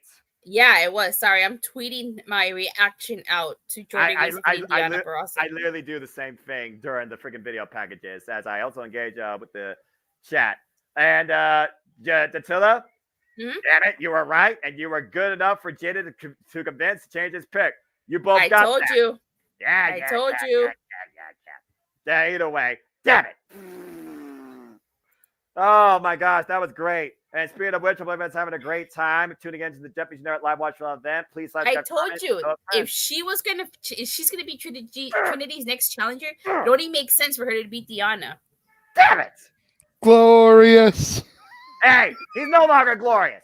And he also was the It Factor Professional Wrestling. But damn it! That was a hell of a match. And JJ, we got a video package. Your thoughts on that incredible Knockouts one-on-one encounter? These women, those two particularly, I just don't see a bad match out of the two of them. I'm not Jordan Grace's biggest fan, but whenever she gets in the ring with Diana Peraza, like it's magic. It's Angle Benoit. It's Benoit and Eddie. It's just that level. It's Triple H and Shawn. Every match is always a banger between those two. I just that match just proves what happens when you let these women go and you give them a storyline. Mm-hmm. And I will quote the man on the marquee, as he is absolutely 100% right, quote unquote, "It's not hard to book, it's just hard to finance." And the company with virtually the smallest wallet of the big three books a better women's division than both the biggest companies combined. I was going to say, like, AEW definitely has the depth and the talent to have a women's division ran this way. They just need somebody to actually book it proper. And give them stories. Yeah, exactly. If Tony is the only one booking the matches, it's too much. He needs to split it up. Give somebody the women, give somebody the tag teams, let him worry about the main event scene, and then give somebody else like the TNT scene, the international scene. Let them handle the mid card. Break it up into like 4 pieces of a pie. I mean, he's got Maria Kanellis on payroll. I don't understand why he doesn't use her to help him book the women's division. I think Maria Kanellis secretly helps with Ring of Honor. If you've been watching Ring of Honor like I have. Lately, I don't watch Ring of Honor. It's too much wrestling. Too much wrestling. According to Noah, there's no such thing as too much wrestling. Hey! I have standards. I have limitations. I have a schedule. I do my priorities for passions, but yeah, I do keep involved in wrestling. Unlike Noah, if I watched NXT and Ring of Honor, you would never see or hear from me ever. Well, to be fair, he doesn't watch NXT. He only does the PLEs and the specials with me. I don't even do that. Sorry. I know. Give it time. Give it time. We I will bring you over to the dark side and at least get you to do the PLEs and the specials. Well, speaking of all things, Bully Ray is looking to do all things possible to avoid facing PCO tonight. I will say this. I'm kind of enticed to only watch Tiffany Stratton versus Becky Lynch, okay? That kind of enticed there a little bit. See? Something. Just that. That doesn't mean I'm going to sit here and watch the whole thing. Well, but you don't know when they're going to. Fair enough. Yes, he's not wrong. This is Jeff's schedule on a given week, not counting whenever the House of Mouse schedules him in. Hey, man. With mad respect to the man whose name on the marquee, who watches and knows more wrestling than me for life. And yeah, to Crazy Cool D's comment there, NXT starting to get really good. I mean, is it ever going to really get back to what it was when he watched it, the black and gold? No. Probably not. No. Probably not. But if it could get to the point where this man is giving it like a silver medal on a regular basis, and he's starting to get there, saying that it's better than it was, but not as good as his version. Exactly. How many matches are left after this? It's good enough for me. I mean, it's good enough for me, and that's really all I gotta say about that. I'm not sure, actually. I mean, you got, of course, Macklin versus Alexander. You got the Knockouts World Championship, also, ouch. And the tag team titles. Oh, that's right, tag team titles. I think there's only 3 left. And really? right now we're Trinity. Yeah. So 4? 3, I think. So 4 maybe. Unless we're missing something. What am I missing? I feel like this match might go long. Well, it is anything goes, and with Bully Ray, he's going to drag this out because he wants to end PCO. And Trash Can will try and break the back of the French Canadian Frankenstein. We got ladders, we got trash cans, we got tables, we got everything else in between. Well, here's the thing. Earlier in the night, we saw Bully Ray pour gasoline on PCO. So are we going to see fire in this match? I wouldn't put it past him, Dotilla. I was going to say, we've got the table getting set in the rain. Uh-oh. Tell people to shut their mouths. No one's going to shut up. What do you think you're talking to? Bully Ray with a live microphone. That's never a good thing. Or a trash can lid. Oh, to the knee. Trying to destroy the kneecaps of PCO. Right in the kneecap. I guess it's hard to a monster to fight from their knees, so I guess it's easier to beat them. Maybe, I don't know. What's going through this desperate? I think Bully Ray's desperate at this point. A desperate man will do anything. Mm-hmm. Well, I mean, again, the match, anything goes. You don't throw the rule book out more plain and simple than that. Bully Ray right now setting up tables while PCO is using 2 chairs to get back up to a vertical base. Bully Ray has got to remember PCO is not human, so anything he throws at PCO, might not be enough.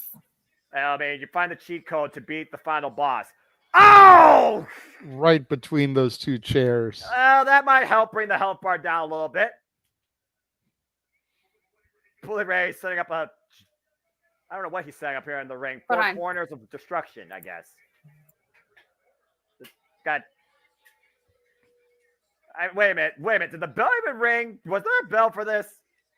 I don't think there really needs to be one. It's anything goes. But it's still a match, right? You need a decision to win a match, right? But where's the referee?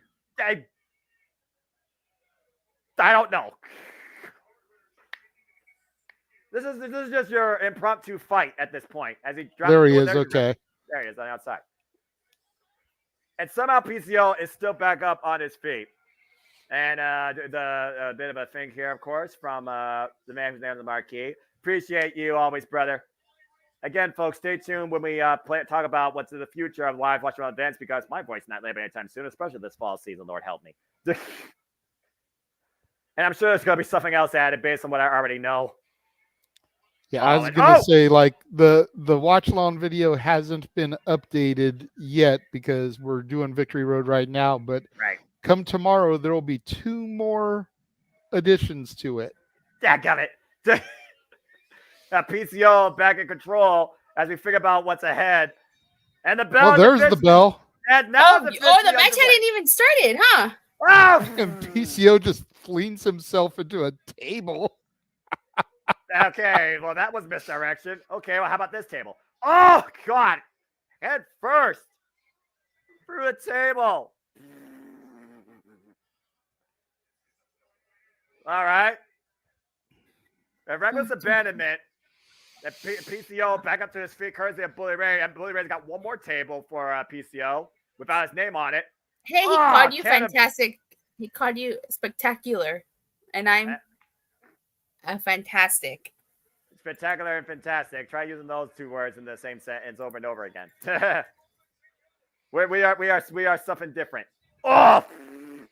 And PCO is something different. Because the man won't stay down, and Bully Ray has had enough of it. Because PCO is not human. I don't know why Bully Ray Bully Ray doesn't understand that. Oh! PCO is an all-star. And PCO just crashed through 4 tables. Y'all been keeping count. God! I haven't seen this much wood broken out know how long. Good grief. And Bully Ray for what? Did I say something? No. Okay, I thought somebody was about to make a joke or something. And no, why don't you educate people on who PCO is? There's a question in the chat room. So PCO is Perfect Creation 1, also known as the French-Canadian Frankenstein. He is a former Ring of Honor World Champion and is a former challenger for the Impact World Championship. He is literally a living, reincarnate body of a human being that is still relevant today in this industry. 50-some-odd years later. Also trained by Scott D'Amore and many others. And the director of 40, Santino Marella, is reminding him, you have to wrestle PCO. And Santino Marella, I love this guy. Uh-oh. Bertie Dangle does it. You son of a gun! That's it! Santino's had enough! He's gonna Cobra the man! Santino, don't do it! You're in a 40 figure! Ah, the Cobra strikes! Hey, anything goes, right? Even a 40 can get involved in this. Yeah. Why the hell not? And for people that have done their history, who was PCO prior to becoming the modern day Frankenstein? Oh, that would be the person that Bully Ray wishes he was in the ring with tonight, for those that don't know. And that would be one... the Quebecers, right? Well, he was a Quebecer Jeff. at one point. Pierre Carl Ouellet.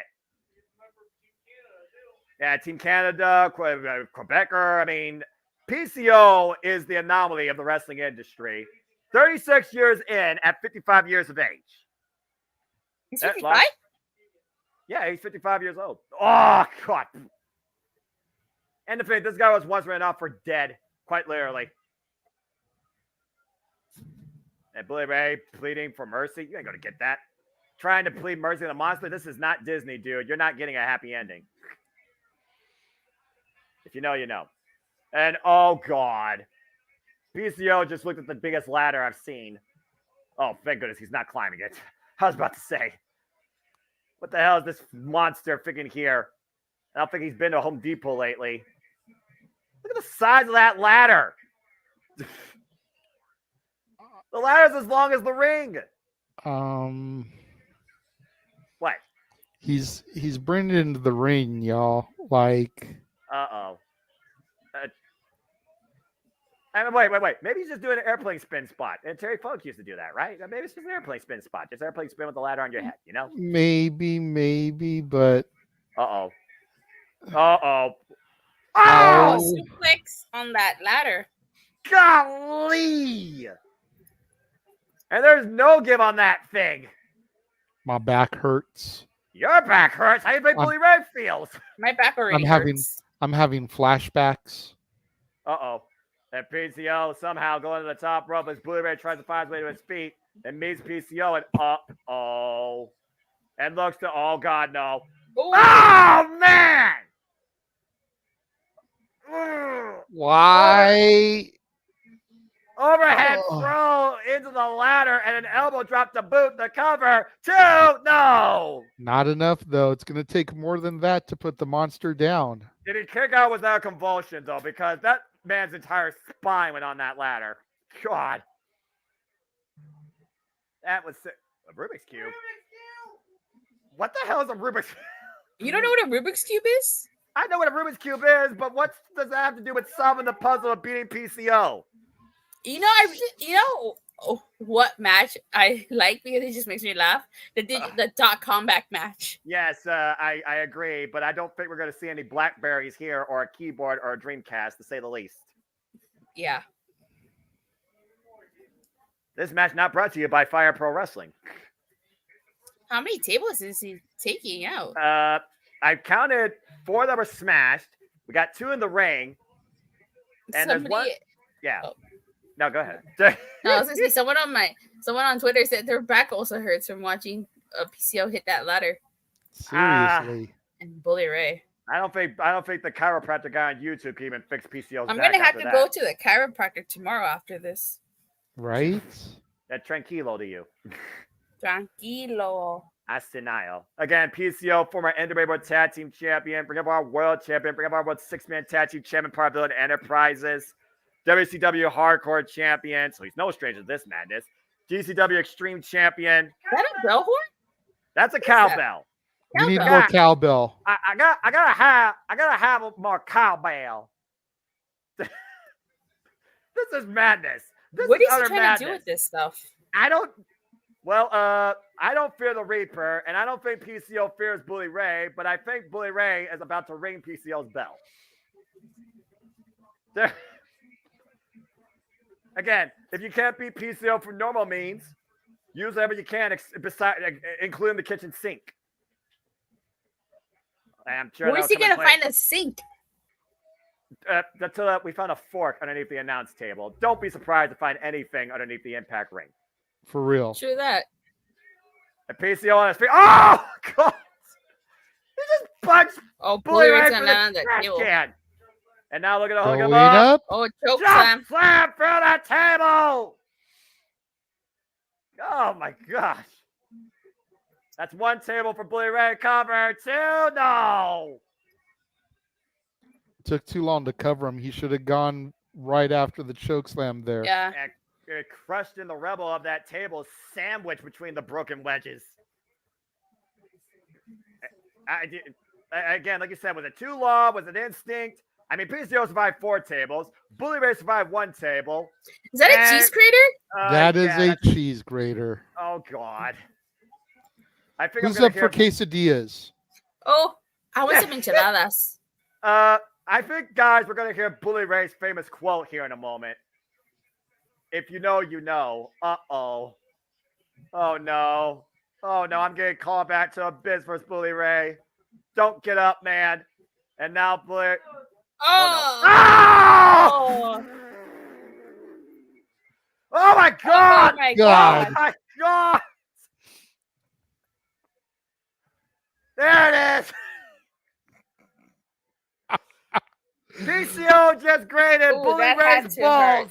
That had to hurt. I don't care I who can't you believe I just called that. Oh my God! That's a whole different form of shredding up yourself. And now up on a table, PCO on the top rope. The animator! Oh, that table didn't break. And the table doesn't break. It just gives away. It just like flips over. Yeah. And PCO not going for a pinfall. But you can't use the table now. It's got a bent leg, I guess. Doesn't mean PCO won't try to find a way to use it for a pinfall, JJ and Attila. I've never seen a table bent that way by a table Same leg. here. I'm just saying. That table had a family. And the other ones didn't?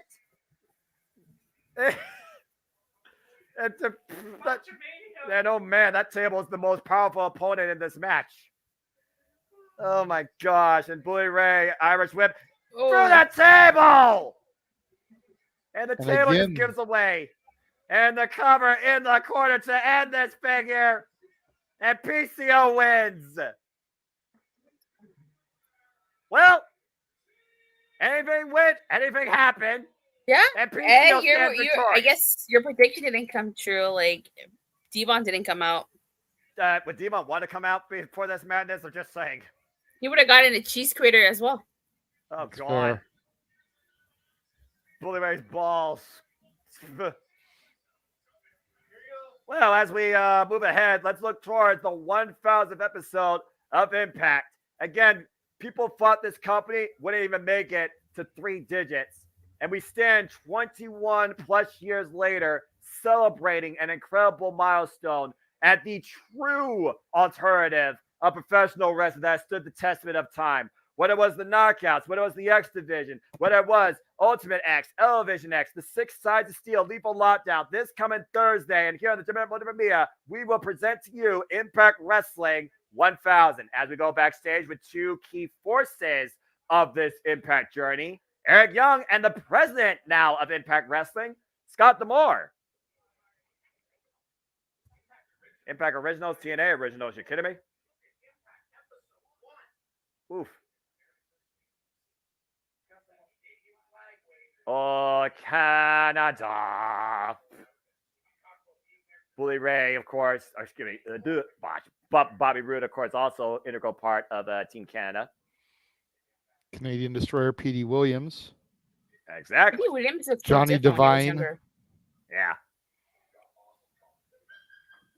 And it looks like they're running down everybody that's coming in and returning by with Impact Wrestling. Guys, let's keep in mind, Impact 1000, we're seeing Gail Kim. We're seeing Awesome Khan. We're seeing Velvet Sky. We're seeing Angelina Love. We're seeing Team 3D. We're seeing Tracy Brooks get back in action inside a wrestling ring.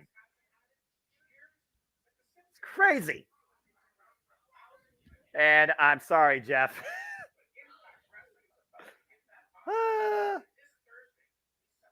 As we were just listening to Scott D'Amore and Eric Young talk about this incredible milestone. Oh, he's going to be wrestling on the show, but I wonder what capacity.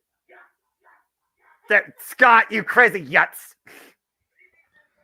As long as he comes out with Scott to Canada, I'll be good.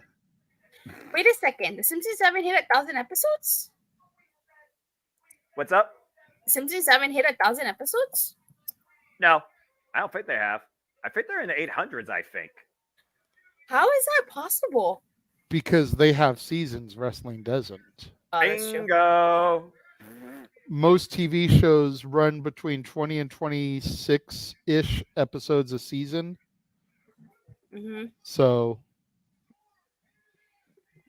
yeah, wrestling being a weekly thing, that's how you get ahead of it.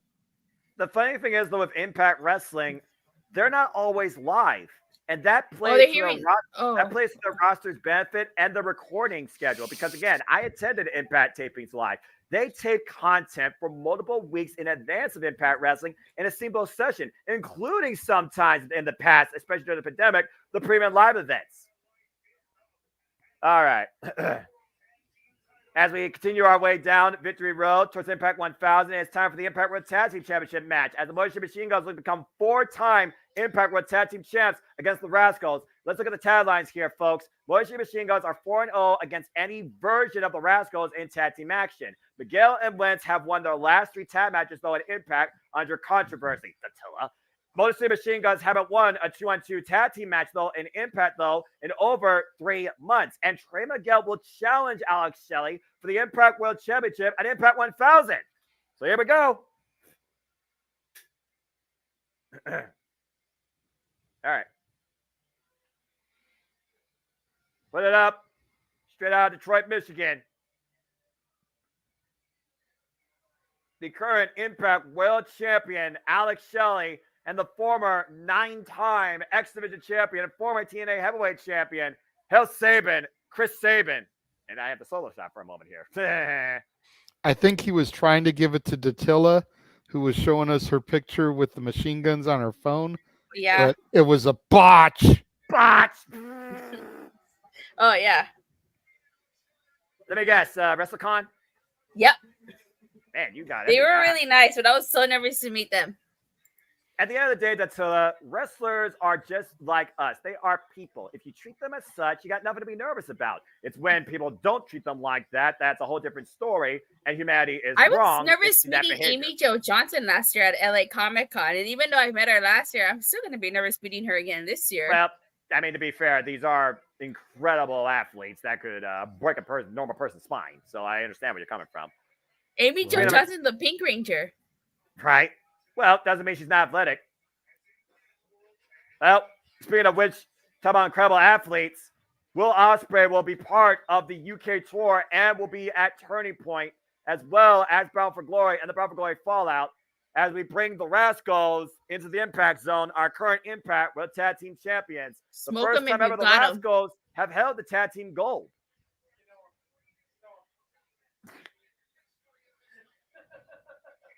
Again, I said on City Predicting, I think that these guys have an insurance policy in their corner that not only help them. No, I will say this. All right. They got these good hands. The good hands, not their own good hands, Datilla. Come on now. You've seen as well as I do. They've had a couple of extra pair of hands in their corner. And these extra hands are expecting some sort of return.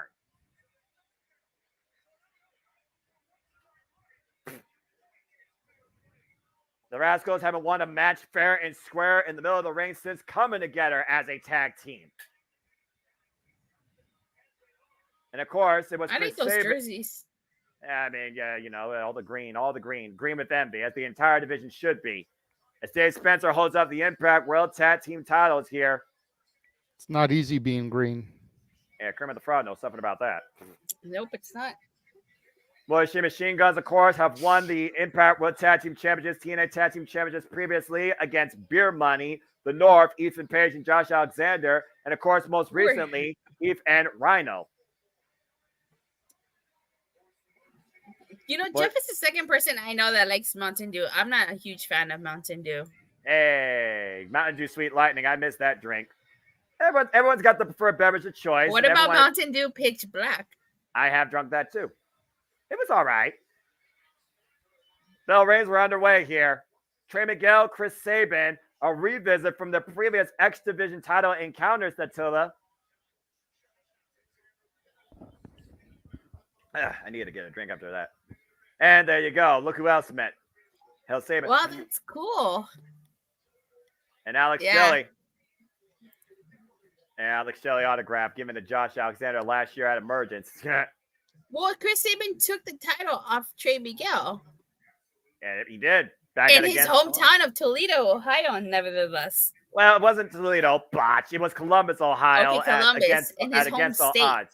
Yeah, home state, because I'm from Toledo, Ohio. I'm born and raised, and I live here still. So, yeah, Trey Miguel is a hometown boy for me. Whoa! And switching between the ropes. And again, we talk about the two encounters, these two going one-on-one, where Chris Sabin was able to take the towel from Trey Miguel. Nice sweep of the leg to sweep out the arm. Drop kick, kip up by Trey Miguel. Again, since Zachary Wentz returned, Trey Miguel has developed a whole different mentality now for the tag team division, and now he has a chance at the Impact World Championship. Whoa! We're just missing Myron Reed. Myron Reed? Is that what you're thinking? Yeah, sorry. No, you're fine. Yeah, again. Oh, God! Impact front and back, quite literally. And Alex Shelley, Impact World Champion, of course, coming up with a successful defense against Hiroshi Tanahashi at Multiverse United. Again, the teamwork of the Motor City Machine Guns is unmatched by most of this industry for over 2 decades. And right now, stereo offense here, demonstrated by the Guns. Oh, but Winston Miguel with nice drop kicks and a dual kip up here. It wouldn't be the first time that a team this generation has tried to make their name off the Moist City Machine Guns. Ace Austin and Chris Bay, super kicks to the jaw. They fell short the first time around, but they did eventually beat them at No Surrender earlier this year and claim the Impact World Tag Team Championships off them. Yeah. Oof. And now Miguel squares up against Alex Shelley. And again, Alex Shelley will defend the Impact World Championship against Trey Miguel at Impact 1000. That's going to be one hell of a match. Yeah, no kidding. We're seeing a preview of it right now. And Zachary Wentz and Chris Sabin picking up where they left off from their. Where did those stairs come from? Those steps? I don't know, actually. I think those are the only steps along the ring. That's a little different. Yeah, those are the only steps here. So they must put a cover. And two, maybe they've been there the whole time we just saw them. I don't know. Is that how the wrestlers enter? Well, I mean, I've been seeing them enter through the ropes. So I don't know. Did Yana enter that way? I didn't even notice the steps when I was talking about and praising the Virtue Willis and the caliber of athlete she is. So maybe they've been there the whole time and I've just been blind. But now I don't even have my glasses on. Yeah, I know, right? They're right here, but they reflect. That's why I don't have them on. Fair enough. I can't even look at my screen clearly without my glasses. So that just goes to show how bad my vision is. Oof. And again, a can of spray paint might impair the vision of the Motor City Machine Guns and allow. Are you sure a can of spray paint isn't impairing your vision? What are you talking about? We know that the Good Hands clearly have interest in the Impact World Tag Team Championships. And they made sure that the Rascals have held them since because of that. It's as clear as day. You see it backstage. Why did the Good Hands get involved at Emergence when Subculture was going at defending the titles and it allowed the Rascals to take advantage? Oh, Dragon Screw leg went down. That move has to suck. Yeah. Oh, and again, the other leg. Dragon Screws on both legs there. And this is what the Motion Machine Guns do so well. Dissect and isolate their opponents. And you hear Chris Salmon, that's how we do it. Mm-hmm. And right now, the referee, Trey Miguel, his temper getting the better of him, and it's not for the benefit of his partner. Alex Shea, of course, 20-year veteran, time-tested, finally won the big one this year at Against All Odds. The same night Chris Sabin won his 9th Exhibition Championship, Alex Shea won his first ever Impact World Championship. The Dragon Screw again while held in the full Nelson. There's a cover by Sabin against a 1 count. And right now, Chris Sabin trapping the legs here. Again, you could argue that right now the Rascals should not be the Impact World Tag Team Champions. And there's still an argument that the Good Hands are part of the reason why they are that. And the Good Hands are probably going to be the reason why they remain tag team champions. See, even you see it. Even you see the freaking collusion here between the Rascals and the freaking Good Hands. It's clear as day that this is a joint effort to hold the tag team division hostage. And that's what the Motion Machine Guns are trying to prevent. And right now, Alex Shelley, again, hyperextending that leg with the Dragon Screw leg whip. Again, this is what Alex Shelley did. Motor City chants. He dissected Nick Aldis at Slammiversary to retain the Impact World Championship. Might be looking for a figure 4 leg lock. And again, you see the way he is constantly wrenching around that leg. Oh, and a thumb in the eye. Hold on, I'll be back. Oh, you're fine. The thumb in the eye right now. There we go. Oh. And Wentz went for the kick, but missed again. Now Alex Shelley, once again, going for that figure 4 leg lock. And got him trapped in it, middle of the ring. And Trey Miguel immediately coming in for the save. And Chris Sabin now isolating Trey. We might get dueling figure 4s here. A perfect 8 to say the least. And the Motion Machine Guns firmly in control of the champions. Oh, man. And right now, Trey preventing Wentz from tapping out and vice versa. And 2 legal men in this ring, by the way, are Alex Shelley and Zachary Wentz. Miguel right now managing to escape Chris for now as Zach finds his way to the ropes and forces Alex to relinquish the hold. And again, Marshall, greatly appreciate it as we appreciate the entire Multiverse of Media. We hope that you are enjoying the presentation. Please like, subscribe, comment, tell a friend. show some love. Give it a super sticker. Give it a super chat at Cascading Studios, the Jeff Meacham Network. And if you want to dig into the conversation, super chat. It's as simple as that. As we do this for all the biggest shows in all things wrestling. The handstand. Oh, and the leg gave out. Could not plant the base. The damage done to the leg. Whoa, went for the single leg kick. Meanwhile, a handstand. Oh, and caught that running knee strike. And manages to jack Alex Shelley's jaw and take him off his vertical base. And this might be the moment that Trey Miguel needs to make the tag. There's the tag to Trey. The 419. Taking center stage. Oh, look at the clubbing forearms here. Again, this is a preview of an Impact 1000 main event for the Impact World Championship. Trey Miguel make it look so easy. Oh, and Alex Shelley will not be played like that.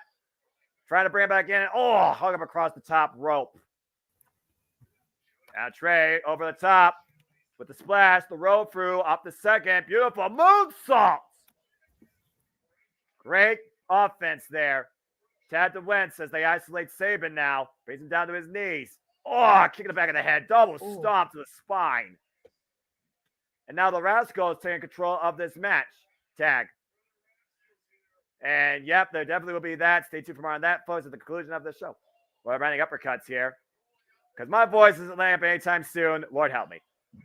Wentz sent into Sabin. And now sent to Shelley. And the Rascals taking control of the match here. And meanwhile, Trey Miguel. Ooh. Oh my God. Hold on. A counter, the lightning spiral. Meanwhile, the reversal. Whoa, man, what a clothesline.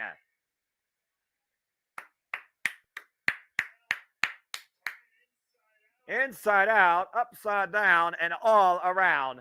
I'll still get sleep in between. I know what naps are. I still work. Priorities for passions as always. Relax. And right now, Alex Shelley's feeling it. There's the tag to Chris Sabin. And meanwhile, Hill Sabin, dragon screw leg whip to Trey Miguel.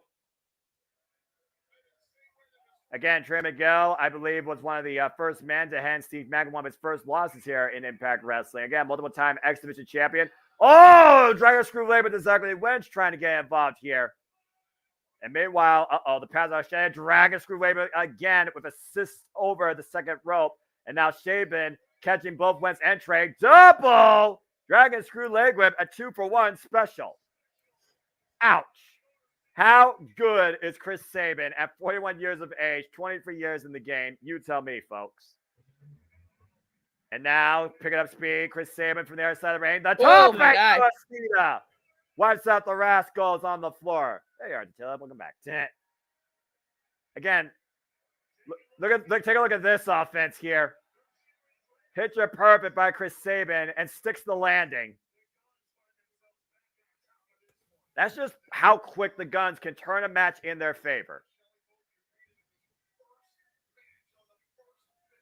And meanwhile, we're going back now to Alex Shelley, who's following up with the clothesline to Trey Miguel. Can you believe that Alex Shelley and Chris Sabin off? Missile drop kick. Sorry. That line of combination cover. Two kind of like, no, you're fine. I was actually going to, can you believe that Chris Sabin and Alex Shelley were involved in the first victory road in this company's history? Wow, they've been around a long time. Again, I mean, they are the most influential tag team as voted on us by the fans in Impact Wrestling history. And that says a lot when you consider the tag teams. Generation Me, Beer Money, Team 3D, America's Most Wanted, just to name a few. And Wentz just raked the eyes of Alex Shelley. Now Chris Sabin, catapult. Oh, super kick and dropped over the knees. Up the second. Stop! Backstabber combination is enough for the retain. No! Kick out by Sabin. Whew. Take a look at this. Look at this double team move. That's a beautiful execution by the Rascals. Yeah, definitely. I'll give the Rascals credit's due for right now. So far, they have fought. Never mind. And now Trey bringing a calling card in, an Impact World Tag Team Championship. Gee, I wonder what he's going to do with that. He's got Chris Sabin. Again, he knows he can retain the title via disqualification. Yeah. And wait to get the return. Meanwhile, the belt block shot. Seven wins on the respect. Not like this. Cover deep on the buff legs. No, that wasn't enough. What kick out. Whew. Underhanded I thought that was it. I'm not gonna lie to you. I thought that was it. Underhanded tactics that almost won the day again. I told you, there goes the spray paint. Now who's seeing spray paint? It's worked how many times over? It worked both times in their matches in that tournament. It worked. To quote Brian Fantana from Anchorman, 60% of the time, it works every time. Well, right now, Alex Shea preventing it from being used so far here. This time, oh! Ouch. Double kicks and a double handstand single leg kick by Trey Miguel. Now Trey looking to fly on a bad leg. Over the top and calling it low. And once I was partner in the process, I might have further tweaked that ankle. Take a look at this. Look at the distance. Look at the way Trey lands. Oof.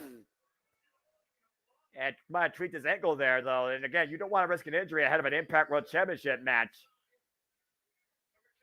And Miguel, once again, has the tag title in hand by Zachary Wentz. Holds up Chris Sabin. All they care about is winning.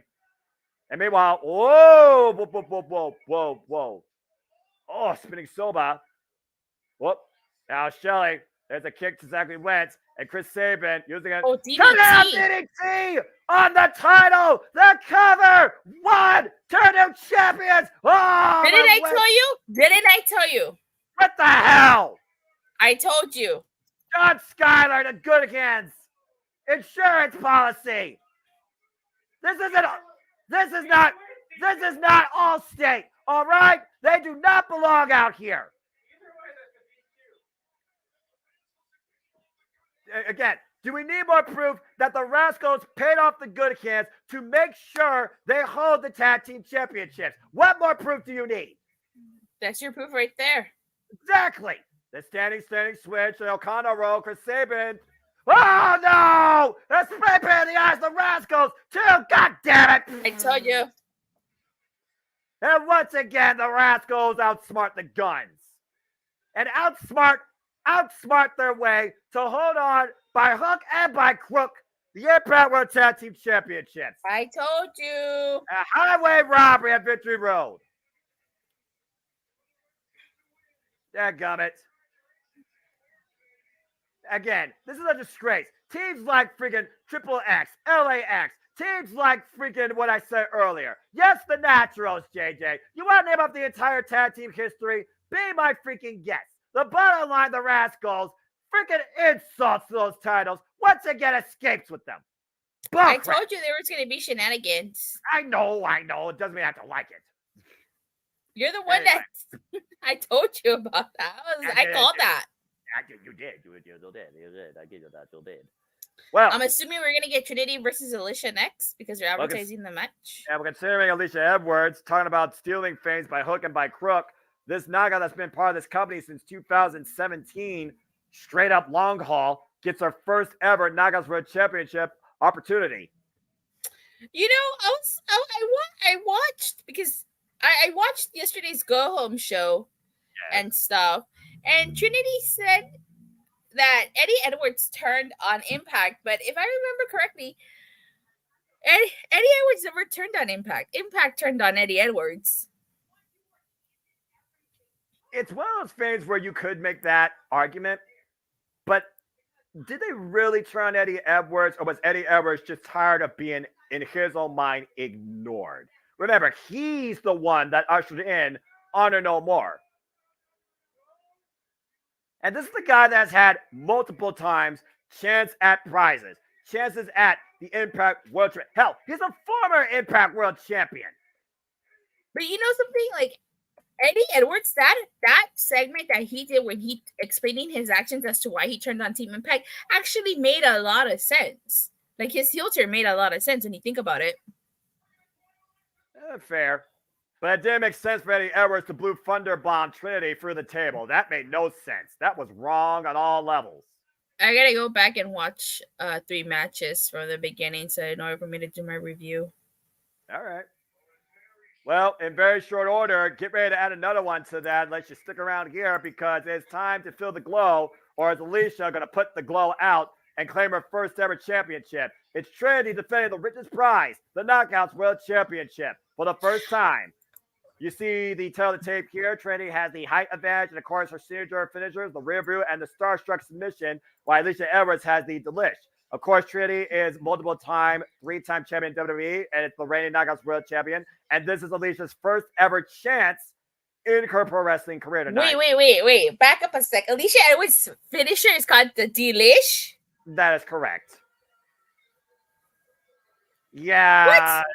I don't even know why that's even a thing.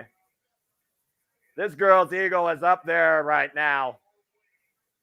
But it doesn't help that Eddie Edwards is in her corner, the ride or die couple. Alicia Edwards' first ever chance. Give me 1 second. Yeah, Alicia Edwards' first ever chance at the Knockouts World Championship. And with Eddie Edwards in her corner, they very well could steal the prize tonight. Again, Alicia Edwards was there for Eddie Edwards in that match at Killer Kowalski's school, where it was supposed to be just the two men figured out amongst themselves, and that clearly was not the case.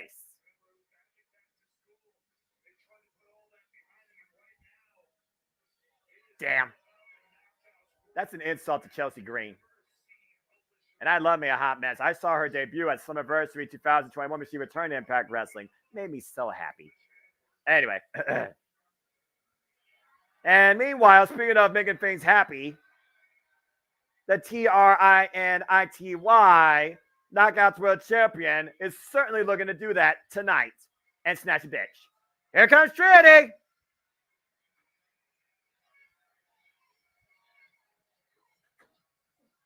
You know, I've seen a lot of entrance type things. I've seen snow indoors.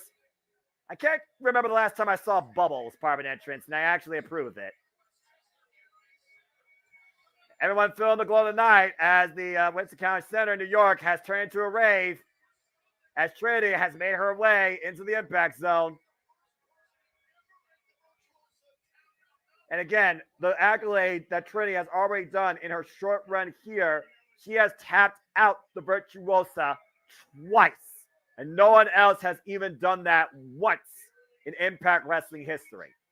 She chose to come from the land of giants. Damn.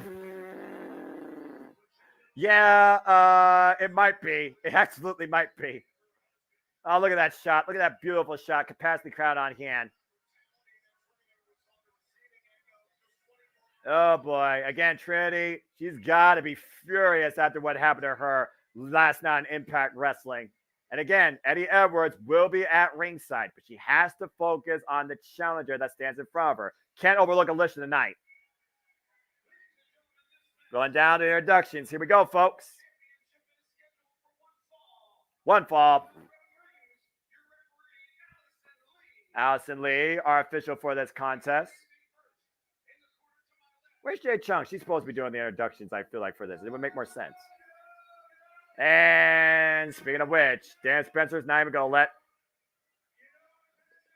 Eddie Edwards, you are no Paul Heyman. You need to get out of the ring and let the women take center stage and let Diz do his job. That's all I got to say about that.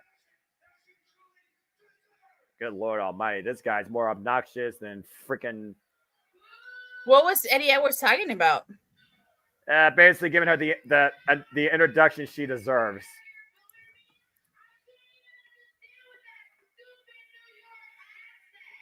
I don't think New Yorkers have a stupid accent. Honestly, I don't think New York even has an accent. They do. Some they do. They do. My friend, and she's from Queens and she's got an accent. Oh, okay. Well, the more I know. Thank you. I mean, I'm from the Midwest, so I obviously got an accent. So there you go. I guess we do. Do I have an accent? They say that, I hear people talk about that California accent, but I don't hear it.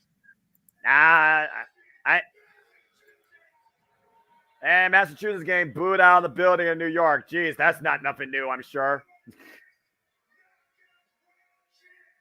I almost fear that this introduction might be longer than the first punch Alicia Edwards gets a chance to throw in this match. This introduction is going to be longer than the actual match, that's for sure.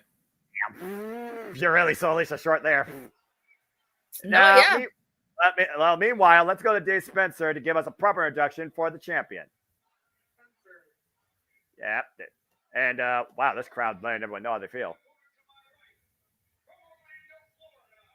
Look at that glow. Trinity is showing off tonight with Champ in her hair. There you go. And the glow sticks being thrown at the champion because you can't do streamers like Ring of Honor. Poor House. Or they're trying to hit Eddie Edwards and Alicia Edwards with glow sticks. Wow. Well, that's one way to draw heat and in a safer way. Oh, Ray just mentioned that, the streamers. Exactly. It's Ring of Honor tradition. And Allison Lee holding up the richest prize in the Knockouts division, the Impact Knockouts World Championship. And after Jordan Grace's victory, like you said earlier, you got to consider Jordan Grace has to be watching this on with bated breath. But would she want to challenge Trinity for the title or take out Alicia Edwards?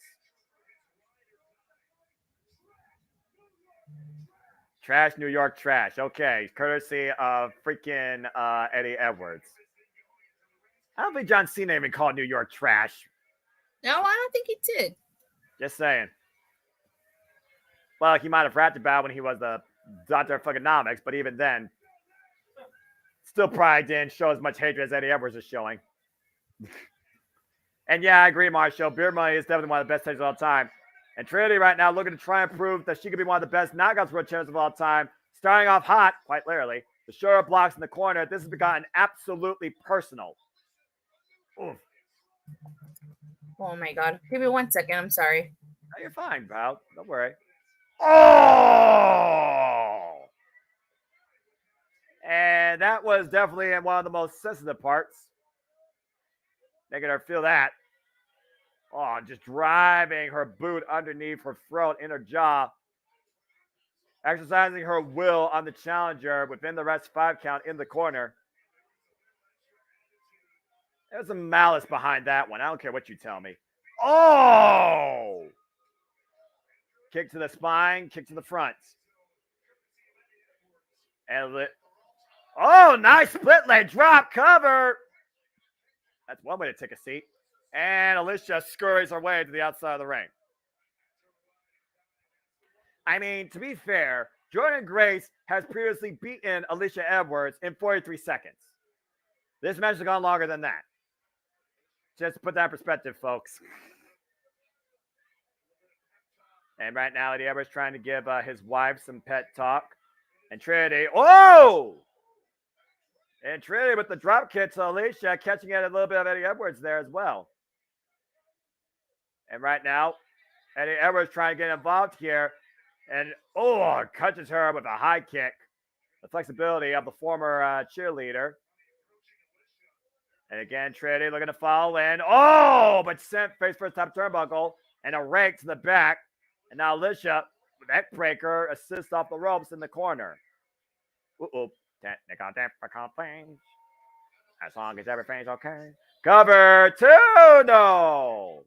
Kick out by Trinity. It's going to take more than that to put down Trinity with how much she has put out on herself since coming to Impact Wrestling. Excuse me. Again, anything can happen in professional wrestling. 2023 has never been a bigger example of the industry unpredictability.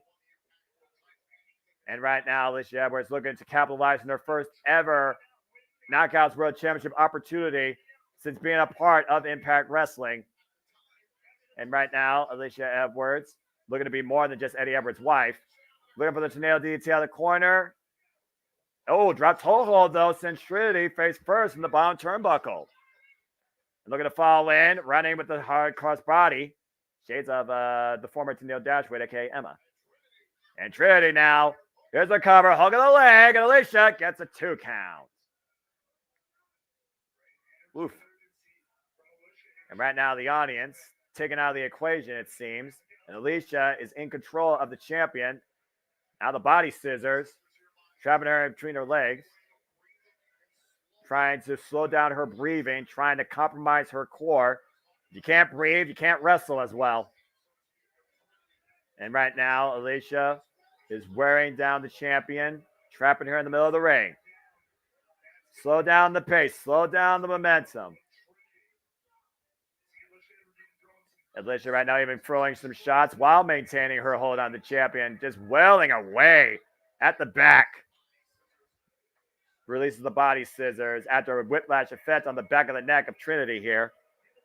Again, we talk about the best tag teams, talk about the Knockout World Champions. You think about Awesome Khan, you think about Gail Kim, you think about Mickie James, you think about Brooke Tessmacher, you think about, like I said, the Virtuosa, Deonna Purrazzo, Lavera Loca, Taya Valkyrie, you think about Rosemary, you think about, Mia Yim.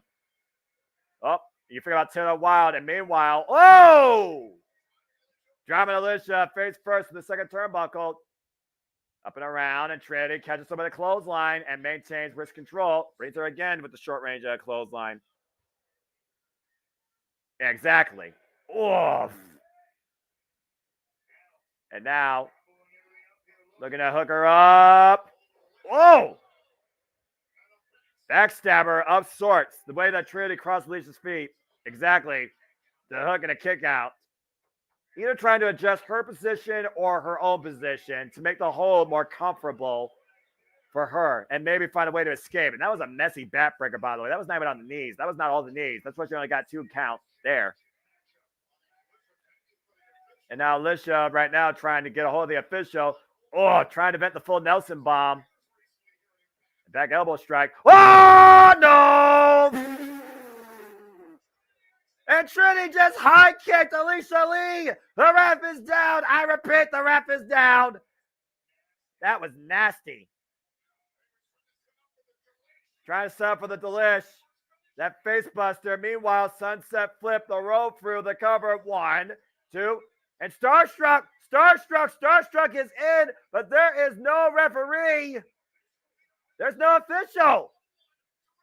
There's no one to render a decision. And look at this. Eddie Edwards coming to his wife's aid. Once again, Alicia was about to tap there, and Eddie Edwards coming to his wife's aid. Just sending Trinity face first. Despicable action here.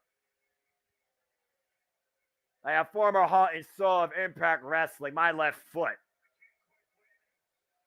At the end of the day, again, there's no official. Anything goes here. Again, there are some lines you just don't cross, all right? And oh, boy. Eddie Edwards bringing a table out. Again, the official's down. There's no security. There's no authority. There's nobody to maintain law and order. So, usher in anarchy. Destruction at hand for the Knockouts World Champion, courtesy of Eddie Edwards, and a table on the outside of the ring. Man, Allison got rocked by that. Good luck streaming tonight cognitively. Or whenever you choose to stream on Twitch. So, accidental contact. So how did the ref go down? Trinity caught her with a high kick after Alicia ducked.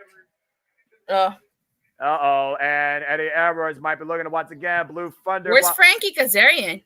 It's Stacy Brooks and Frankie Kazarian. That's what you shall receive. The knockout OG. Oh, man, the full metal was just rocking Edwards. Scoop slam on the ramp.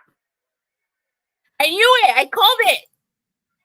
Well, considering that these two have made this absolutely personal with them and will face them in mixed tag team action at Impact 1000. And the ref is still down? Wait a minute. With Trinity? What the hell is she doing? And Frankie setting up Eddie Edwards on the table. Oh, man. Boy, is this long overdue. Trinity off the top rope. Eddie Edwards trapped. Crossbody. Oh, my God. Table. Smashed through the table. And the table didn't break, but collapses under Eddie Edwards' weight. Holy shit. Sorry for cursing. No, you're fine. We are way beyond the 15-minute moniker. And now the threat neutralized. Eddie Edwards is down and out. We still got no official, though. Well, wait a minute. Alicia Edwards don't got a kendo stick. Oh! And whack Trinity. Might have knocked her out with it. And now trying to win the official. Again, she can't call it. She can't see. Not like this. Not like this. There's one. No. There's two. And Trinity I knew it. out. Woo, we almost had a freaking stolen I would have thought some type of way if that would have been it. Alicia thought that was it. She whacked her straight up home run. shades of New York Yankees, even if they hate New York. Trinity was out after that shot with that candlestick. And Alicia sees that Eddie Edwards is down. Frank Kazarian and Tracy Brooks are at ringside now, but the official's also back in play. Ooh, nice kick there. And now the champion full Nelson bomb. Down goes Alicia. Cover, deep hook, 2, and Trinity has retained. I knew it. You know, that actually wasn't a bad match. No. And Trinity overcomes the ride or die cup of the night with an assist from the Full Metal Rebel and the Knockout OG. That's all about managing. Trinity shines bright and her glow continues to Does shine Sporting on. Grace come out? As Or do we save that for Impact? Yep. About to say, I think you save that for later. And you see Frank Kazarian again try to neutralize Eddie Edwards. I'm glad that he did. Whew. I'm so glad to see Frank Kazarian and Tracy Brooks neutralize that disgraceful. Mm-hmm. All right. Oh, this is it, right? This is the main event? Josh versus Macklin? That's right. All we got left is one match. But of course, after we do that, we'll be back here on the Multiverse of Media covering Impact's 1000th episode. That will be Thursday night, folks, here on the JMN Multiverse of Media. And then, of course, the next stop for Impact Wrestling on pay-per-view, it's their biggest show of the year, Bound for Glory, Saturday, October 21st, 8 p.m. Standard Time from the Cicero Stadium in Chicago. Anybody going to Bound for Glory? I was figuring about it. Oh, they're going to announce the inductees. Prayers for Passions, exactly. And Will Ospreay will be there. But before we get to what's ahead. Wait a second. Who is this? Oh, they're talking about the foundation, of course. As again, we celebrate the milestone. Again, folks, we will cover Impact 1000 Thursday, September 14th. Jerry Lynn, Jeff Jarrett, Mickey James, Abyss, Shelton Benjamin, Bobby Lashley, Don West, Mike Tenay, Kurt Angle, Sting, Samoa Joe.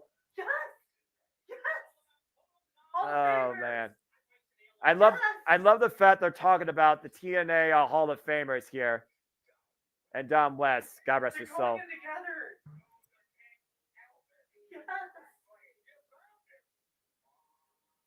I think it's safe to say, Tatsila, if it wasn't for people like Don West and Mike Tenay, this company and its talent would not have transcended to where they are today. And now that seat held down by Matthew Raywalt and Tom Hannigan, we will Mike honor... Tenay and Don West are getting inducted. Yep, we are going to honor the voices of TNA this year as part of the Impact Wrestling Hall of Fame. Mike Tenay and Don West are this year's inductees in the Impact Wrestling Hall of Fame. Congratulations to them.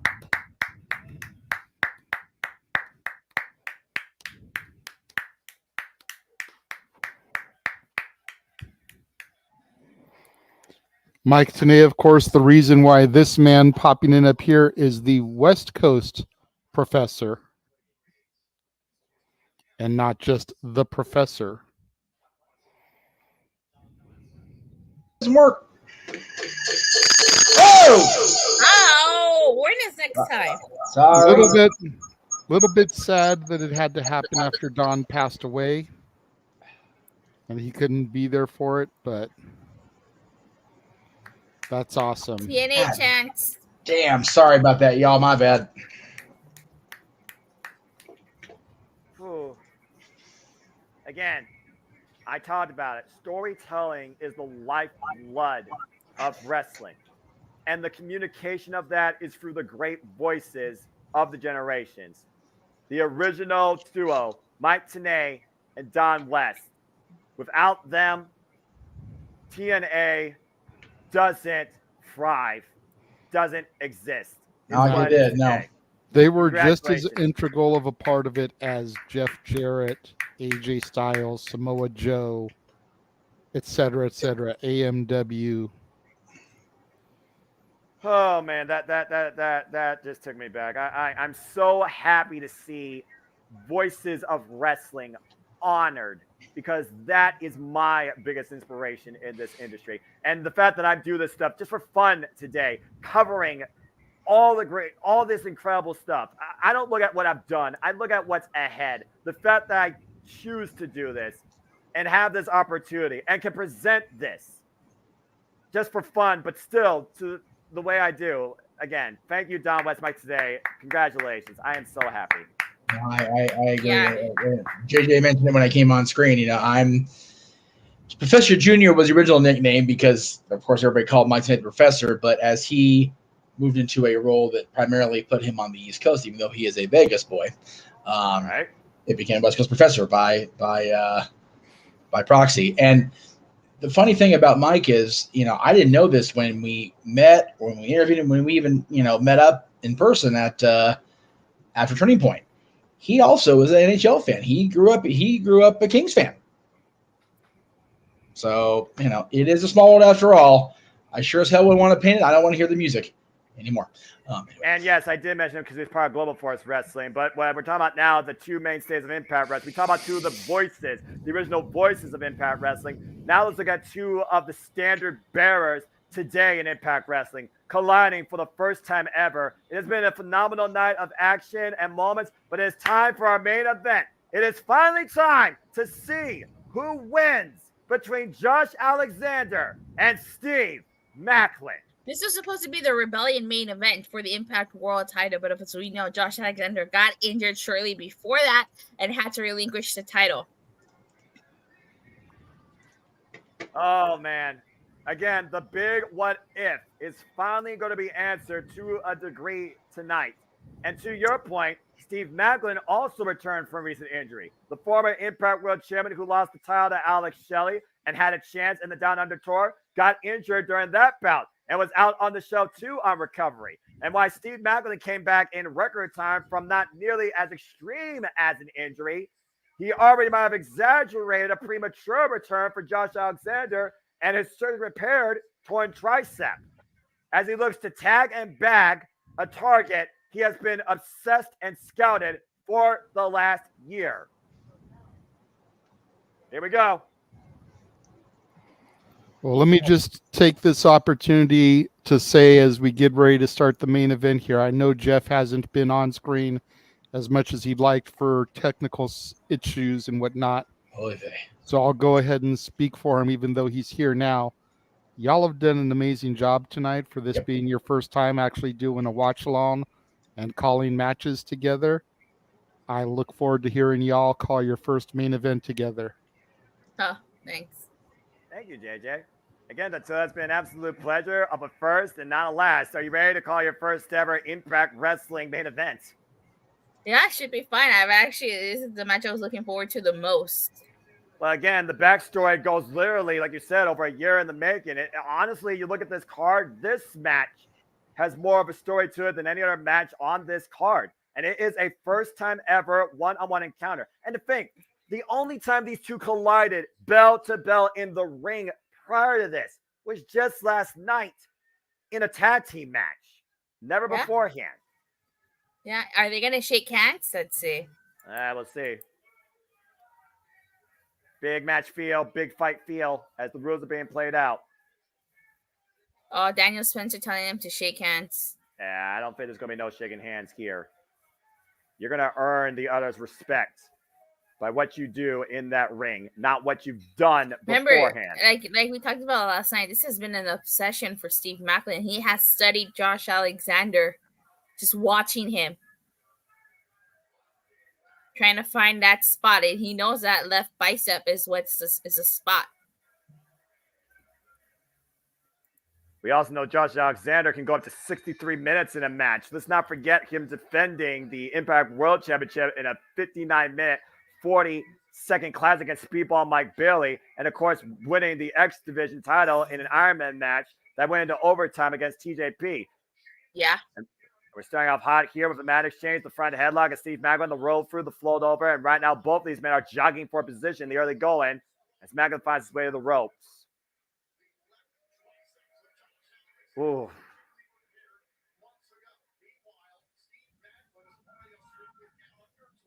Right now, the other man.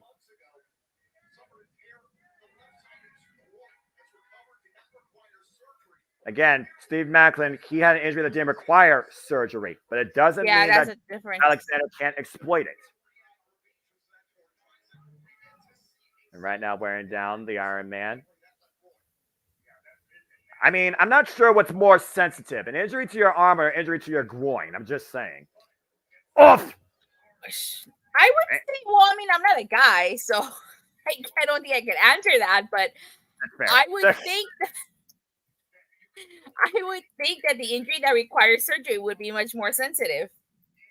And yeah, we saw the way he tried to further exaggerate it, or aggravate it, excuse me, when he wrapped the arm of Josh Alexander around that thrust at the Rebel complex. Yeah, well, you chime in. Like, have you ever had a groin injury?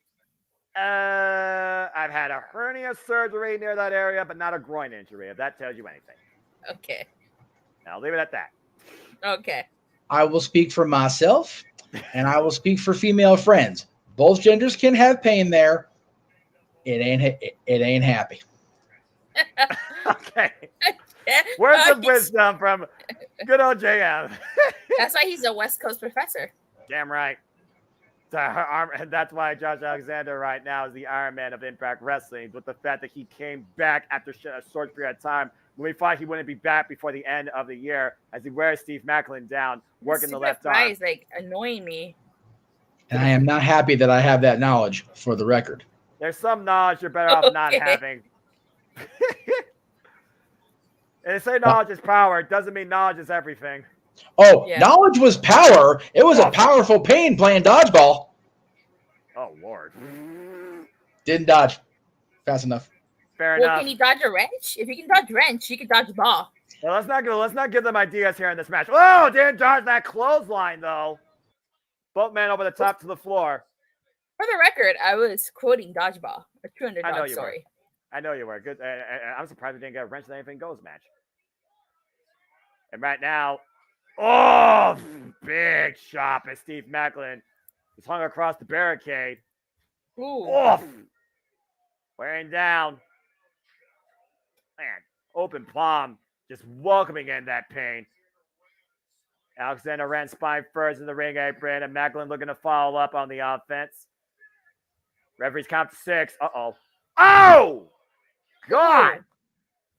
That was like a short-range brainbuster on the apron. Didn't get all of it, thankfully, though, based on height, but still nasty. Oh, Macklin got back up fast. And to your point, look what he targeted. The left arm. That's the injured arm. Ouch. And Macklin has picked his target, hammerlocking the arm and sending it right into the ring post. Into the ring post. Again, we talked about Dattila. He has that target. And Josh Alexander had to be aware that Macklin was definitely going to try and exploit it. And he already has nearly going. And right now, you see him trying to get more attack on there on the outside. You saw the quick stomp and the quick kick. Look at the way Macklin lands on this like brain buster on the apron, though. Yeesh. As we go back to our regular match here, you see Macklin putting the boots to that arm. And Macklin right now, fully in control. Steve Macklin had the Impact World Championship for 54 days. Josh Alexander, the longest reigning Impact World Champion in this company history. 336 days, 26 defenses. He had an incredible reign, I will say that. Oh, God. Ooh. These two are just literally throwing everything out here. We had to, well, like we talked about earlier, this is a year in the making. Uh-oh. Oh! Backbreaker. Backbreaker, lateral press for the cover. Macklin gets a 2 count. What does it mean for Macklin to finally win this match after obsessing facing Josh Alexander? Even if the Impact World Championship is not part of the equation here, Dattila. Oof. Oh, that knee to the spine. Yeah. And the hammerlock on the left arm again in the ropes. Again, who needs to win more? Who wants to win more? Who needs to win more? I think Josh, who wants to win more. Steve Macklin for sure. Again, like you said, it was supposed to be the match at Rebellion. We didn't get it. This was the match Josh Alexander has been waiting for as well. He's been waiting for Macklin to step up and prove himself. There's a reason why these two didn't shake hands prior to this. And Macklin again with the cover gets a 2 count after hammering the arm down to the mat. Hey, JJ saying I understood that reference. I figured he did. Follow JJ, folks, for all your movie reviews on Cassidy 18 Studios. Become a member today. And the hammerlock again to the left arm. And German suplex. And this is where Shades Whoa, of an all-time great Kurt Angle comes out. The suplex machine on full display. 3. That's 3. Jesus. 4. Oof. You know I like to do these for that. So we've seen it. 5. German suplex. 6. Good grief almighty. And maintaining waist control. 7. And think about the fact he's doing this with a bad arm, by the way. 8.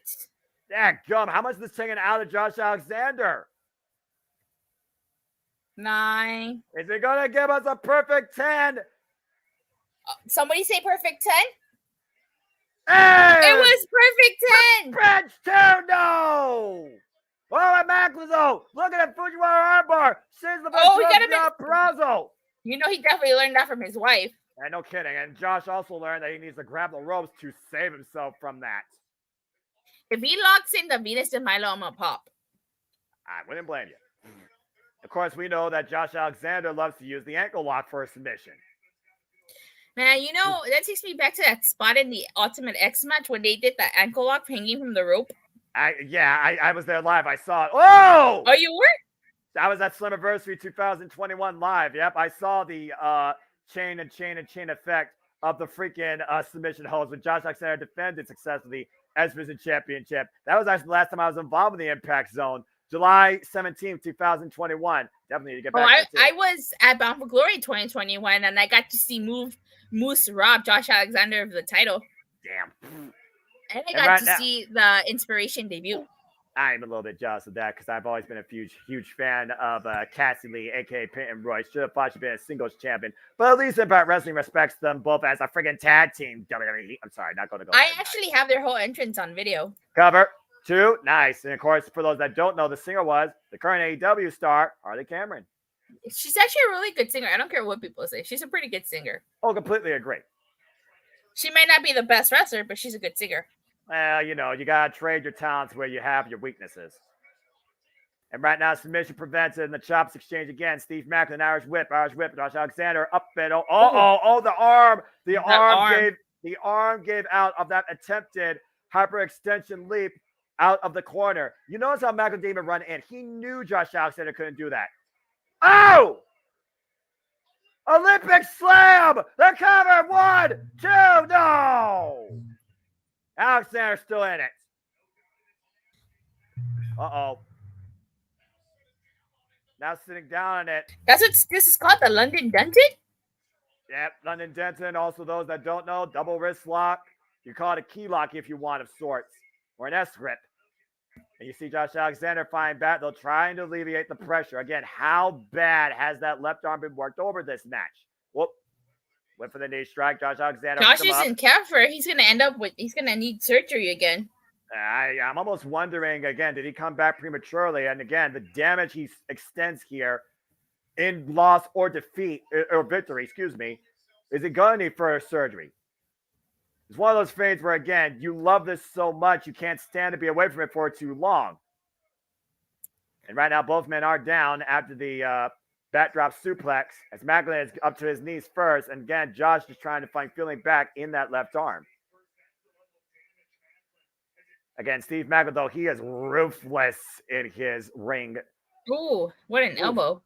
Again, we talk about the freaking street fight with Rich Swann that took place all over Atlanta. You figure about the fact last time he was involved in Victory Road last year. He won Barbed Wire Massacre at Dattila against Sami Callihan and Moose. Oof! Mm-hmm. And right now, being fended off the ropes again, pushed off, and the left arm. And once again, Macklin rocked, though, the waist lock. He saw it coming. He saw that German suplex coming. And he scouted that. Oh, that was messy. That was just a way to just release as Macklin got caught on the ropes. Oh! Now Josh using his legs, which are perfectly fine. Uh-oh, and Josh Alexander picking up speed. Might be looking for that fall away cross body. And Macklin didn't see it, but he sure as hell felt it. Take a look at this. Oof. The low cross body to the back of Macklin. Walking weapon chance raining out as both men are on the outside of the ring. Referee starting his 10 count.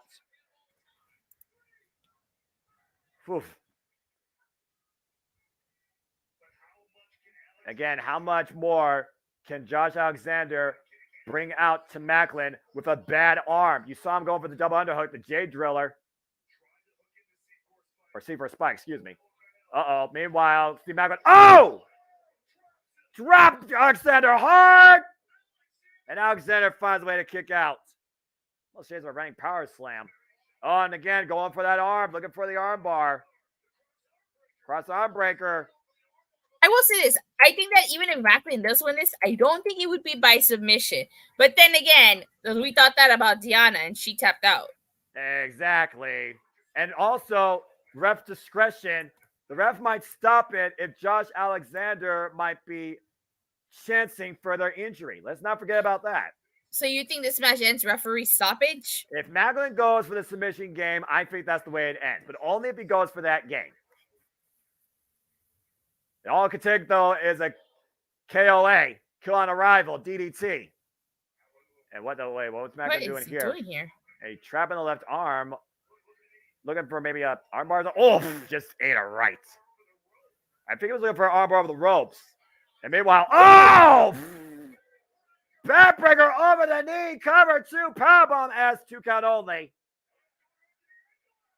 And there's the ankle lock I was waiting for this match.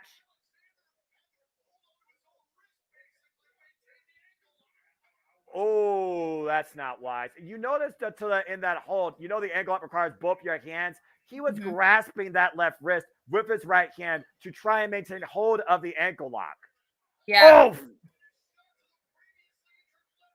And that was close to the left groin where Steve Macklin suffered an injury. So there you go. Not a low blow, folks. That was a kick to the high inside of the hamstring. The left hamstring. And meanwhile, rolling elbow strike covered by Josh Alexander. 2 count only. I think a lot more than that to knock out Steve Macklin. I will say that right now. Well, it's smart for him to use the right arm and not the left for that move. I will say that. And Josh Alexander might be looking for another Olympic slam, and Macklin finding out of it, driving his elbow into the head and shoulder. Picking up speed here. And again, went for that kick, but Josh scouted and once again looking to apply the ankle lock. But how well can he maintain this hold? He's got it in this time, though. Oh, man. And again, think about this. Oh, no, if Macklin can reach, he might have to tap. And think about this, that's on the left leg, which, of course, hyperextends all the way up to his groin. Oh, but driven into the second turnbuckle to relinquish the hold. Again, the scouting of Steve Macklin has to be always in the back of the head of Josh Alexander. He had to know that Macklin knew how to escape that. Yeah. Oh! A clubbing shot, back of the head. And shot to the back of the... Uh-oh. Up on the shoulders. Oh. Damn! Wow. What a toss! Cover! I wasn't expecting that. Oh, that was like a freaking F5 of sorts. And that was only with one arm, by the way. Again, he is trying to pull everything out with the right arm in position. Watch this. Wow, you're right. Let me add that in. And a cover there on the replay. Hook on the right leg, by the way, not the left leg. And now he's trying to climb with one arm again. Josh Alexander is basically wrestling a match with one arm at this point. And now finding his balance on the top rope. But is he taking too long here? Oh! And again, and I think I know what Macklin is saying up for here. Target sighted. Target sighted, Dattila. Me too. Tag him, bag him. Oh, the crosshairs. Yep, caught in the crosshairs. Now the double underhook. KOA! Oh, but Josh went to the outside. Oh, no. And that might have been the pinnacle moment for Macklin to win this match. I do agree. He should have. Oh my God. I mean, again, lifelessly rolling out, and the mouth guard just fell out of his mouth, which of course prevents a knockout. Now Macklin looking to follow up. There's a Alexander countering the Scud, the Tope Suicida, and driving Macklin to the floor. Look at this. Oh my God. Man. Talk about turning a man's momentum against them. Both men damaged goods, both men down on the outside. This is our main event tonight at Victory Road. First time ever, one-on-one encounter. Steve Macklin, Josh Alexander. Steve Macklin with an injured but recovered left groin. And Josh Alexander returning from an injured, surgery repaired, torn tricep in his left arm. Oh, what? I mean, at this point, Macklin might take the count out. Took the legs off from underneath him. There's 8. There's 9. Whoa. Alexander beats the count. Good grief. The crowd, Josh Alexander has a crowd behind him. Well, again, I do think Macklin also has supporters too. At the end of the day, these two might not show initial respect for each other, but afterwards, when you go through war, you got to show some sort of respect. And these two men have been at war. Mm-hmm. Oh, God. The heavy elbow strike. Oh! Oh, open palm strikes. Oh, boy. And it looks like right now both men are trying to find the fire in each other. It's a firefight here. This is Japanese wrestling. This is what you do to fire up your opponent. Over palm strikes. Overhead, excuse me. And Josh Alexander getting the better of the exchange. Look at the sweat fly off. Oh, that left arm. And hook him up. Oh. They hook him up over the suplex. Another one. Brainbuster of sorts. Dropping Josh Alexander on his head. What is Steve Macklin thinking going up the hop? He doesn't normally do this, so I'm not sure at this point. But you got to go for broke if you're going to win this. Again, how bad has Macklin been seeking this victory? Off the top rope. Oh, knees up. Oh, no. It's a cradle too. Oh. That was close. The wherewithal of Macklin to be able to kick out of that. Meanwhile, double underhook. Might be looking for C for a spike. The counter, the jackknife, the float over the cover too. Ooh. Kick out again. Now looking for KIA again. The fake out. Oh! Oh, he's going to hit the C4 spike, isn't he? Possibly after the kick to the groin, practically. C4 spike, cut out! Oh, no! There's the cover! Oh! So Alexander has done it! Oh, my God. What a match. Good grief. What a match from both of them. War. Made an event, indeed. In a match that was over 1 year in scouting, 1 year in the making, 1 year in waiting. Both these men delivered tonight in the main event, and Josh Alexander claims victory. And it took what an incredible show so far. God. And okay, what an incredible night of action, an incredible main event. First time encounter, damn sure won't be their last, between Steve Macklin and Josh Alexander. Josh Alexander proved once again why he is the standard, why he is the Iron Man of Impact Wrestling, as Macklin brought mayhem for all and found no peace with it. Josh Alexander stands triumphant tonight at the end of Victory Road, and definitely has put his name towards the Impact World Championship. As we leave you from tonight's festivities for the JMN Multiverse, for I'm the Seminole Foster. Thank you for tuning in to Victory Road. And that's all, folks. Not yet. What a pay-per-view. Still got the shameless obnoxious plugs. As we do. But great show. Great effort by Impact Wrestling. Having to go up against, the more popular wrestling companies around the world. In North America specifically, WWE and AEW. And they are, for us West Coast folk, they are on their way out. Well, actually, if you didn't watch on East Coast time, SmackDown's barely starting. Well, I understand that. I'm talking to the folks who watch on West Coast time, which is which is me. But I'm going to go through the plugs briefly. I don't know if it's them glitching or me glitching, but I'm going to go ahead and keep going here. Again, thank you all to everybody that watched. We had pretty consistent numbers throughout the night, so much appreciated there. JJ, let's go ahead and start with what you are going to be handling business on tomorrow, my friend. Oh boy. Yes. Open mic night tomorrow is going to be a state of the industry address. I thought that would be a great way to kick off our brand new season.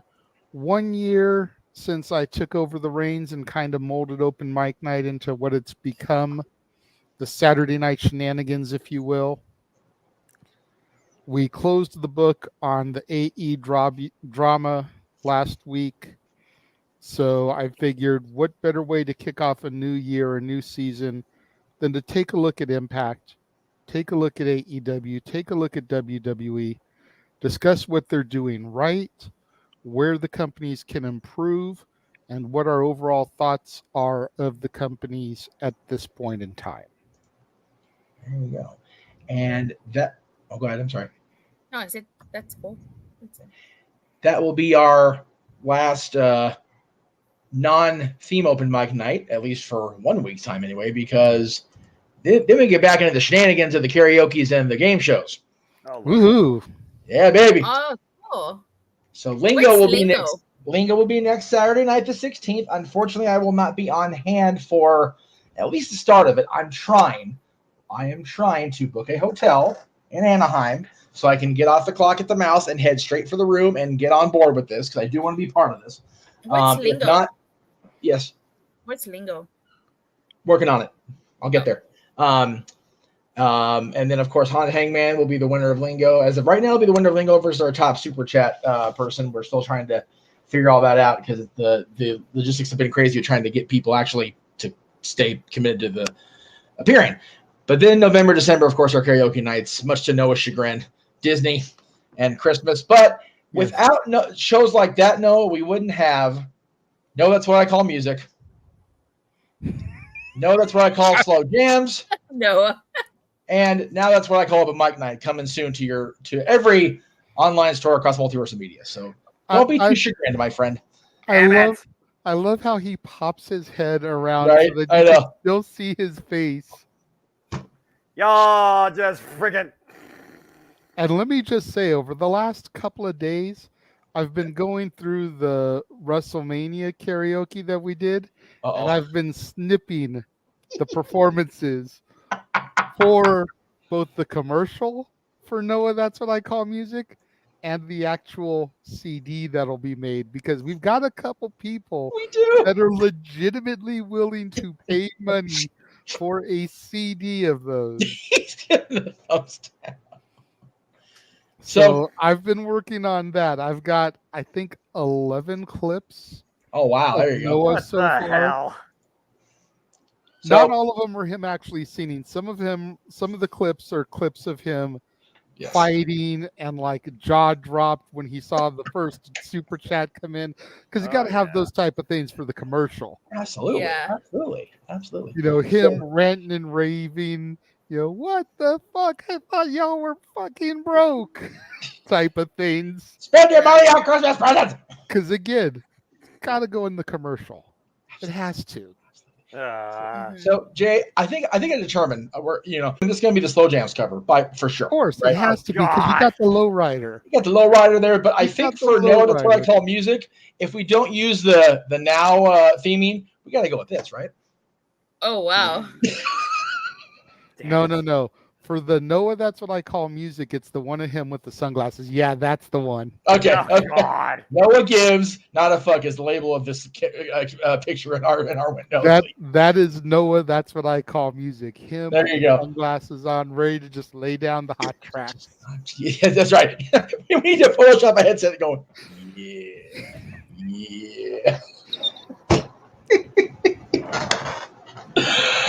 And that's all because of the karaoke and game show nights. From people like you, we can't do this without folks like you. From viewers like you. Viewers like you, the PBS. There you go. She got it. PBS. Oh, God. One of us. Anyway. Oh, God, that's all you're encouraging this madness. I Sorry. say it all the time. I feel like it's a pledge drive, but we're being 100% sincere. Yeah. Like if it wasn't for y'all, our fans, dropping almost $500 on nights like British Invasion karaoke, we wouldn't be able to do this stuff. So it truly is because of viewers like you. Yes. People think we're being like insincere and we're going for like the PBS KDOC haha. We're being 100% serious. Yes, that's the thing. That's what makes it even better. It's stuff like that makes me able to go to this convention at the end of the month for the Halloween franchise and have serious possibilities of bringing people in. Nice. So Gotcha. it'll be a thing. Had I had more time, it would have been able to, put together something to go to if they had I don't know if they had a Power Morphicon this year or not. But no, it's every 2 years. It's next Power Morphicon next year is the same weekend as All Out weekend. So if you guys are planning to going to All Out, you got to pick. Well, I mean, yeah, that's considering not a hard pick for me. At the end of the day, if I was able to go to both, but yeah. Speaking of time, Dattila, I know that you're running short on time like the Millionaire Horn. Again, Dattila, absolute pleasure. I look forward to continuing to call, cover, and maybe predict Impact with you. I know that you're going to provide your own exclusive Simple Take on the show. I look forward to hearing your take on that. So before you go, JJ, I'm going to put you on the spot. Dattila, anything you want to say and anything you want to plug and promote? Yeah, you guys can check out my channel, Rangers of Wrestling. I go live. Well, not immediately after. But clearly not immediately. Yeah, for Raw, SmackDown, AEW Dynamite, Rampage, and sometimes Collision. I cover the Impact pay-per-views and plus specials. And this past August was Power Month. Unfortunately, my Power Month didn't go as planned, but I did do at least 3 videos, so feel free to check them out. I unboxed the Black and Gold Dino Megazord. I ranked all the Power U themes from my least favorite to my most favorite, and I talked about the anniversary specials. Nice. There you go. I don't know why that's all open. We'll go ahead and. God, this computer's being such a special boy today. Anyway, golly, come on, computer, wake up. There we go. Okay, cool. Thank you, Dattila. Appreciate again your debut as one of us. Masterful. So thank you. We will definitely look forward. I'm a movie freaks. You keep saying one of us. You got a guy that reviews movies for a living and a guy that works at Disney. No one knows what it means. Everybody knows. And we look forward to seeing you coming up this Thursday with us on our Impact 1000 call. Oh, okay. I was like, wait, this Thursday? I'm not sure why the screen is not showing that because why is it a black screen? Because right. Botched. I didn't. Anyway. All right. Well, I gotta go, you guys. Yes, so have a great night. So appreciate it. Pleasure. See you tomorrow for the night. Power down. All right. Bye. Power down. Yes. Okay. I'm gonna. The last 3. Stupid. I'm gonna try to get on the phone. Anyway, while I'm doing that, I will go ahead and say that yes, we are covering Impact 1000 tomorrow, but on Thursday, not tomorrow. Tomorrow's open mic night. I swear, I'm so used to doing stuff every day because it's been nonstop like that these last couple of weekends. So I don't blame you. It really has. But Noah, you talked earlier about no sleep for Noah till at least tax day 2024. It's stuff like this. Oh God, we've got 10 nights of watch-alongs the rest of this year that have been promoted already. They're going to throw at least 2 or 3 more of it at us. It. I was going to say, not on this graphic. That there's probably going to be NXT Halloween Havoc as a Tuesday special. Yes. Especially since I believe Halloween actually is a Tuesday. I believe it is. Really? Yes. Oh, Lord. Yeah, because you figure Turning Point is the 27th of Friday, so 20th, 29th. Monday would be the 30th. Tuesday would be the 31st. Yep. Damn, that is accurate. I'll be darned. You figure Impact is going to give us Overdrive. I think that's what the name of the other show was. It was last year. You're correct. And you figure WWE is definitely going to have a December pay-per-view, PLE. So you figure that you've got at least 3 more things coming our way. As long as AEW doesn't put another pay-per-view. I mean, I love what AEW gave it this year, but dadgummit, Full Gear should be your last stop. Enough. Yeah, AEW won't give us another one. I hope not. But you figure NXT, WWE proper, and Impact will probably give us each one more that isn't on there. Wait. Oh, shoot. My brain. Damn it. Oh, no. I almost forgot. Yep, there is one more. Ring of Honor Final Battle. Yep, and I final forgot all battle. about that one. Jesus. Oh, got it. But that, again, that's just what's announced. And then, of course, lest we forget, we know about at least 2 for next year. Yes. Well, yeah. Wrestle Kingdom 18. Which will very likely feature such calls as. And then I've heard the director of this is working on both a Bambi and a Peter Pan along the same lines. Peter Pan. Oh my god. Tinkerbell is going to be an obese recovering drug addict. Damn. So just let that sit in your head and percolate it. Think about the image you have of Tinkerbell, whether it's the Disney cartoon or Julia Roberts in Hook, and now imagine her as an obese recovering drug addict. Rainmaker! Nice.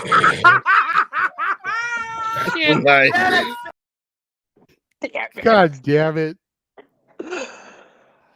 Such calls as that can be found during Wizard Kingdom and all like that, but definitely on Noah, that's what I call music. And I pointed out to Noah yesterday, the rumor is that come January 1st, Deonna Purrazzo's contract will be expired. Oh, I didn't know that. Could we have Purrazzo versus Julia at Wrestle Kingdom? Oh my God. If ever there was a possibility of Noah not being able to coherently speak for a few minutes, it would be that right there. I'm just throwing that out there. Could we have Purrazzo in the Women's Royal Rumble? Oh my God. Even if she just does that and then re-signs with Impact. Right? But just to be able to be a free agent long enough to have that moment. Yeah. And have one more up on or equal to Mickey James just to stick it in Hardcore Country's craw. The woman who's coming out right now on SmackDown, I honestly wouldn't mind the Virtuosa going one-on-one with. And that would be my least favorite SmackDown woman, the Queen, Charlotte Flair. The Queen and the Virtuosa. Yes. We know they're buddies because they've interacted on. Man, let me have that at Mania. Please, when we're calling it, seriously, golly. I need something to draw me in to bring that same level of absolute insanity I bring. Come on now, for women's wrestling outside the WWE, actually in WWE. I need that. That would do it. I haven't had that itch. That oh my God, it's incredible moment. This women's professional wrestling, the highest degree. Damn it. Since Rhea Ripley and Charlotte Flair this year at WrestleMania. All right. You could very well have that. You could very well have that moment this coming Tuesday on My NXT when Tiffany Stratton goes toe to toe with Becky Lynch. Potentially, but very, very potential. I still think they're jumping the shark with this, and I think it's going to be escalated to no mercy because you can't have Becky lose to somebody known to a lesser audience. I just think right there, that's weird strategy. If they have Becky and Tiffany in Bakersfield that close to us on the same night that I'm going to be in Pasadena for the Halloween convention, on the same night that something else, why can't I be there? Oh, that Frankie Kazarian and his band are going to be in Santa Clarita with another band that was on the Jericho Cruise with them. Like September 30th can kiss all of my ass. Like just all of my ass. Just saying. Because that's going to suck having to choose and all that shit. It's pissing me. It's going to piss me off. Fickle. Yeah. I can't help but be fickle there. It's like, what do I do? Well, to be fair, the convention's paid for, and I can get back from Pasadena pretty quickly to get to Santa Clarita. It's Bakersfield that's far and full of dust and no. Anyway, the end must justify the means. That is the ultimate decision at the end of the day. And it's like NXT does not do events period out here very often, let alone a PLE. So it's like, God darn it. Right. And that would be 2 PLEs this year because of Stand and Deliver and then No Mercy.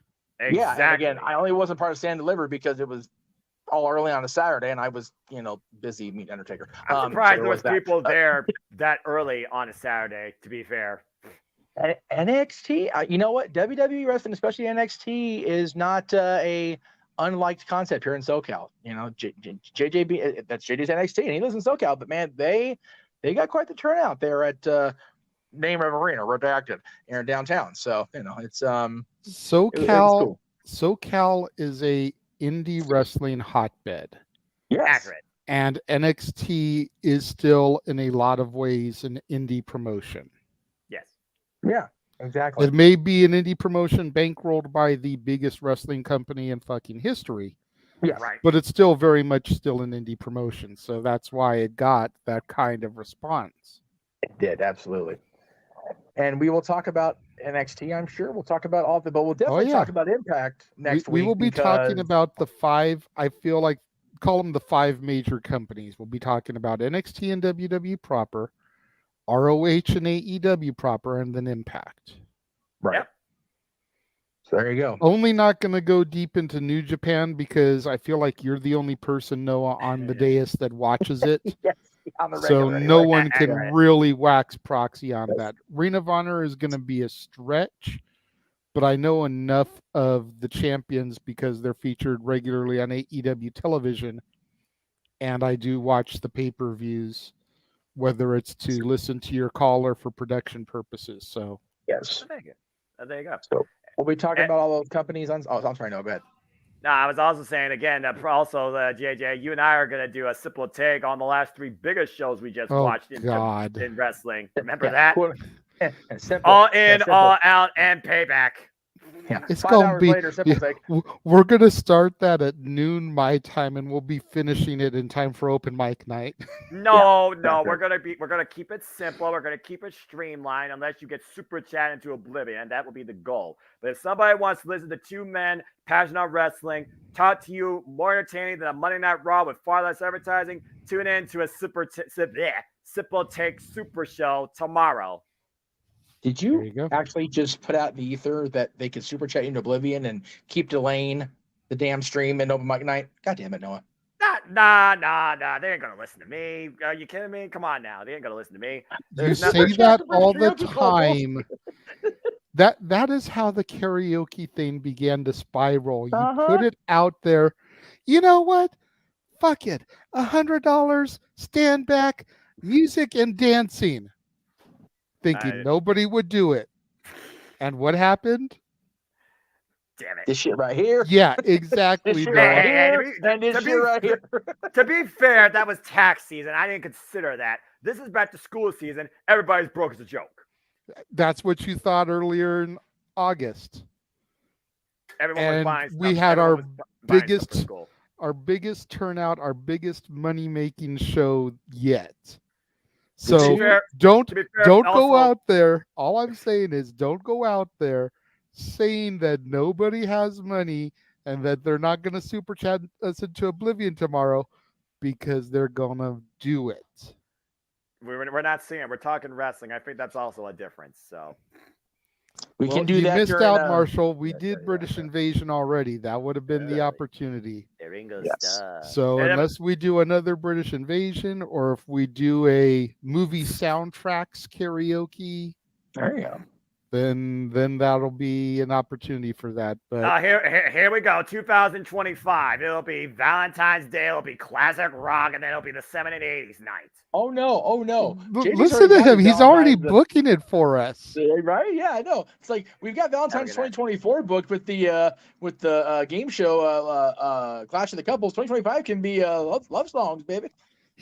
We've already booked that one, man, because we start talking about now, that's what I call slow jams. He's like, I haven't done any slow jams. We don't do any love songs. And I was like, well, thanks for booking the Valentine's show.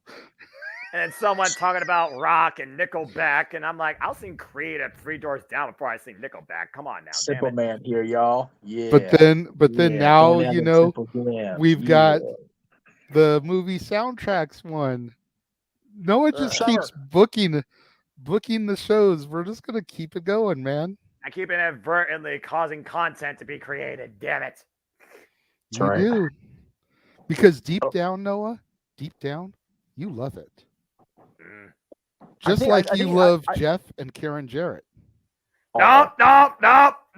Screw that witch! I will always curse that witch. Jeff Jarrett, the freaking guy in the Generation locker room. All right, you freaking Booker, you freaking worked TNA and WA, you freaking did the promotion, you freaking did the marketing. And now you're freaking trying to be a tag team champion, still in AEW, or trios champion. You stop doing that. Oh no, he changed his picture. Oh no. I changed it from Karen Jarrett, El Cabal, and Aubrey Edwards to me and Jeff Jarrett. Oh my God. I will say I can tolerate Jeff Jarrett more than I will ever tolerate that witch. Well, that's all I'm going to say about that. That's more than fair. That's more than fair. I'll give you that one. But thank you, Marshall. We appreciate the fact that you think the karaoke shows are entertaining. That is what we strive for. That's right. Entertainment for one night. That's for sure. But you can hear JJ and I both talk about Jeff Jarrett in a very positive light. If you missed earlier this morning, our top 10 episode of Dads featuring the greatest Intercontinental champions of all time, Jeff Jarrett, was definitely discussed this morning. So check that out. I figured. Well, why? I mean, God, Jeff. Hey, if you listen to several episodes of My World, he is the greatest professional wrestler of all time. By God. So, there you go. Let me ask Noah. Does Noah feel that Jeff Jarrett is a top 10 Intercontinental champion? All time. Personal bias aside, like think about the multiple reigns, the caliber of challengers that he had. Putting over China on his way out, he didn't have to. Oh, he's having a prop. Reroll. But to answer his question, yes, him. Oh, Jericho, there it is. Gunther. People I will always hold up to the Intercontinental Championship. Yes, he's in my top 10. Nice. Thank you. You definitely send that to Mansfield. Yeah. Oh God. Mansfield was trying so hard to defend your stance on Jarrett. He came up looking like you can watch Job back for yourself. Anyway, it was quite the late morning for Mr. Mansfield. Anyway, so you watch that back. And then, yes, I understand that there was no Talk Wrestling this last week because yesterday was bonkers. It was my third straight day at Disney. The original plan was to do Return on Thursday with Talk Wrestling coming up after Impact 1000 because we're all crazy people. We're just going to keep talking and talking apparently all night. But JJ suggested, and I'm going to go with his suggestion. At the top of the hour, 9 o'clock Pacific, midnight Eastern, it'll be brief, Talk Wrestling tonight. So there you go. Woohoo! Woohoo. So we're doing that. So spread the word out there. Do like we used to do on ODQ. You spread the word, we spread your... Never mind. Anyway. My question is who in this chat room, aside from Jeff, got Yata? That's right. Who understood that? If you understood that reference, you should come to Talk Wrestling, and we'll talk. It had nothing to do with wrestling, but we'll talk about it anyway. Let's see. What did I miss on plugs? I didn't. Cool. Oh, shout out for today, because in case I forget to do it later, and since we've got more people watching across the multiverse, September 8th is a big day, at least in the Meacham house, for a lot of reasons. So I'm going to go ahead and throw everything up there right now. Boom, there it is. Happy wedding anniversary to my parents. Aw. Happy wedding anniversary 12 years after them to our dear friends Peter and Emily. And if you look in that upper right-hand picture to the very far, not the very far right of the picture, but the shortest member of the groom side of the party, that's me with spiky hair, for the record. It's disturbing, I know. Happy birthday to one of the greatest King goaltenders of all time, Rogie Vachon, former GM of the Kings. Happy birthday to friend of the channel, Mr. David Arquette, only the second worst WWE World Champion of all time. Damn. And then the premiere of the very first episode of Star Trek occurred on this day in 1966. So happy Star Trek Day, everybody. There you go. And yes, the pilot with Shatner wasn't the first episode. It was just the first episode that aired. It was the Man-Child. So, excuse me, the Man-Trap. Man-Child. I'm thinking about Josh again. Sorry. Damn. Complete unintentional botch, but it worked. So yeah, it did work. A friggin' impromptu botch that which he worked. He fell in the cover and got the 3 count. Pretty much. That's it. Very much like a Jeff Jarrett finish in the 1990s. Let's see. I think that's everything. Yeah. So, JJ, anything you wanted to mention? I don't like this. What Shotzi and Charlotte teaming together. So I have to cheer for them because I love Shotzi. But I don't want them to win because it's Charlotte. Why are those two a tag team? Taking care Because of they were business. facing Damage Control. Oh, right. Shit. Io the champion, and Shotzi's been going after Bayley. I think I know what's coming at Fastlane. And here's a face-to-face with Io and Asuka. Okay, maybe I don't know what's coming. No, that's it. But you can catch our coverage of Fastlane along with every other goddamn watch along the history of the planet. Right. Throughout this year. Jesus Christ. Now, prior to me being shocked because Shotzi actually got a victory, but she got the pinfall because she's in a team with Charlotte. What were you asking me, Jeff? I don't remember. Oh yeah. Okay. I was trying to make a graphic because I had the graphic in the thing I plugged for the week about kind of this week. I included the chalkboard, but you are in full back to school mode on Renegades of Reviews. Yes. This past week we had The Graduate go up on Monday. Nice. Mona Lisa Smile go up on Wednesday. Today was Mr. Holland's Opus. Nice. Tomorrow will be Reinventing Elvis, the 1968 comeback. Oh, nice. A Paramount Plus original for new release Saturday, talking about all the love and chaos that went into making the 1968 comeback special, told by Steve Bender, who actually produced and directed the original special. Oh, wow. They got Steve. Nice. So you've actually got like firsthand account of what it was like working with both Elvis and Colonel Tom Parker. So you're saying firsthand account from a reputable source. I wonder what that's like for Dave Meltzer. Oh, wait, never mind. Go ahead. Right. He's not wrong. So yeah, I've got all that. The next week is going to be more of a humorous week of back to school night, or back to school month. We're going to have Encino Man, Bad Teacher, and Can't Hardly Wait. Tremendous. All leading up to next Saturday's new release, You Are So Not Invited to My Bat Mitzvah. A Netflix original from Adam Sandler and Idina Menzel. That is the strangest production combination I think I've heard this year, and I'm okay with it. Right? I mean, you've got Happy Gilmore and Queen Elsa. About a movie about a bat mitzvah. That's good shit, pal. Anyway, right? And it goes to show what freaking cinema could be tomorrow night. Yes, and then of course, like Noah said, 8 on Simple Take tomorrow, beginning at noon Pacific, 3 Eastern. Simple Take Super Show. Even if we're able to streamline this, bro, like I figure we're probably going to go close to 3 hours. You figure an hour per show. Yeah. That's still a lot. A lot. So check it out at New Pacific. Noah and JJ's anything but Simple Take on the last 3 pay-per-views. Look, like I actually set up my show for tomorrow to go live at 4 Pacific, 7 Eastern, just so that I knew we'd be off the air by then and not competing. Yeah. Because we know your show's not going an hour, so you won't know Mike Night, so that's good. Oh boy, we're gluttons for punishment, but we're also people that are just passionate enough content. Yes. And what content mainly were you passionate about, Noah, as you take us home?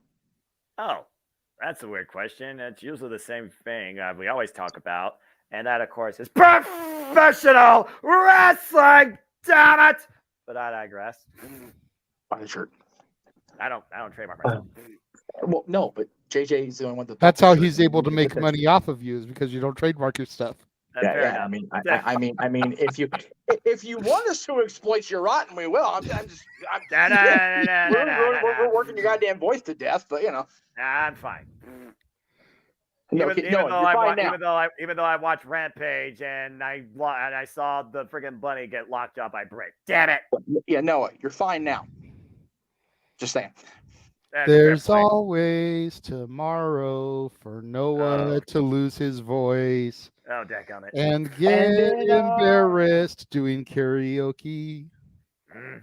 And if Noah's voice goes out, our watch-alongs are screwed because none are as good as he does.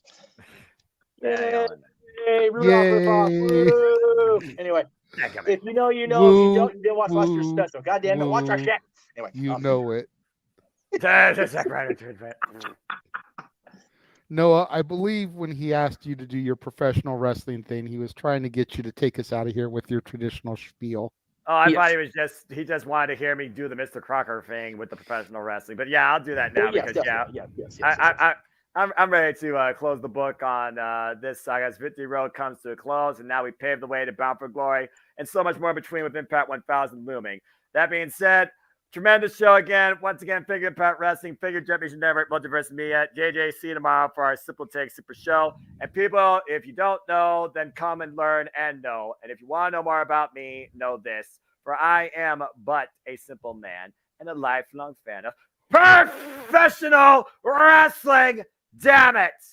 But that I digress. I only wish to constantly encourage you that there are no winners, there are no losers, there are no betters. Just fans with opinions for this passion we all share. At the end of the day, folks, support one another, respect each other, protect your mentality too, treasure your families, and just your life, and enjoy professional wrestling.